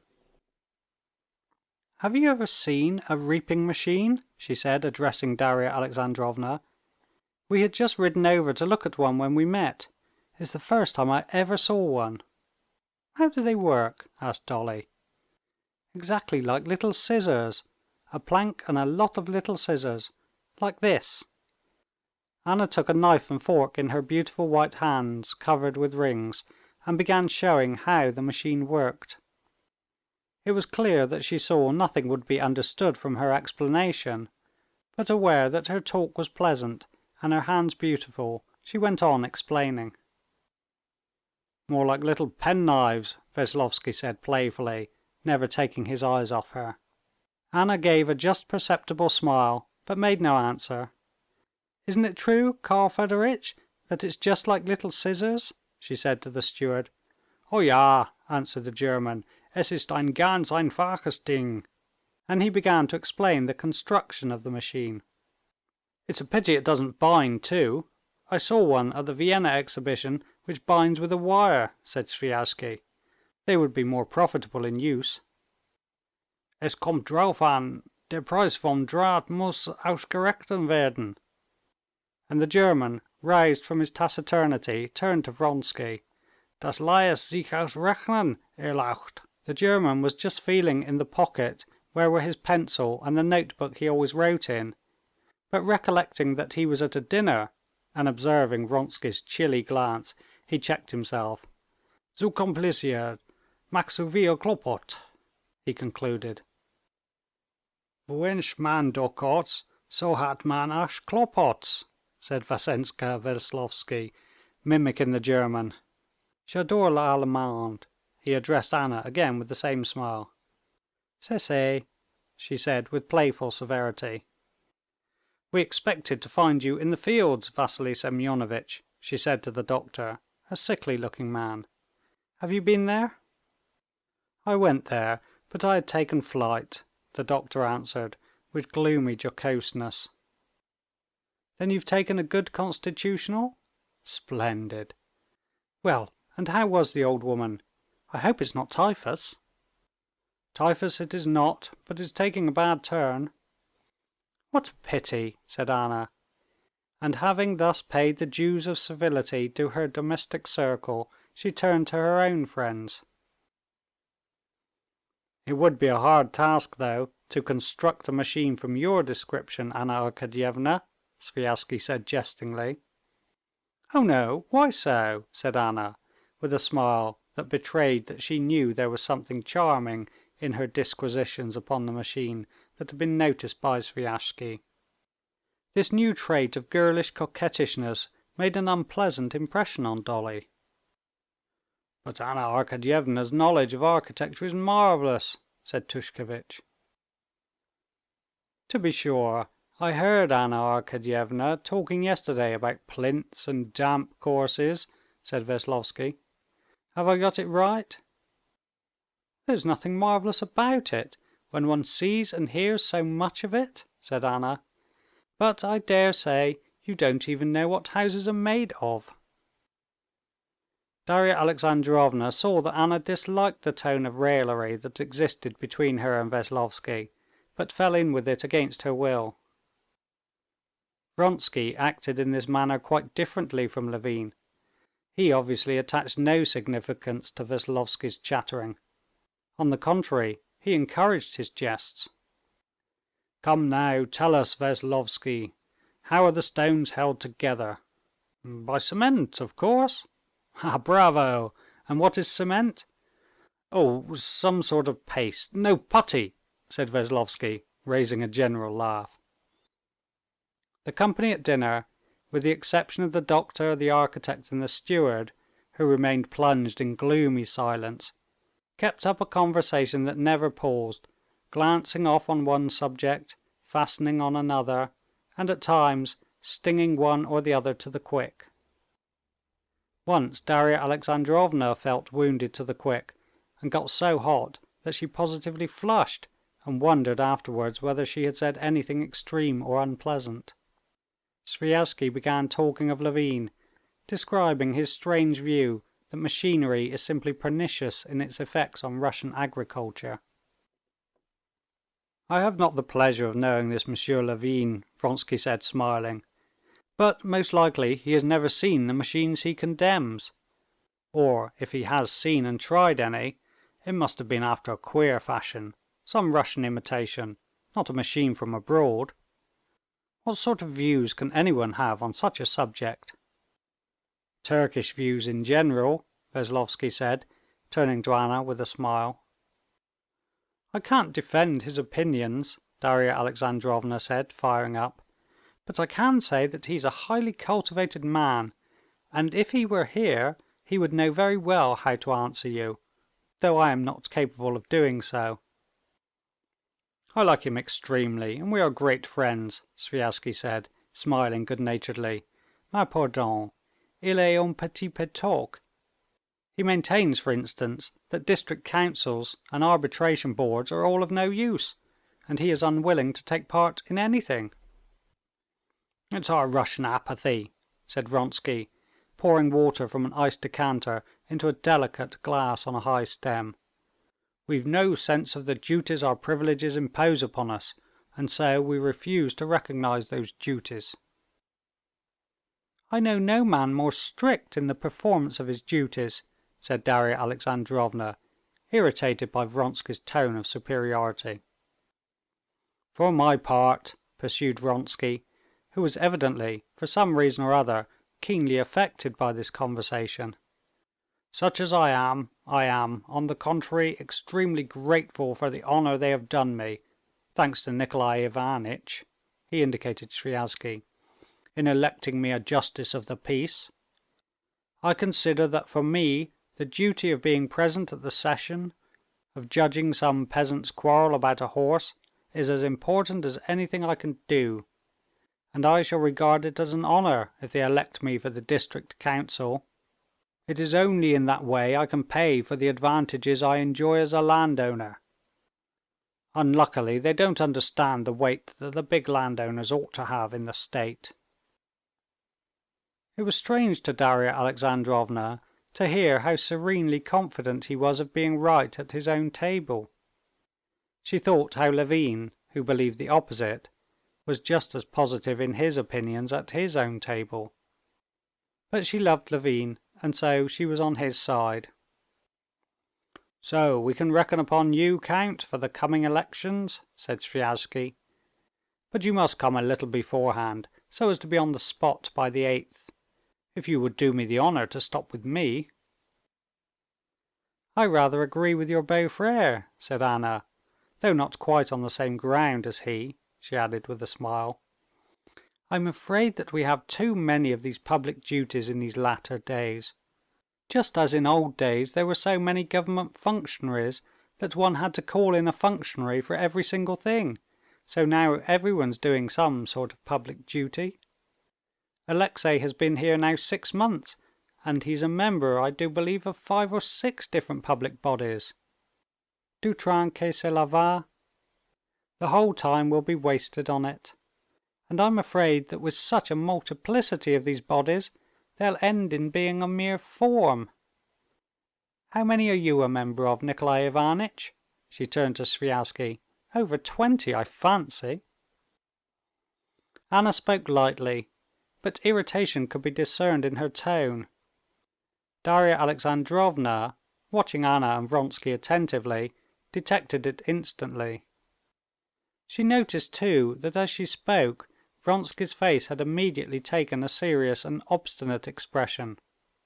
Noticing this, and that Princess Varvara at once made haste to change the conversation by talking of Petersburg acquaintances, and remembering what Vronsky had, without apparent connection, said in the garden of his work in the country, Dolly surmised that this question of public activity was connected with some deep private disagreement between Anna and Vronsky. The dinner, the wine, the decoration of the table were all very good, but it was all like what Darya Alexandrovna had seen at formal dinners and balls, which of late years had become quite unfamiliar to her. It all had the same impersonal and constrained character, and so on an ordinary day and in a little circle of friends it made a disagreeable impression on her. After dinner they sat on the terrace. Then they proceeded to play lawn tennis. The players, divided into 2 parties, stood on opposite sides of a tightly drawn net with gilt posts on the carefully leveled and rolled croquet ground.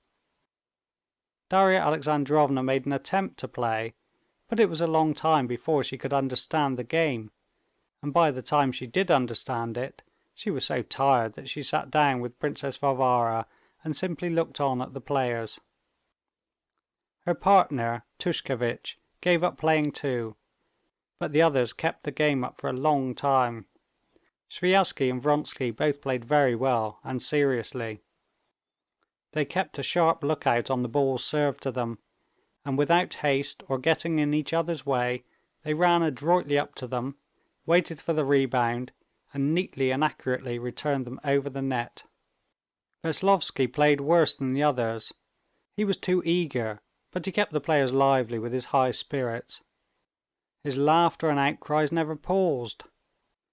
Like the other men of the party, with the ladies' permission he took off his coat, and his solid, comely figure in his white shirt sleeves, with his red perspiring face and his impulsive movements, made a picture that imprinted itself vividly on the memory.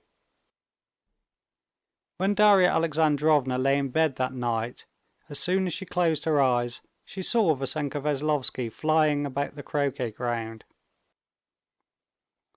During the game Darya Alexandrovna was not enjoying herself.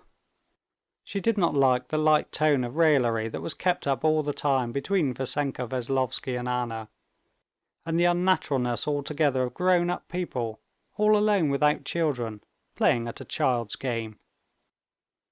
But to avoid breaking up the party, and to get through the time somehow, after a rest she joined the game again and pretended to be enjoying it.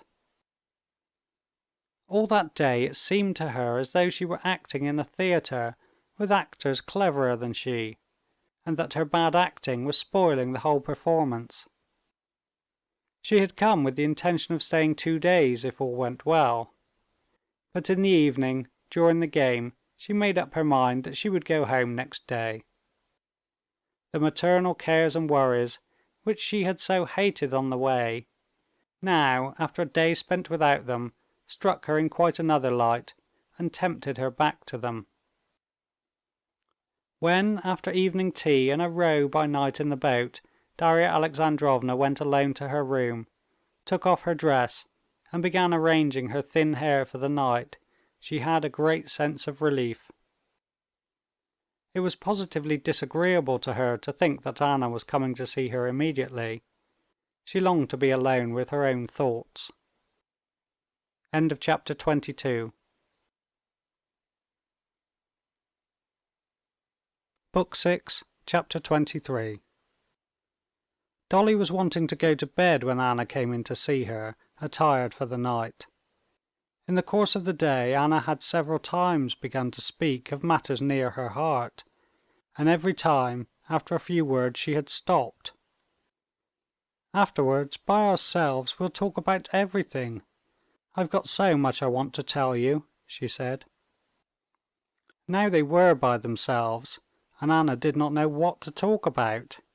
She sat in the window looking at Dolly, and going over in her own mind all the stores of intimate talk which had seemed so inexhaustible beforehand, and she found nothing.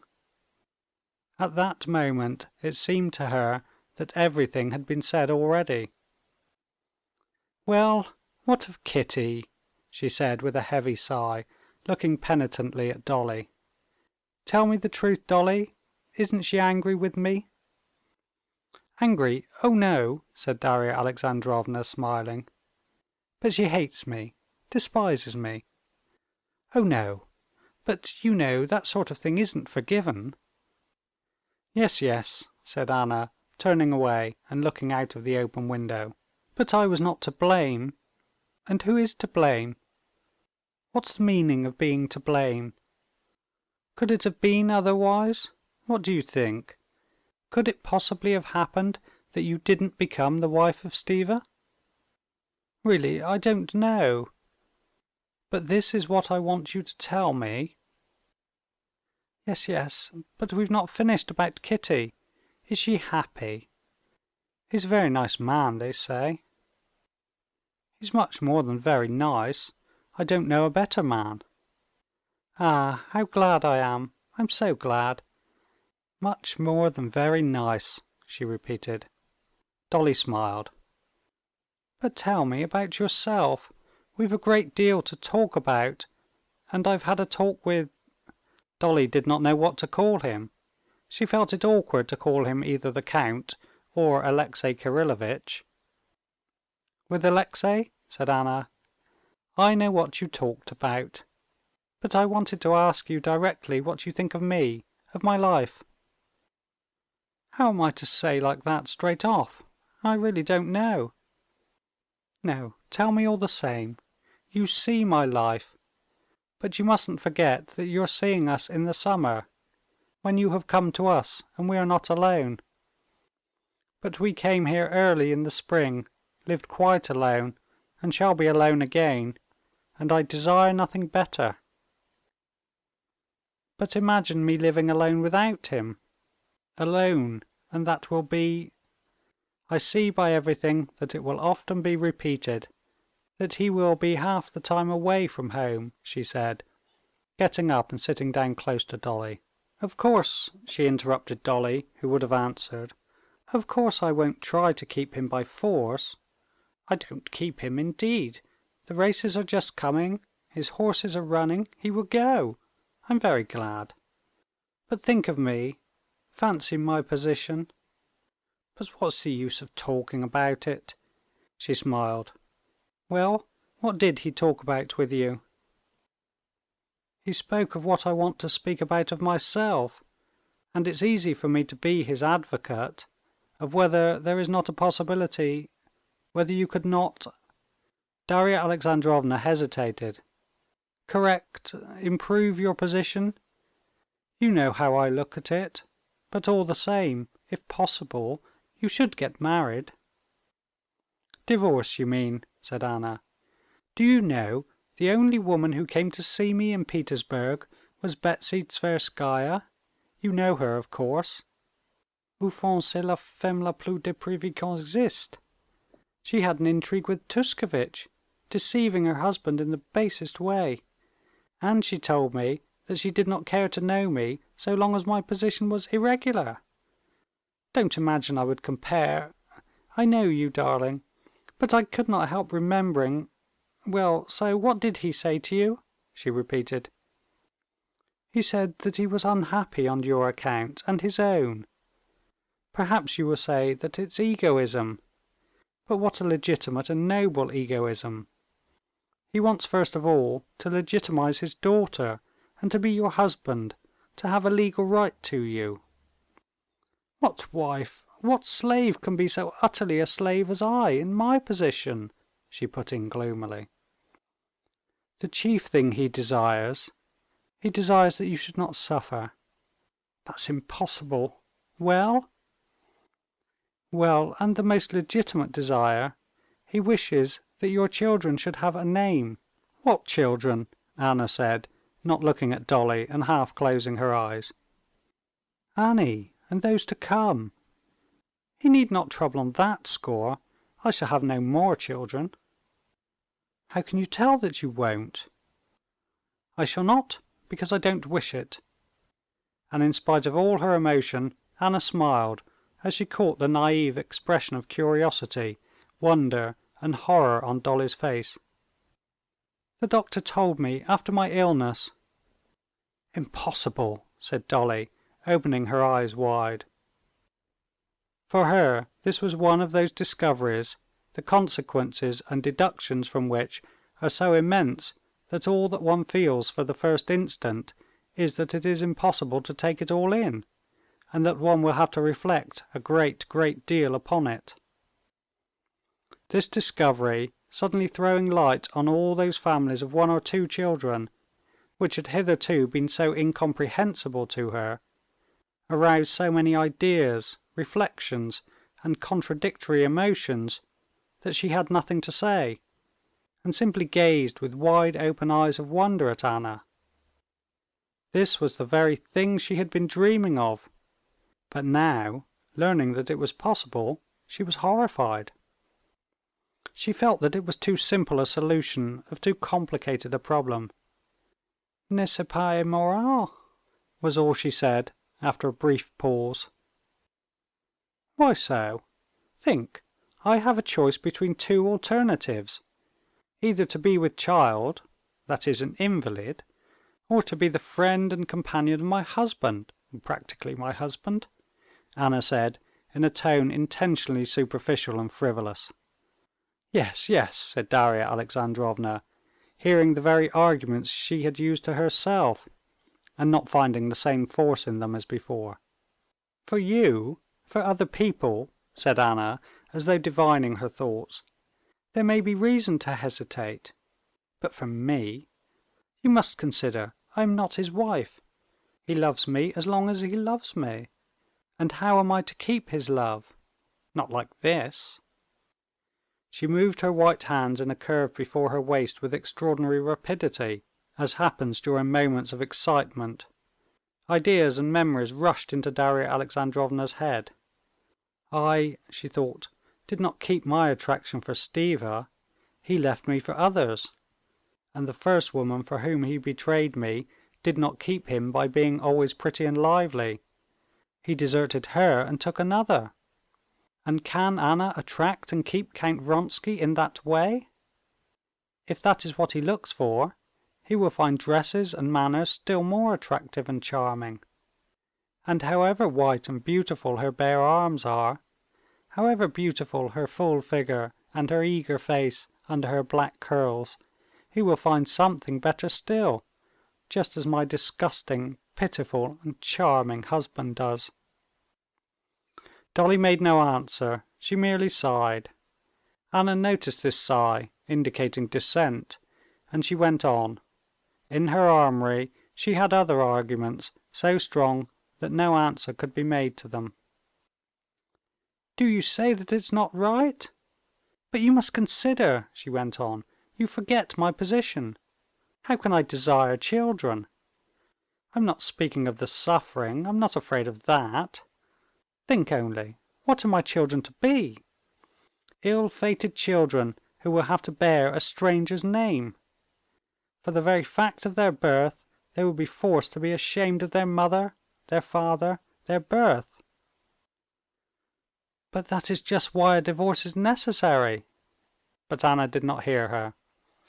She longed to give utterance to all the arguments with which she had so many times convinced herself. "What is reason given me for, if I am not to use it to avoid bringing unhappy beings into the world?" She looked at Dolly, but without waiting for a reply she went on. "I should always feel I had wronged these unhappy children," she said. "If they are not, at any rate, they are not unhappy. While if they are unhappy, I alone should be to blame for it." These were the very arguments Darya Alexandrovna had used in her own reflections, but she heard them without understanding them. "How can one wrong creatures that don't exist?" she thought. And all at once the idea struck her: could it possibly, under any circumstances, have been better for her favorite Grisha if he had never existed? And this seemed to her so wild, so strange, that she shook her head to drive away this tangle of whirling mad ideas. "No, I don't know, it's not right," was all she said, with an expression of disgust on her face. "Yes, but you mustn't forget that you and I... and besides that," added Anna, in spite of the wealth of her arguments and the poverty of Dolly's objections, seeming still to admit that it was not right, "don't forget the chief point, that I am not now in the same position as you. For you the question is, do you desire not to have any more children? While for me it is, do I desire to have them? And that's a great difference. You must see that I can't desire it in my position." Darya Alexandrovna made no reply. She suddenly felt that she had got far away from Anna, that there lay between them a barrier of questions on which they could never agree, and about which it was better not to speak. Chapter 23.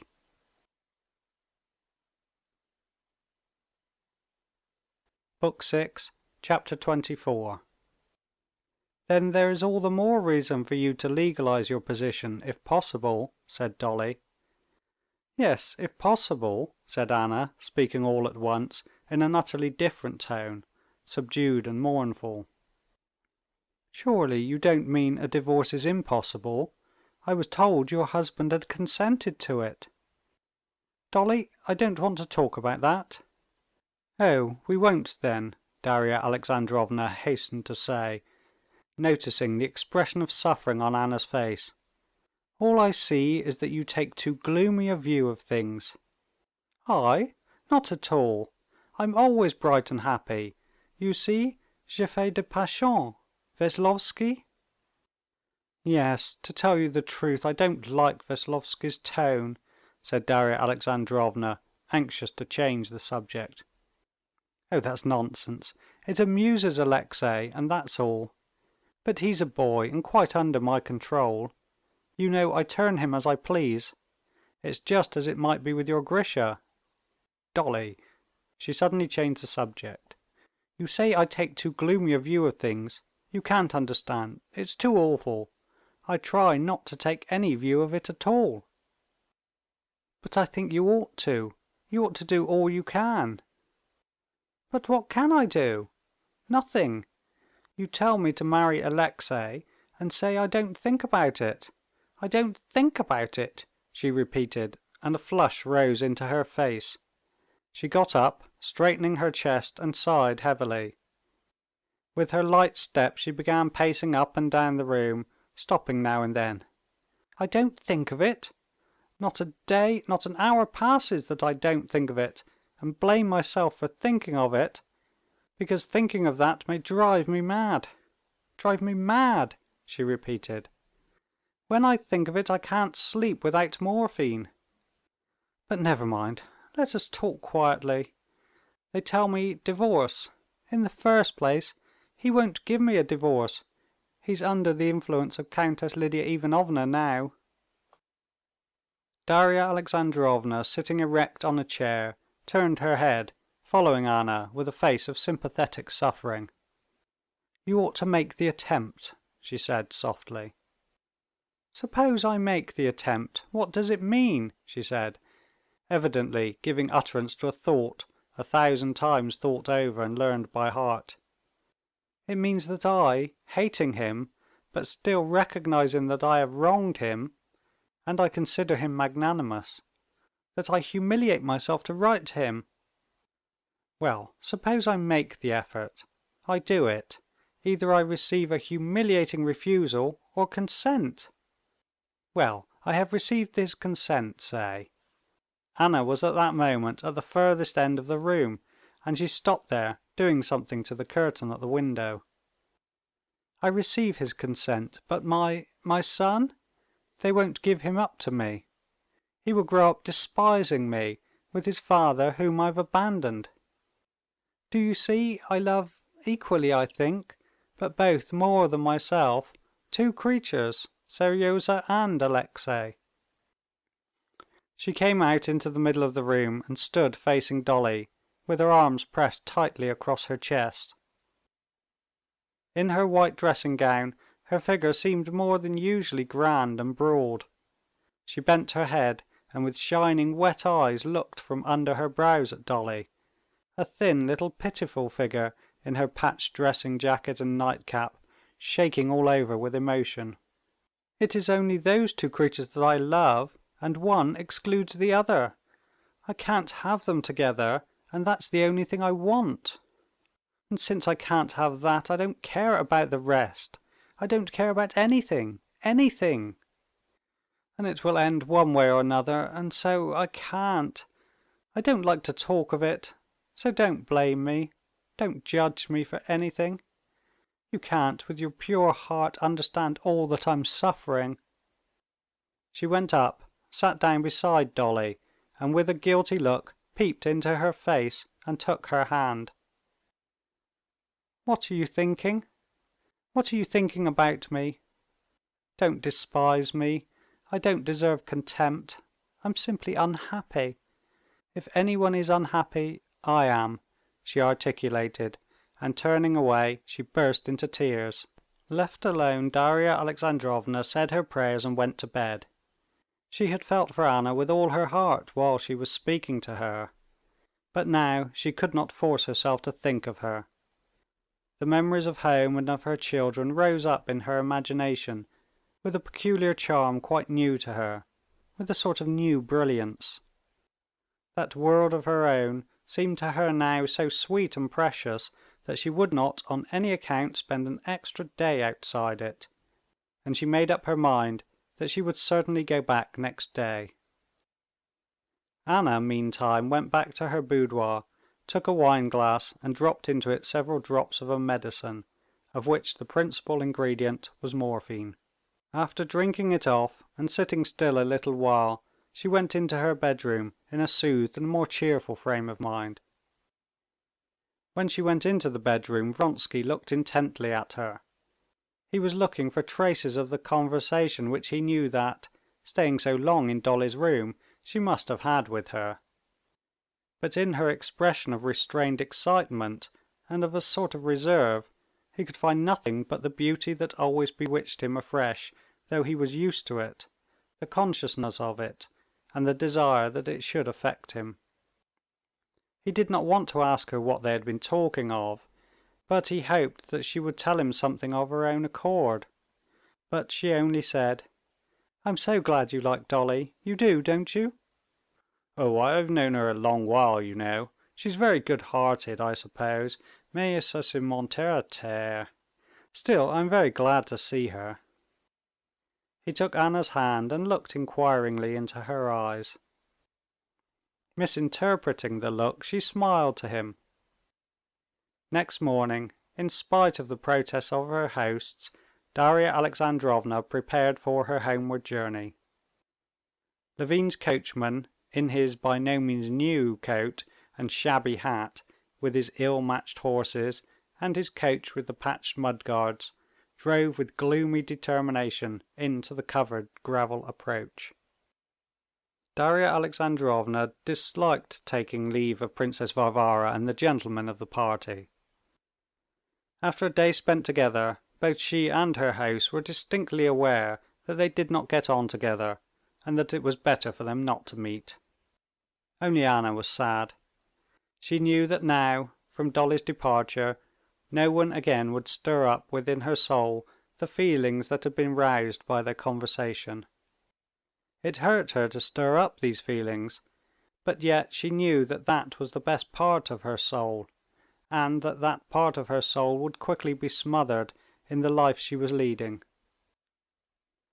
As she drove out into the open country, Darya Alexandrovna had a delightful sense of relief, and she felt tempted to ask the two men how they had liked being at Vronsky's, when suddenly the coachman Philip expressed himself unasked. "Rolling in wealth they may be, but 3 pots of oats was all they gave us. Everything cleared up till there wasn't a grain left by cockcrow. What are 3 pots? A mere mouthful. And oats now down to 45 kopecks. At our place, no fear, all comers may have as much as they can eat." "The master's a screw," put in the counting-house clerk. "Well, did you like their horses?" asked Dolly. "The horses? There's no two opinions about them. And the food was good. But it seemed to me sort of dreary there, Darya Alexandrovna. I don't know what you thought," he said, turning his handsome, good-natured face to her. "I thought so too. Well, shall we get home by evening?" We must." On reaching home and finding everyone entirely satisfactory and particularly charming, Darya Alexandrovna began with great liveliness, telling them how she had arrived, how warmly they had received her, of the luxury and good taste in which the Vronskys lived, and of their recreations, and she would not allow a word to be said against them. "One has to know Anna and Vronsky. I have got to know him better now, to see how nice they are and how touching," she said, speaking now with perfect sincerity, and forgetting the vague feeling of dissatisfaction and awkwardness she had experienced there. End of chapter 24. Book 6, Chapter 25. Vronsky and Anna spent the whole summer and part of the winter in the country, living in just the same condition and still taking no steps to obtain a divorce.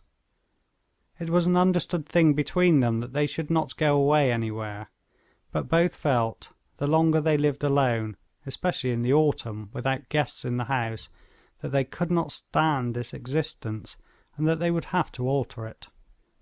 Their life was apparently such that nothing better could be desired. They had the fullest abundance of everything.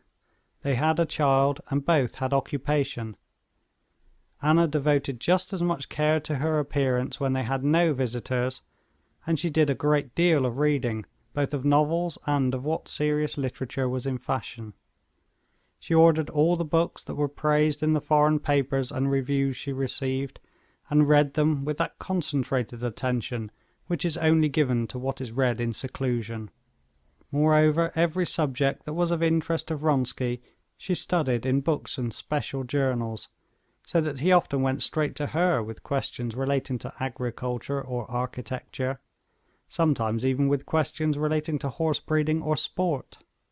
He was amazed at her knowledge, her memory, and at first was disposed to doubt it, to ask for confirmation of her facts, and she would find what he asked for in some book and show it to him. The building of the hospital too interested her. She did not merely assist, but planned and suggested a great deal herself. But her chief thought was still of herself, how far she was dear to Vronsky, how far she could make up to him for all he had given up. Vronsky appreciated this desire not only to please but to serve him, which had become the sole aim of her existence. But at the same time he wearied of the loving snares in which she tried to hold him fast.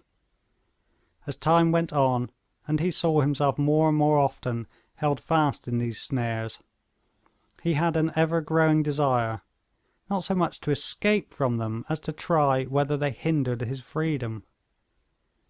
Had it not been for this growing desire to be free, not to have scenes every time he wanted to go to the town for a meeting or a race, Vronsky would have been perfectly satisfied with his life. The role he had taken up, the role of a wealthy landowner, one of that class which ought to be the very heart of the Russian aristocracy, was entirely to his taste. And now, after spending 6 months in that character, he derived even greater satisfaction from it. And his management of his estate, which occupied and absorbed him more and more, was most successful. In spite of the immense sums cost him by the hospital, by machinery, by cows ordered from Switzerland, and many other things, he was convinced that he was not wasting but increasing his substance. In all matters affecting income, the sales of timber, wheat and wool, the letting of lands, Vronsky was hard as a rock, and knew well how to keep up prices. In all operations on a large scale, on this and his other estates, he kept to the simplest methods involving no risk, and in trifling details he was careful and exacting to an extreme degree.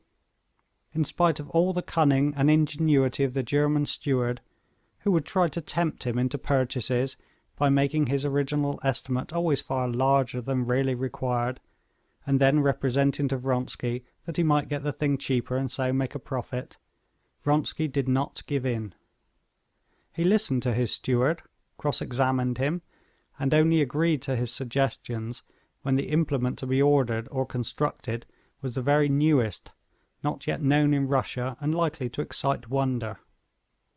Apart from such exceptions, he resolved upon an increased outlay only where there was a surplus, and in making such an outlay he went into the minutest details and insisted on getting the very best for his money, so that by the method on which he managed his affairs it was clear that he was not wasting but increasing his substance. In October there were the provincial elections in the Kashinsky province, where were the estates of Vronsky, Sviazhsky, Koznishev, Oblonsky, and a small part of Levin's land. These elections were attracting public attention from several circumstances connected with them, and also from the people taking part in them. There had been a great deal of talk about them, and great preparations were being made for them. Persons who never attended the elections were coming from Moscow, from Petersburg, and from abroad to attend these. Vronsky had long before promised Sviazhsky to go to them. Before the elections, Sviazhsky, who often visited Vozvidenskoe, drove over to fetch Vronsky.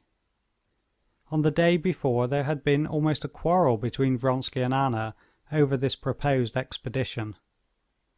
It was the very dullest autumn weather, which is so dreary in the country, and so, preparing himself for a struggle, Vronsky, with a hard and cold expression, informed Anna of his departure as he had never spoken to her before. But, to his surprise, Anna accepted the information with great composure, and merely asked when he would be back. He looked intently at her, at a loss to explain this composure. She smiled at his look.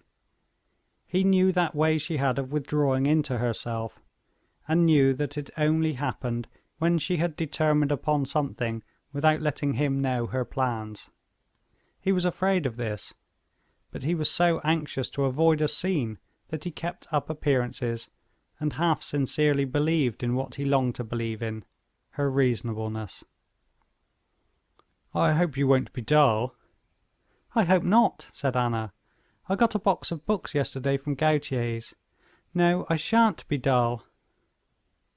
"She's trying to take that tone, and so much the better," he thought, "or else it would be the same thing over and over again." And he set off for the elections without appealing to her for a candid explanation. It was the first time since the beginning of their intimacy that he had parted from her without a full explanation. From one point of view this troubled him, but on the other side he felt that it was better so. At first there will be, as this time, something undefined kept back, and then she will get used to it. In any case, I can give up anything for her, but not my masculine independence, he thought. End of chapter 25.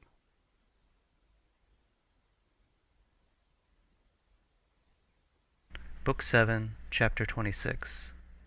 Chapter 26. In September, Levin moved to Moscow for Kitty's confinement.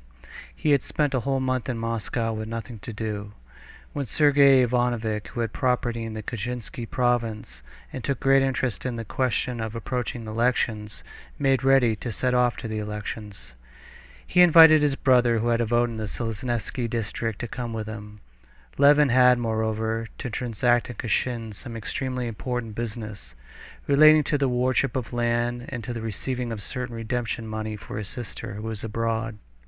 Levin still hesitated, but Kitty, who saw that he was bored in Moscow and urged him to go on her own authority, ordered him a proper nobleman's uniform costing £7, and that £7 paid for the uniform was the chief cause that finally decided Levin to go. He went to Kashin. Levin had been 6 days in Kashin, visiting the assembly each day and busily engaged about his sister's business, which still dragged on. The district marshals of nobility were all occupied with the elections, and it was impossible to get the simplest thing done that depended upon the court of wardship. The other matter, the payment of sums, was met too by difficulties. After long negotiations over the legal details, the money was at last ready to be paid, but the notary, a most obliging person, could not hand over the order, because it must have the signature of the president, and the president, though he had not given over his duties to a deputy, was at the elections. All these worrying negotiations, this endless going from place to place, and talking with pleasant and excellent people who quite saw the unpleasantness of the petitioner's position, but were powerless to assist him all, these efforts that yielded no result, led to a feeling of misery in Levin akin to a mortifying helplessness one experiences in dreams when one tries to use physical force. He felt this frequently as he talked to his most good-natured solicitor. This solicitor did, it seemed, everything possible, and strained every nerve to get him out of his difficulties. "I tell you what you might try," he said more than once.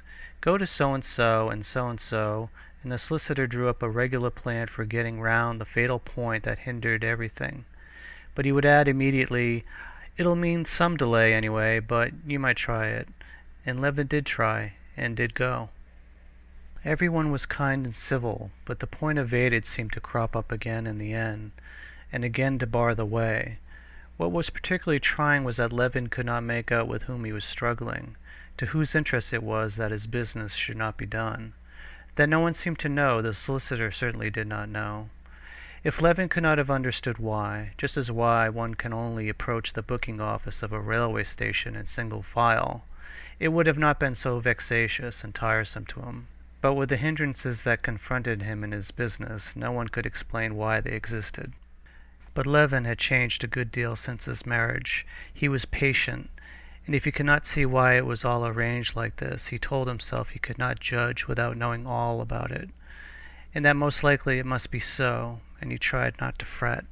In attending the elections, too, and taking part in them, he tried not to judge, not to fall foul of them, but to comprehend as fully as he could the question which was so earnestly and ardently absorbing honest and excellent men with whom he respected. Since his marriage there had been revealed to Levin so many new and serious aspects of life that had previously, through his frivolous attitude towards them, seemed of no importance, that in the question of the elections too he assumed and tried to find some serious significance. Sergei Ivanovitch explained to him the meaning and object of the proposed revolution at the elections. The marshal of the province, in whose hands the law had placed the control of so many important public functions, the guardianship of wards, the very department which was giving Levin so much trouble just now, the disposal of large sums subscribed by the nobility of the province, the high schools, female, male, and military, and popular instruction on the new model, and finally the district council, the marshal of the province. Snetkov was a nobleman of the old school, dissipating an immense fortune, a good-hearted man, honest after his own fashion, but utterly without any comprehension of the needs of modern days. He always took, in every question, the side of the nobility. He was positively antagonistic to the spread of popular education, and he succeeded in giving a purely party character to the district council, which ought by rights to be of such an immense importance. What was needed was to put in his place a fresh, capable, perfectly modern man, of contemporary ideas, and to frame their policy so as from the rights conferred upon the nobles, not as the nobility, but as an element of the district council, to extract all powers of self-government that could possibly be derived from them. In the wealthy Kachinsky province, which always took the lead of other provinces in everything, there was now such a preponderance of forces that this policy, once carried through properly there, might serve as a model for other provinces, for all Russia. And hence the whole question was of greatest importance. It was proposed to elect as marshal in place of Snetkov either Shevsky or, better still, Nevyedovsky, a former university professor, a man of remarkable intelligence and a great friend of Sergei Ivanovitch. The meeting was opened by the governor, who made a speech to the nobles, urging them to elect the public functionaries not from regard for persons, but for the service and welfare of their fatherland, and hoping that the honorable nobility of the Kachinsky province would, as at all former elections, hold their duty as sacred, and vindicate the exalted confidence of the monarch. When he had finished with his speech, the governor walked out of the hall, and the noblemen noisily and eagerly, some even enthusiastically, followed him and thronged round him while he put on his fur coat and conversed amicably with the marshal of the province. Levin, anxious to see into everything and not to miss anything, stood there too in the crowd and heard the governor say, "Please tell Maria Ivanovna my wife is very sorry she couldn't come to the home." And thereupon the nobles in high good humor sorted out their fur coats and all drove off to the cathedral. In the cathedral, Levin, lifting his hand like the rest and repeating the words of the archdeacon, swore with the most terrible oaths to do all the governor had hoped they would do. Church services always affected Levin, and as he uttered the words, "I kiss the cross," and glanced round at the crowd of young and old men repeating the same, he felt touched. On the second and third days there was the business relating to the finances of the nobility and the female high school, of no importance whatever, as Sergei Ivanovitch explained, and Levin, busy seeing after his own affairs, did not attend the meetings. On the fourth day the auditing of the marshal's accounts took place at the high table of the marshal of the province, and then there occurred the first skirmish between the new party and the old. The committee who has been deputed to verify the accounts reported to the meeting that all was in order. The marshal of the province got up, thanked the nobility for their confidence, and shed tears. The nobles gave him a loud welcome and shook hands with him, but at that instant a nobleman of Sergei Ivanovitch's party said that they had heard that the committee had not verified the accounts, considering such a verification an insult to the marshal of the province. One of the members of the committee incautiously admitted this. Then a small gentleman, very young-looking but very malignant, began to say that it would probably be agreeable to the marshal of the province to give an account of his expenditures of the public moneys, and that the misplaced delicacy of the members of the committee was depriving him of his moral satisfaction. Then the members of the committee tried to withdraw their admission, and Sergei Ivanovitch began to prove that they must logically admit either that they had verified the accounts or they had not, and he developed this dilemma in detail. Sergei Ivanovitch was answered by the spokesman of the opposite party. Then Shvasky spoke, and then the malignant gentleman again. The discussion lasted a long time and ended in nothing. Levin was surprised that they should dispute upon the subject so long, especially as, when he asked Sergei Ivanovitch whether he had supposed that the money had been misappropriated, Sergei Ivanovitch answered, "Oh, no, he's an honest man, but those old-fashioned methods of paternal family arrangements in the management of provincial affairs must be broken down." On the fifth day came the elections of the district marshals. It was rather a stormy day in the several districts. In the Seleznecky district, Shvasky was elected unanimously without a ballot, and he gave a dinner that evening. End of chapter 26. Book 7, Chapter 27. Chapter 27. The sixth day was fixed for the election of the marshal of the province. The rooms, large and small, were full of noblemen in all sorts of uniforms. Many had come only for that day, men who had not seen each other for years, some from the Crimea, some from Petersburg, some from abroad, met in the rooms of the Hall of Nobility. There was much discussion around the governor's table under the portrait of the Tsar.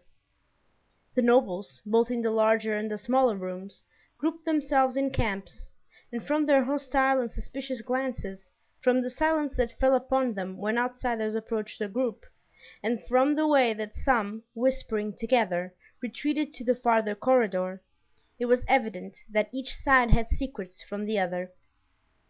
In appearance the noblemen were sharply divided into two classes, the old and the new.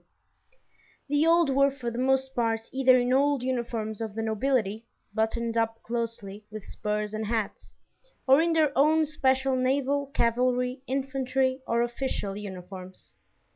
The uniforms of the older men were embroidered in the old-fashioned way, with epaulettes on their shoulders. They were unmistakably tight and short in the waist, as though their wearers had grown out of them.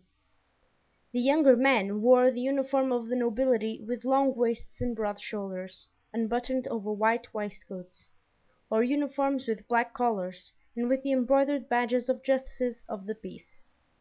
To the younger men belonged the court uniforms that here and there brightened up the crowd.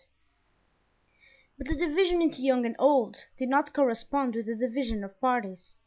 Some of the young men, as Levin observed, belonged to the old party, and some of the very oldest noblemen, on the contrary, were whispering with Sviazhsky, and were evidently ardent partisans of the new party. Levin stood in the smaller room, where they were smoking and taking light refreshments, close to his own friends, and listening to what they were saying, he consciously exerted all his intelligence trying to understand what was said. Sergei Ivanovitch was the center round which the others grouped themselves. He was listening at that moment to Sviazhsky and Heliostov, the marshal of another district, who belonged to their party. Heliostov would not agree to go with his district to ask Snetkov to stand, while Sviazhsky was persuading him to do so, and Sergei Ivanovitch was approving of the plan. Levin could not make out why the opposition was to ask the marshal to stand whom they wanted to supersede. Stepan Arkadyevitch, who had just been drinking and taking some lunch, came up to them in his uniform of a gentleman of the bedchamber, wiping his lips with a perfumed handkerchief of bordered batiste. "We are placing our forces," he said, pulling out his whiskers. "Sergei Ivanovitch!" And listening to the conversation he supported Sviazhsky's contention. "One district's enough. and Sviazhsky is obviously of the opposition," he said, words evidently intelligible to all except Levin. "Why, Kostya, you here too? I suppose you're converted, eh?" he added, turning to Levin and drawing his arm through his. Levin would have been glad indeed to be converted, but could not make out what the point was, and retreating a few steps from the speakers, he exclaimed to Stepan Arkadyevitch his inability to understand why the marshal of the province should be asked to stand.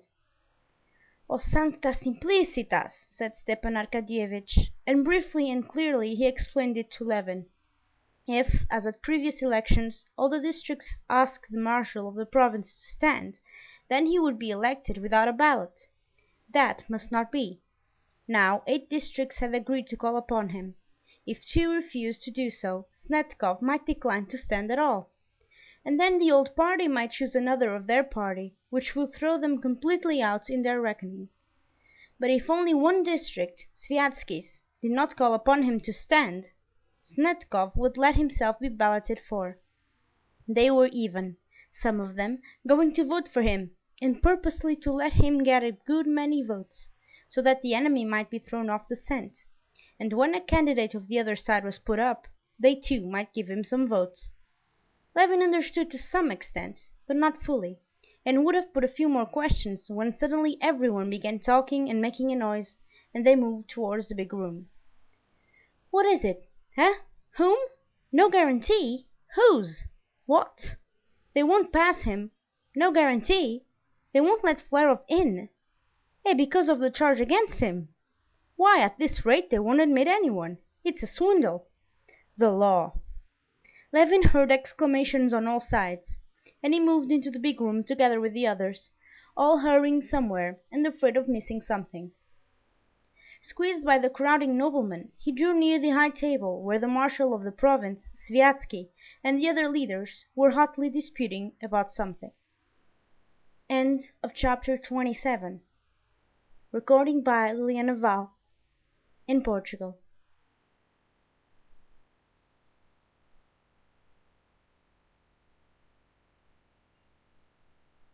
Book 7, Chapter 28. Levin was standing rather far off, a nobleman breathing heavily and hoarsely at his side, and another whose thick boots were creaking prevented him from hearing distinctly. He could only hear the soft voice of the marshal faintly, then the shrill voice of the malignant gentleman, and then the voice of Sviazhsky. They were disputing, as far as he could make out, as to the interpretation to be put on the act and the exact meaning of the words liable to be called up for trial.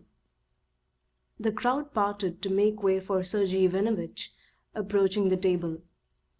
Sergey Ivanovitch, waiting till the malignant gentleman had finished speaking, said that he thought the best solution would be to refer to the act itself, and ask the secretary to find the act. The act said that, in case of difference of opinion, there must be a ballot. Sergey Ivanovitch read the act and began to explain its meaning, but at that point a tall, stout, round-shouldered landowner with dyed whiskers, in a tight uniform that cut the back of his neck, interrupted him. He went up to the table, and striking it with his finger ring, he shouted loudly, "A ballot! Put it to the vote. No need for more talking."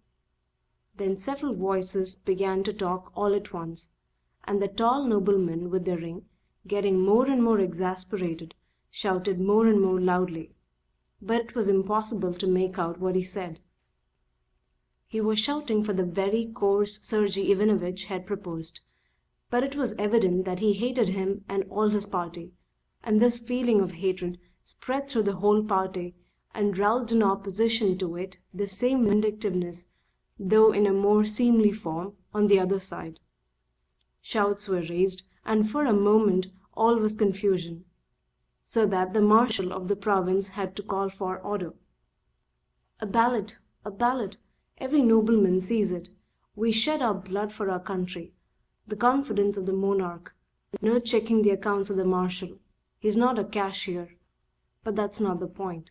Votes, please, peacefully," shouted furious and violent voices on all sides. looks and faces were even more violent and furious than their words. They expressed the most implacable hatred. Levin did not in the least understand what was the matter, and he marveled at the passion with which it was disputed whether or not the decision about Flerov should be put to the vote.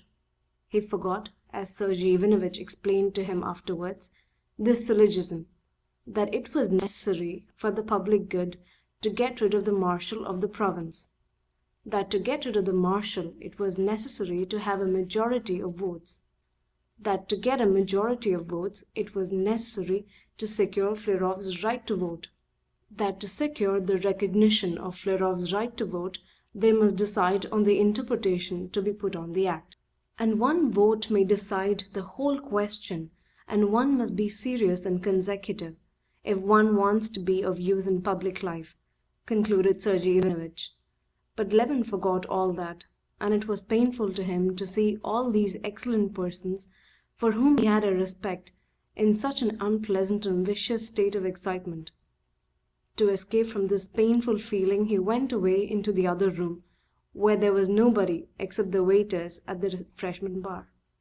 Seeing the waiters busy over washing up the crockery and setting in order their plates and wine glasses, seeing their calm and cheerful faces, Levin felt an unexpected sense of relief, as though he had come out of a stuffy room into the fresh air.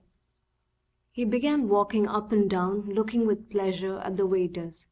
He particularly liked the way one grey-whiskered waiter, who showed his scorn for the other younger ones and was jeered at by them, was teaching them how to fold up napkins properly. Levin was just about to enter into conversation with the old waiter when the secretary of the court of wardship, a little old man whose specialty it was to know all the noblemen of the province by name and patronymic, drew him away. "Please come, Konstantin Dmitrievitch," he said. "Your brother's looking for you. They are voting on the legal point."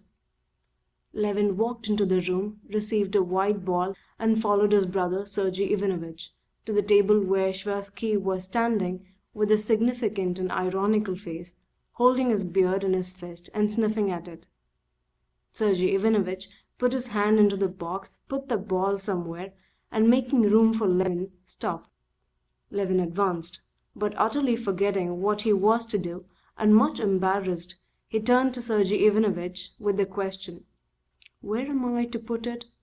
He asked this softly at a moment when there was talking going on near, so that he had hoped his question would not be overheard.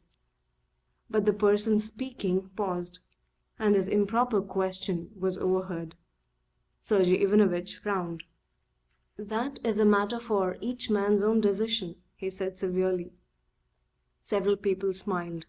Levin crimsoned, hurriedly thrust his hand under the cloth and put the ball to the right as it was in his right hand.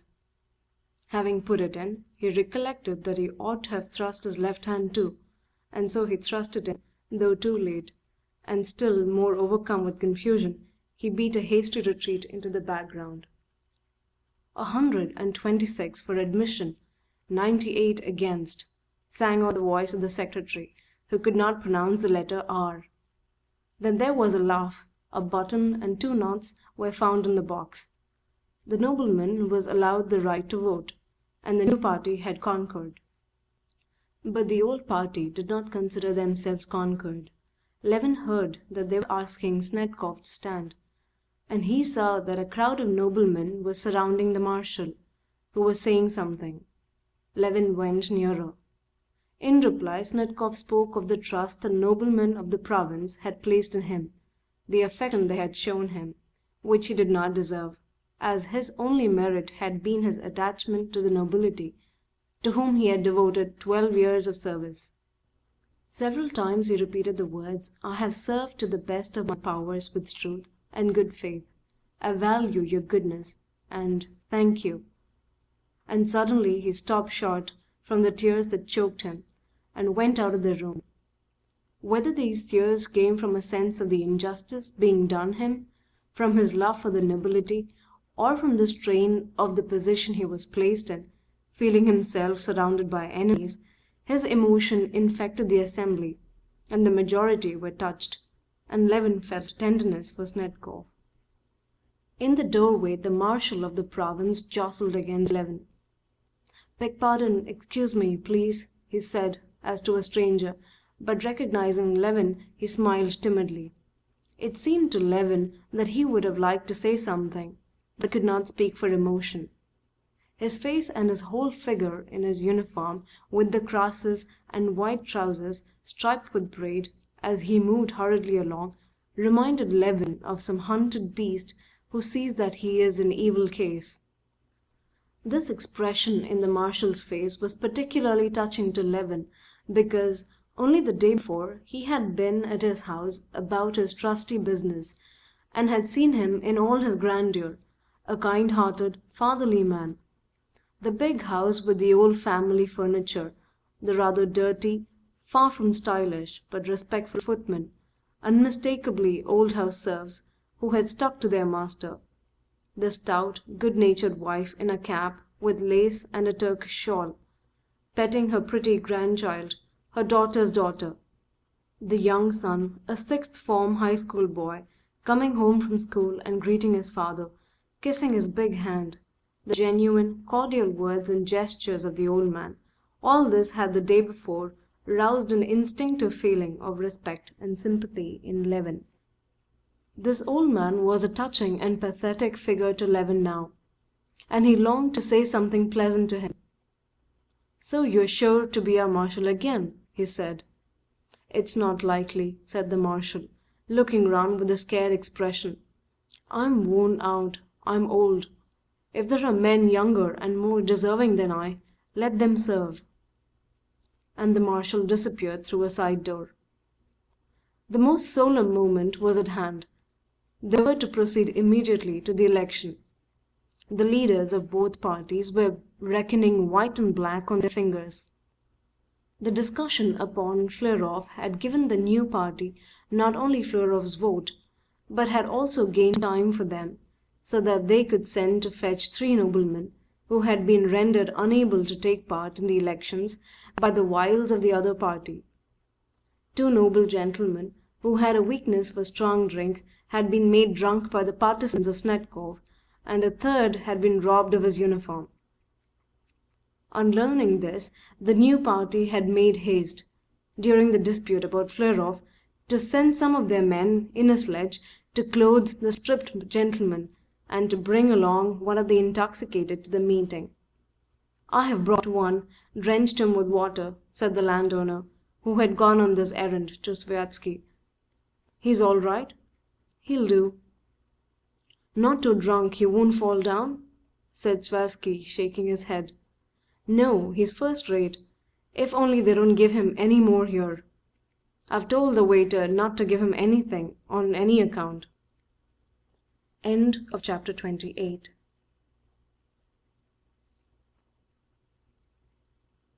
Book 7, chapter 29. The narrow room in which they were smoking and taking refreshments was full of noblemen. The excitement grew more intense, and every face betrayed some uneasiness. The excitement was especially keen for the leaders of each party, who knew every detail and had reckoned up every vote. They were the generals organizing the approaching battle. The rest, like the rank and file before an engagement, though they were getting ready for the fight, sought for other distractions in the interval. Some were lunching, standing at the bar, or sitting at the table, and others were walking up and down the long room, smoking cigarettes and talking with friends whom they had not seen for a long while. Levin did not care to eat, and he was not smoking. He did not want to join his own friends, that is Sergei Ivanovitch, Stepan Arkadyevitch, Sviatsky, and the rest, because Vronsky, in his equerry's uniform, was standing with them in eager conversation. Levin had seen him already at the meeting on the previous day, and he had studiously avoided him, not caring to greet him. He went to the window and sat down, scanning the groups and listening to what was being said around him. He felt depressed, especially because everyone else was, as he saw, eager, anxious, and interested, and he alone, with an old toothless little man with mumbling lips, wearing a naval uniform, sitting beside him, had no interest in it and nothing to do. "He's such a blackguard. I have told him so, but it makes no difference. Only think of it, he couldn't collect it in 3 years," he heard vigorously uttered by a round-shouldered, short country gentleman who had pomaded hair hanging on his embroidered collar, and new boots, obviously put on for the occasion, with heels that tapped energetically as he spoke. Casting a displeased glance at Levin, this gentleman sharply turned his back. "Yes, it's a dirty business, there's no denying," a small gentleman assented in a high voice. Next, a whole crowd of country gentlemen, surrounding a stout general, hurriedly came near Levin. These persons were unmistakably seeking a place where they could talk without being overheard. "How dare he say I had his breeches stolen?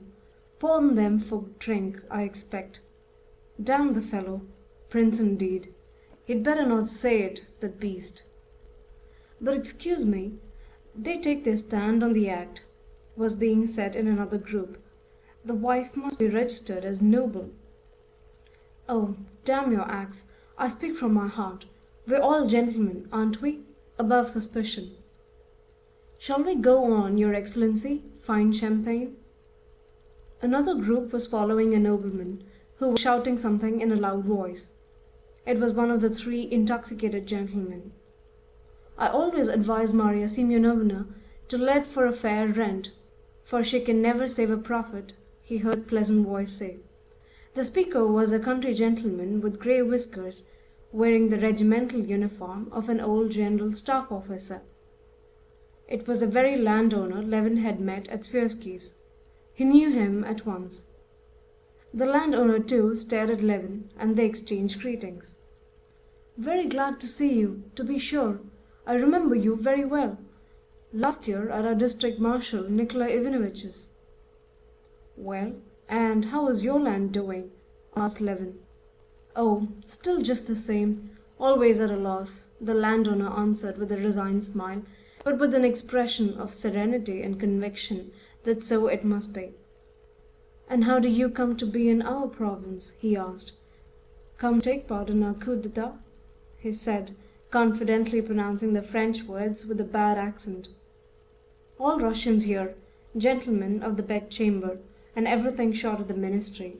He pointed to the imposing figure of Stepan Arkadyevitch in white trousers and coat uniform, walking by with the general.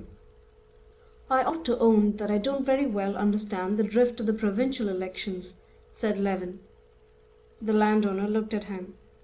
"Why, what is there to understand? There is no meaning in it at all. It's a decaying institution that goes on running only by the force of inertia.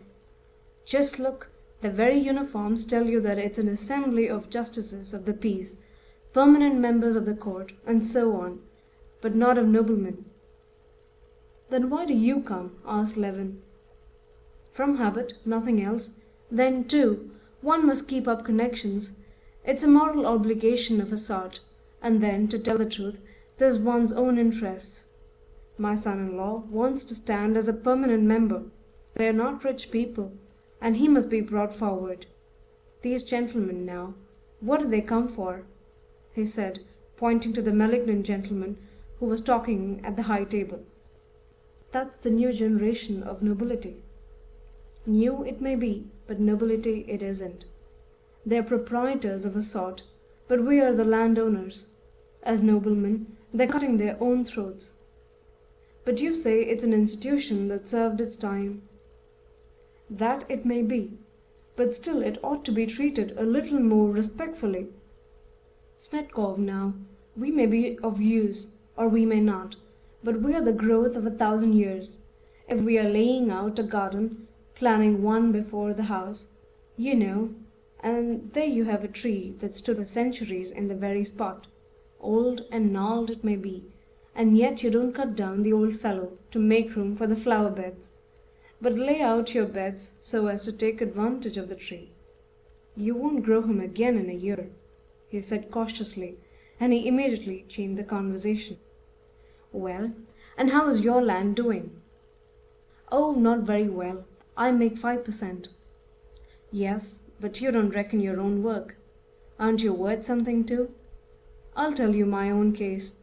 Before I took to seeing of the land, I had a salary of £3,000 from the service. Now I do more work than I did in the service, and like you, I get 5% on the land, and thank God for that. But one's work is thrown in for nothing. Then why do you do it, if it's a clear loss? Oh, well, one does it. What would you have? It's a habit, and one knows it's how it should be. And what's more, the landowner went on, leaning his elbows on the window and chatting on, my son, I must tell you, has no taste for it. There's no doubt he'll be a scientific man. So there'll be no one to keep it up. And yet one does it. Here, this year, I have planted an orchard. Yes, yes, said Levin, that's perfectly true. I always feel there's no real balance of gain in my work on the land, and yet one does it. It's a sort of duty one feels to the land. But I tell you what, the landowner pursued. A neighbor of mine, a merchant, was at my place. We walked about the fields and the garden. No, said he, Stepan Vasilevich, everything's well looked after, but your garden's neglected. But, as a fact, it's well kept up. To my thinking, I'd cut down that lime tree. Here you've thousands of limes, and each would make 2 good bundles of bark. And nowadays that bark's worth something. I'd cut down the lot. And with what he made he'd increase his stock, or buy some land for a trifle, and let it out in lots to the peasants, Levin added, smiling. He had evidently more than once come across those commercial calculations, and he'd make his fortune. But you and I must thank God if we keep what we've got and leave to our children. You're married, I heard, said the landowner. Yes, Levin answered, with proud satisfaction. Yes, it's rather strange, he went on. So we live without making anything, as though we were ancient vestals set to keep in fire. The landowner chuckled under his white moustaches.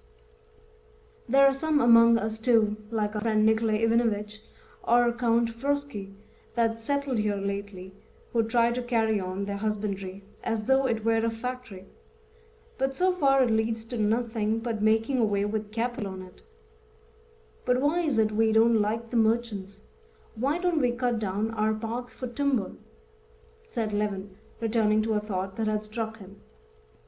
Why, as you said, to keep the fire in. Besides, that's not work for a nobleman. All our work as noblemen isn't done here at the elections, but yonder, each in our corner.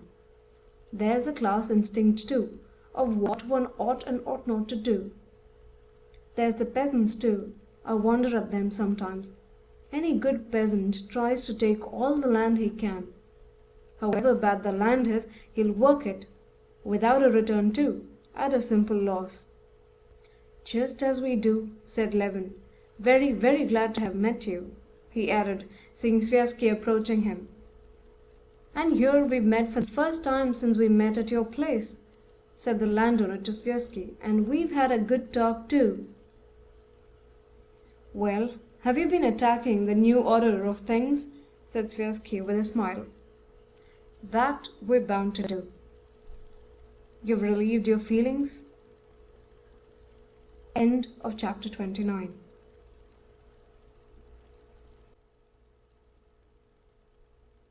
Book 7, Chapter 30. Chapter 30. Sviazhsky took Levin's arm and went with him to his own friends. This time there was no avoiding Vronsky. He was standing with Stepan Arkadyevitch and Sergey Ivanovitch, and looking straight at Levin as he drew near. Delighted. I believe I've had the pleasure of meeting you at Princess Shtcherbatskaya's, he said, giving Levin his hand. Yes, I quite remember our meeting, said Levin, and blushing crimson, he turned away immediately and began talking to his brother. With a slight smile, Vronsky went on talking to Sviazhsky, obviously without the slightest inclination to enter into conversation with Levin, But Levin, as he talked to his brother, was continually looking round at Vronsky, trying to think of something to say to him to gloss over his rudeness. "What are we waiting for now?" asked Levin, looking at Shvasky and Vronsky. "For Snetkov. He has to refuse or to consent to stand," answered Shvasky. "Well, and what has he done, consented or not?" "That's the point, that he's done neither," said Vronsky. "And if he refuses, who will stand then?" asked Levin, looking at Vronsky. "Whoever chooses to," said Shvasky. "Shall you?" asked Levin. "Certainly not I," said Shvasky, looking confused and turning an alarmed glance at the malignant gentleman who was standing beside Sergey Ivanovitch. "Who then? Nevyedovsky?" said Levin, feeling he was putting his foot into it. But this was worse still. Nevyedovsky and Shvasky were the two candidates.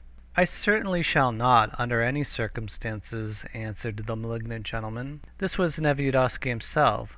Shvasky introduced him to Levin. "Well, you find it exciting too," said Stepan Arkadyevitch, winking at Vronsky. "It's something like a race. One might bet on it." "Yes, it is keenly exciting," said Vronsky, "and once taking the thing up, one's eager to see it through. It's a fight," he said, scowling and setting his powerful jaws. "What a capable fellow Shvasky is! Sees it all so clearly." "Oh, yes," Vronsky assented indifferently. A silence followed, during which Vronsky, since he had to look at something, looked at Levin, at his feet, at his uniform, then at his face, and noticing his gloomy eyes fixed upon him, he said, in order to say something, "How is it that you, living constantly in the country, are not a justice of the peace? You are not in uniform of one." "It's because I consider that the justice of the peace is a silly institution," Levin answered gloomily. He had been all the time looking for an opportunity to enter into conversation with Vronsky, so as to smooth over his rudeness at their first meeting. "I don't think so. Quite the contrary," Vronsky said, with quiet surprise. "It's a plaything," Levin cut him short. "We don't want justices of the peace. I've never had a single thing to do with them during 8 years, and what I have had was decided wrongly by them. The justice of the peace is over 30 miles from me. For some matter of 2 rubles I should have to send a lawyer who cost me 15. And he related how a peasant had stolen some flour from the miller, and when the miller told him of it, had lodged a complaint for slander.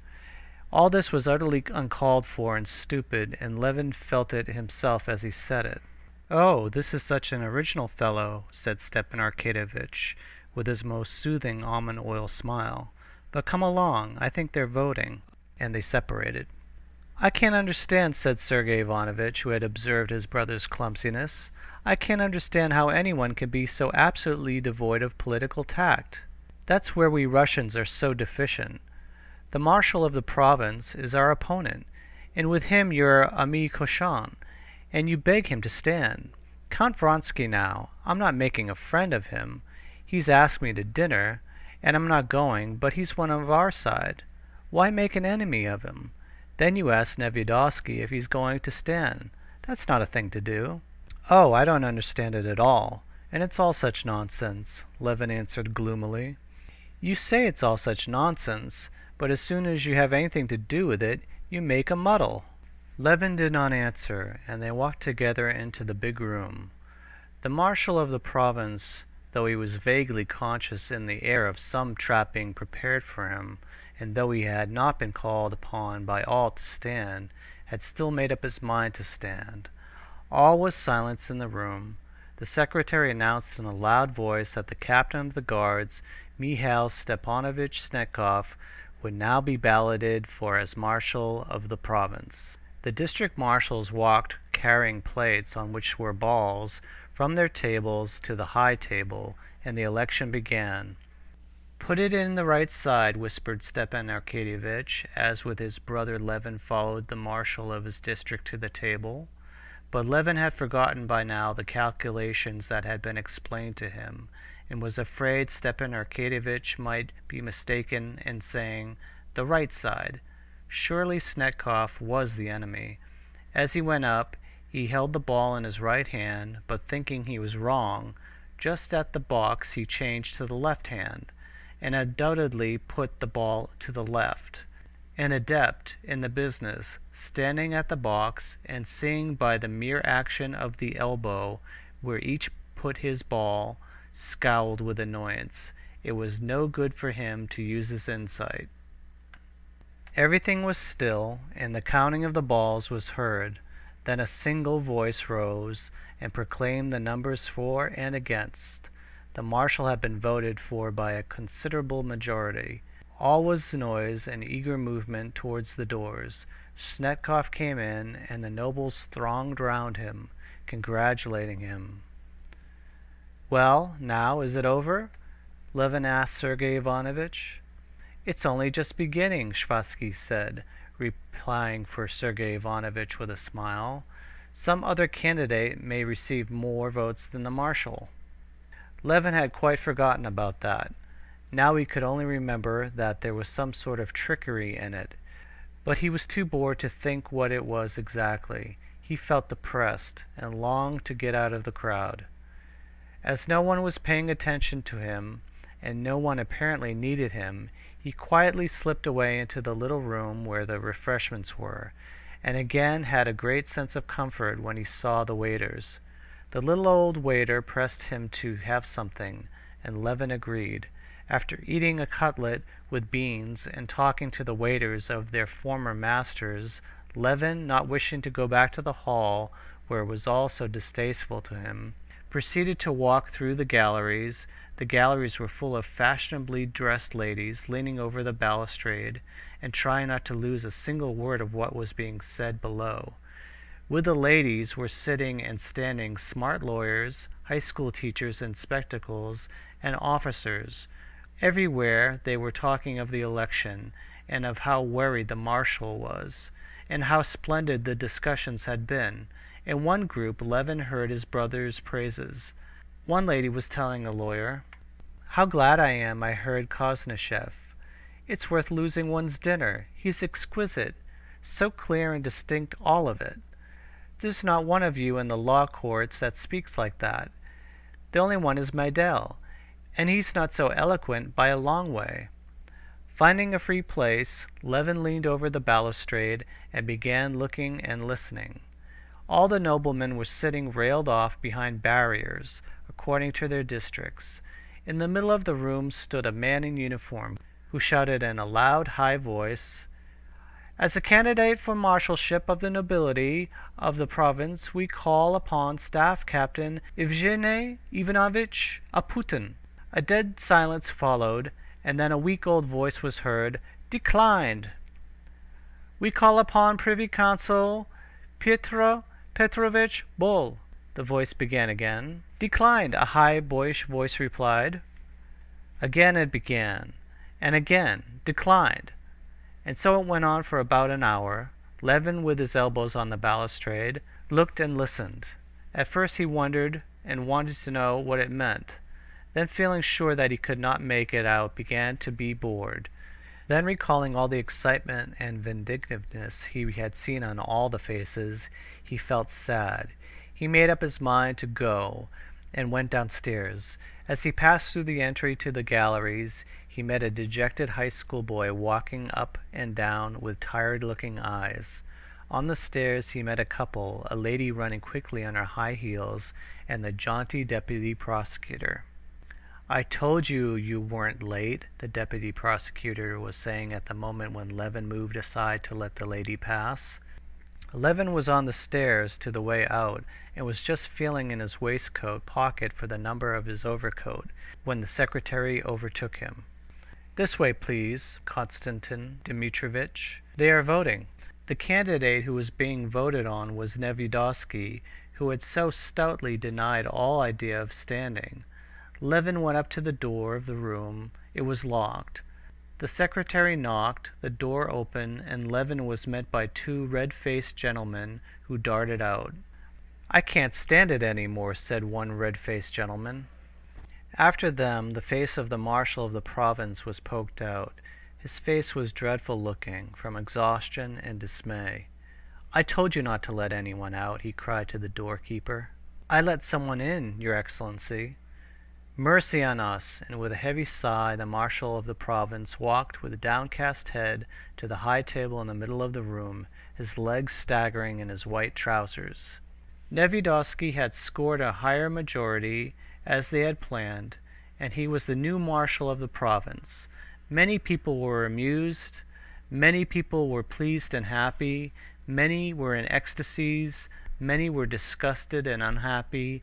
The former marshal of the province was in a state of despair, which he could not conceal. When Nevyedovsky went out of the room, the crowd thronged round him and followed him enthusiastically, just as they had followed the governor who had opened the meetings, and just as they had followed Snetkov when he was elected. End of chapter 30. Book 7, Chapter 31. The newly elected marshal and many of the successful party dined that day with Vronsky. Vronsky had come to the elections partly because he was bored in the country and wanted to show Anna his right to independence, and also to repay Svirsky by his support of the election for all the trouble he had taken for Vronsky at the district council election, but chiefly in order strictly to perform all those duties of a nobleman and landowner which he had taken upon himself. But he had not in the least expected that the election would so interest him, so keenly excite him, and that he would be so good at this kind of thing. He was quite a new man in the circle of the nobility of the province, but his success was unmistakable, and he was not wrong in supposing that he had already obtained a certain influence. This influence was due to his wealth and reputation. The capital house in the town, lent him by his old friend Shirkov, who had a post in the Department of Finances, was director of a flourishing bank in Kashin. The excellent cook Vronsky had brought from the country, and his friendship with the governor, who was a schoolfellow of Vronsky's. A schoolfellow he had patronized and protected indeed. But what contributed more than all to his success was his direct, equable manner with everyone, which very quickly made the majority of the noblemen reverse the current opinion of his supposed haughtiness. He was himself conscious that, except that whimsical gentleman married to Kitty Shtcherbatskaya, who had proposed the book, poured out a stream of irrelevant absurdities with such spiteful fury, every nobleman with whom he had made acquaintance had become his adherent. He saw clearly, and other people recognized it too, that he had done a great deal to secure the success of Nevyedovsky. And now, at his own table, celebrating Nevyedovsky's election, he was experiencing an agreeable sense of triumph over the success of his candidate. The election itself had so fascinated him that, if he could succeed in getting married during the next 3 years, he began to think of standing himself. Much as after winning a race ridden by a jockey, he had longed to ride a race himself. Today he was celebrating the success of his jockey. Vronsky sat at the head of the table. On his right hand sat the young governor, a general of high rank. To all the rest he was the chief man in the province, who had solemnly opened the elections with a speech, and aroused a feeling of respect and even of awe in many people, as Vronsky saw. To Vronsky he was little Katka Maslov, that had been his nickname in the page's corps, whom he felt to be shy and tried to mettre son aise. On the left hand sat Nevyedovsky with his youthful, stubborn and malignant face. With him Vronsky was simple and deferential. Svirsky took his failure very light-heartedly. It was indeed no failure in his eyes, as he said himself, turning, glass in hand, to Nevyedovsky. They could not have found a better representative of the new movement, which the nobility ought to follow. And so every honest person, as he said, was on the side of today's success, and was rejoicing over it.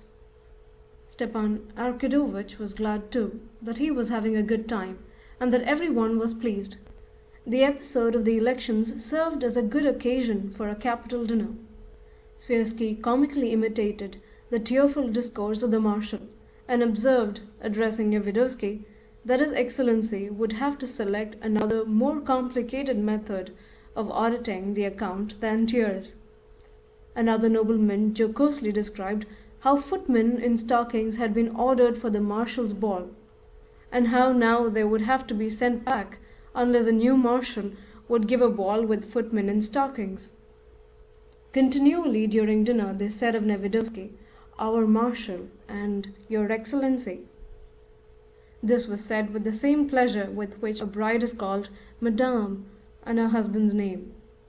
Nevedovsky affected to be not merely indifferent but scornful of this appellation, but it was obvious that he was highly delighted, and had to keep a curb on himself not to betray the triumph which was unsuitable to their new liberal tone.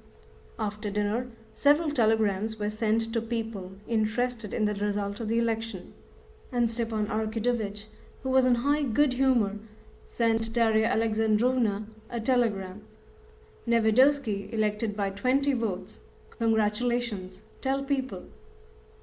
He dictated it aloud, saying, "We must let them share our rejoicing." Darya Alexandrovna, getting the message, simply sighed over the rouble wasted on it, and understood that it was an after-dinner affair. She knew Stiva had a weakness after dining for faire jouer le télégraphe. Everything, together with the excellent dinner and the wine, not from Russian merchants, but imported direct from abroad, was extremely dignified, simple, and enjoyable. The party, some 20, had been selected by Sviazhsky from among the more active new liberals, all of the same way of thinking, who were at the same time clever and well-bred. They drank, also half in jest, to the health of the new marshal of the province, of the governor, of the bank director, and of our amiable host. Vronsky was satisfied. He had never expected to find so pleasant a tone in the provinces. Towards the end of the dinner it was still more lively. The governor asked Vronsky to come to a concert for the benefit of the Servians, which his wife, who was anxious to make his acquaintance, had been getting up. "There'll be a ball, and you'll see the belle of the province. Worth seeing, really." "Not in my line," Vronsky answered. He liked that English phrase, but he smiled and promised to come. Before they rose from the table, when all of them were smoking, Vronsky's valet went up to him with a letter on a tray.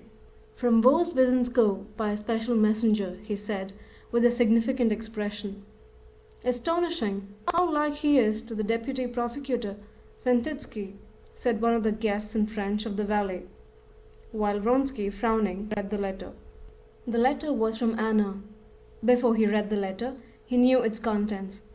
Expecting the elections to be over in 5 days, he had promised to be back on Friday.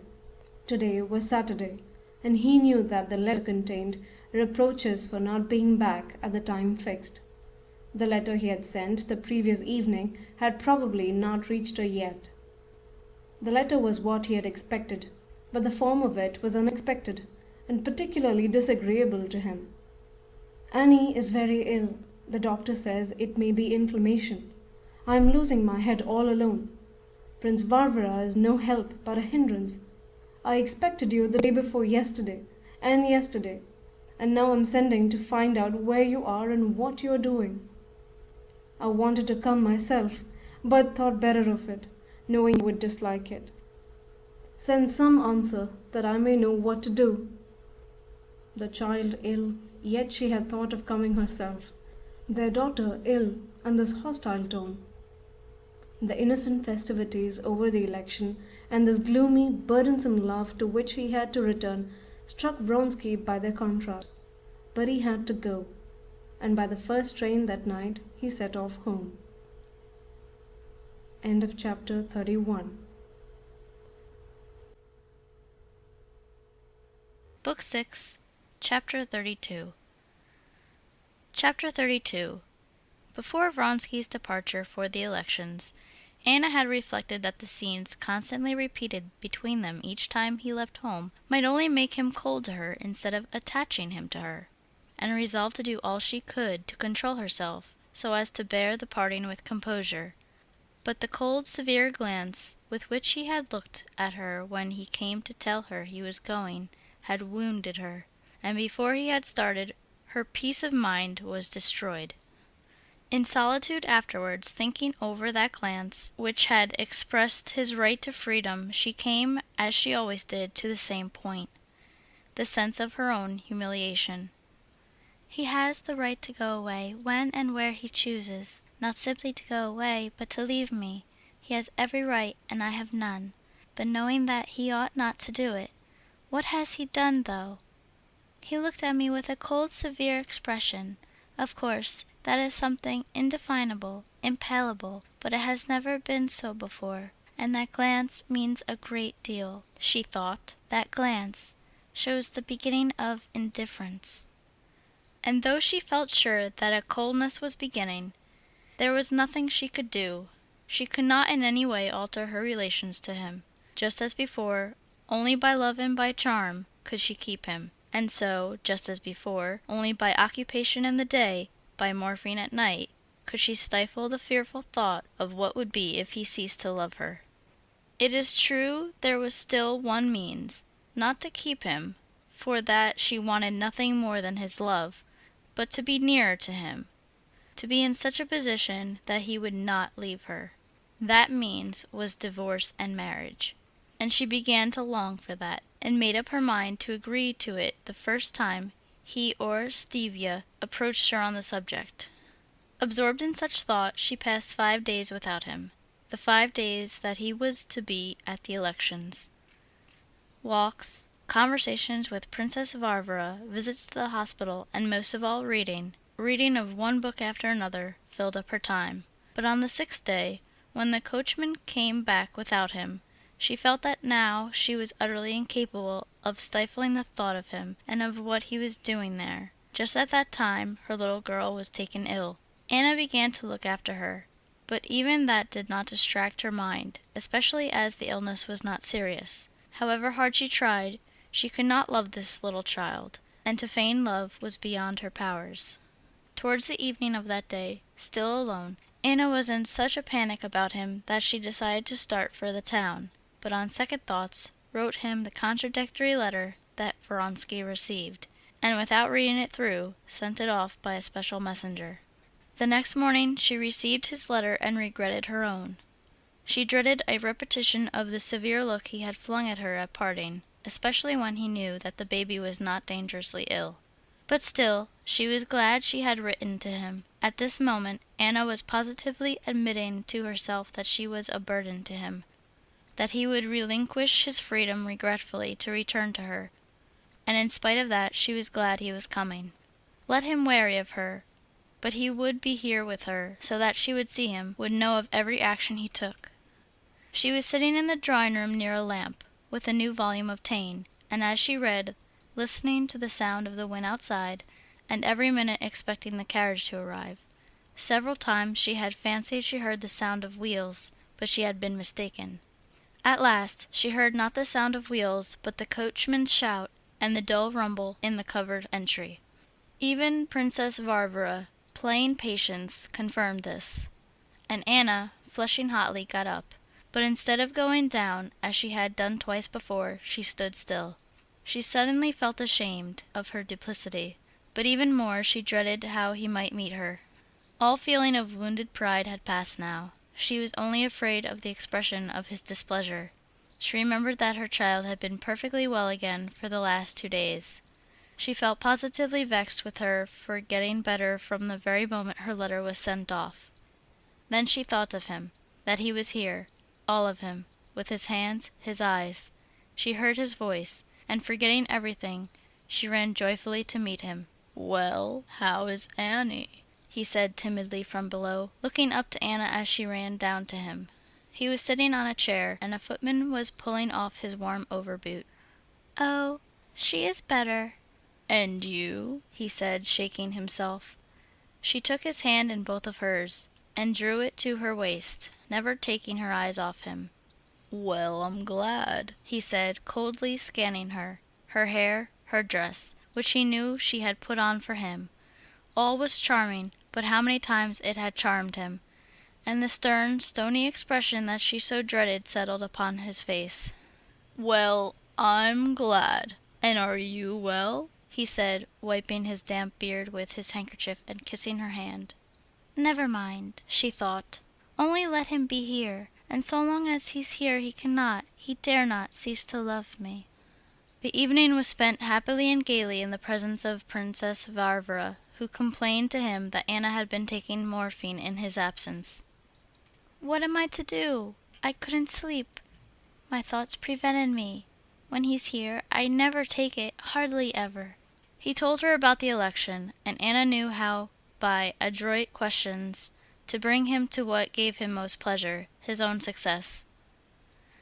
She told him of everything that interested him at home, and all that she told him was of the most cheerful description.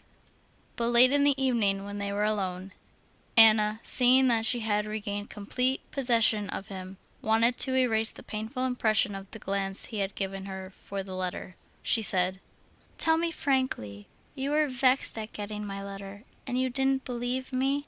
As soon as she had said it, she felt that however warm his feelings were to her, he had not forgiven her for that. "Yes," he said, "the letter was so strange. First, Annie ill, and then you thought of coming yourself." "It was all the truth." "Oh, I don't doubt it." "Yes, you do doubt it. You are vexed, I see." "Not for one moment. I'm only vexed, that's true, that you seem somehow unwilling to admit that there are duties." "The duty of going to a concert?" "But we won't talk about it," he said. "Why not talk about it?" she said. "I only meant to say that matters of real importance may turn up. Now, for instance, I shall have to go to Moscow to arrange about the house." "Oh, Anna, why are you so irritable? Don't you know that I can't live without you?" "If so," said Anna, her voice suddenly changing, "it means that you are sick of this life. Yes, you will come for a day and go away, as men do." "Anna, that's cruel. I am ready to give up my whole life." But she did not hear him. "If you go to Moscow, I will go too. I will not stay here. Either we must separate or else live together." "Why, you know that's my one desire. But for that—" "We must get a divorce. I will write to him. I see I cannot go on like this, but I will come with you to Moscow." "You talk as if you were threatening me, but I desire nothing so much as never to be parted from you," said Vronsky, smiling. But as he said these words, there, gleaming in his eyes, not merely a cold look, but the vindicated look of a man persecuted and made cruel. She saw the look, and correctly divined its meaning. "If so, it's a calamity," that glance told her. It was a moment's impression, but she never forgot it. Anna wrote to her husband asking him about a divorce, and towards the end of November, taking leave of Princess Varvara, who wanted to go to Petersburg, she went with Vronsky to Moscow, expecting every day an answer from Alexey Alexandrovitch, and after that the divorce. They now established themselves together like married people. End of chapter 32. Recording by Roseanne Schmidt. End of Anna Karenina, Book 6, by Leo Tolstoy. Translated by Constance Garnett.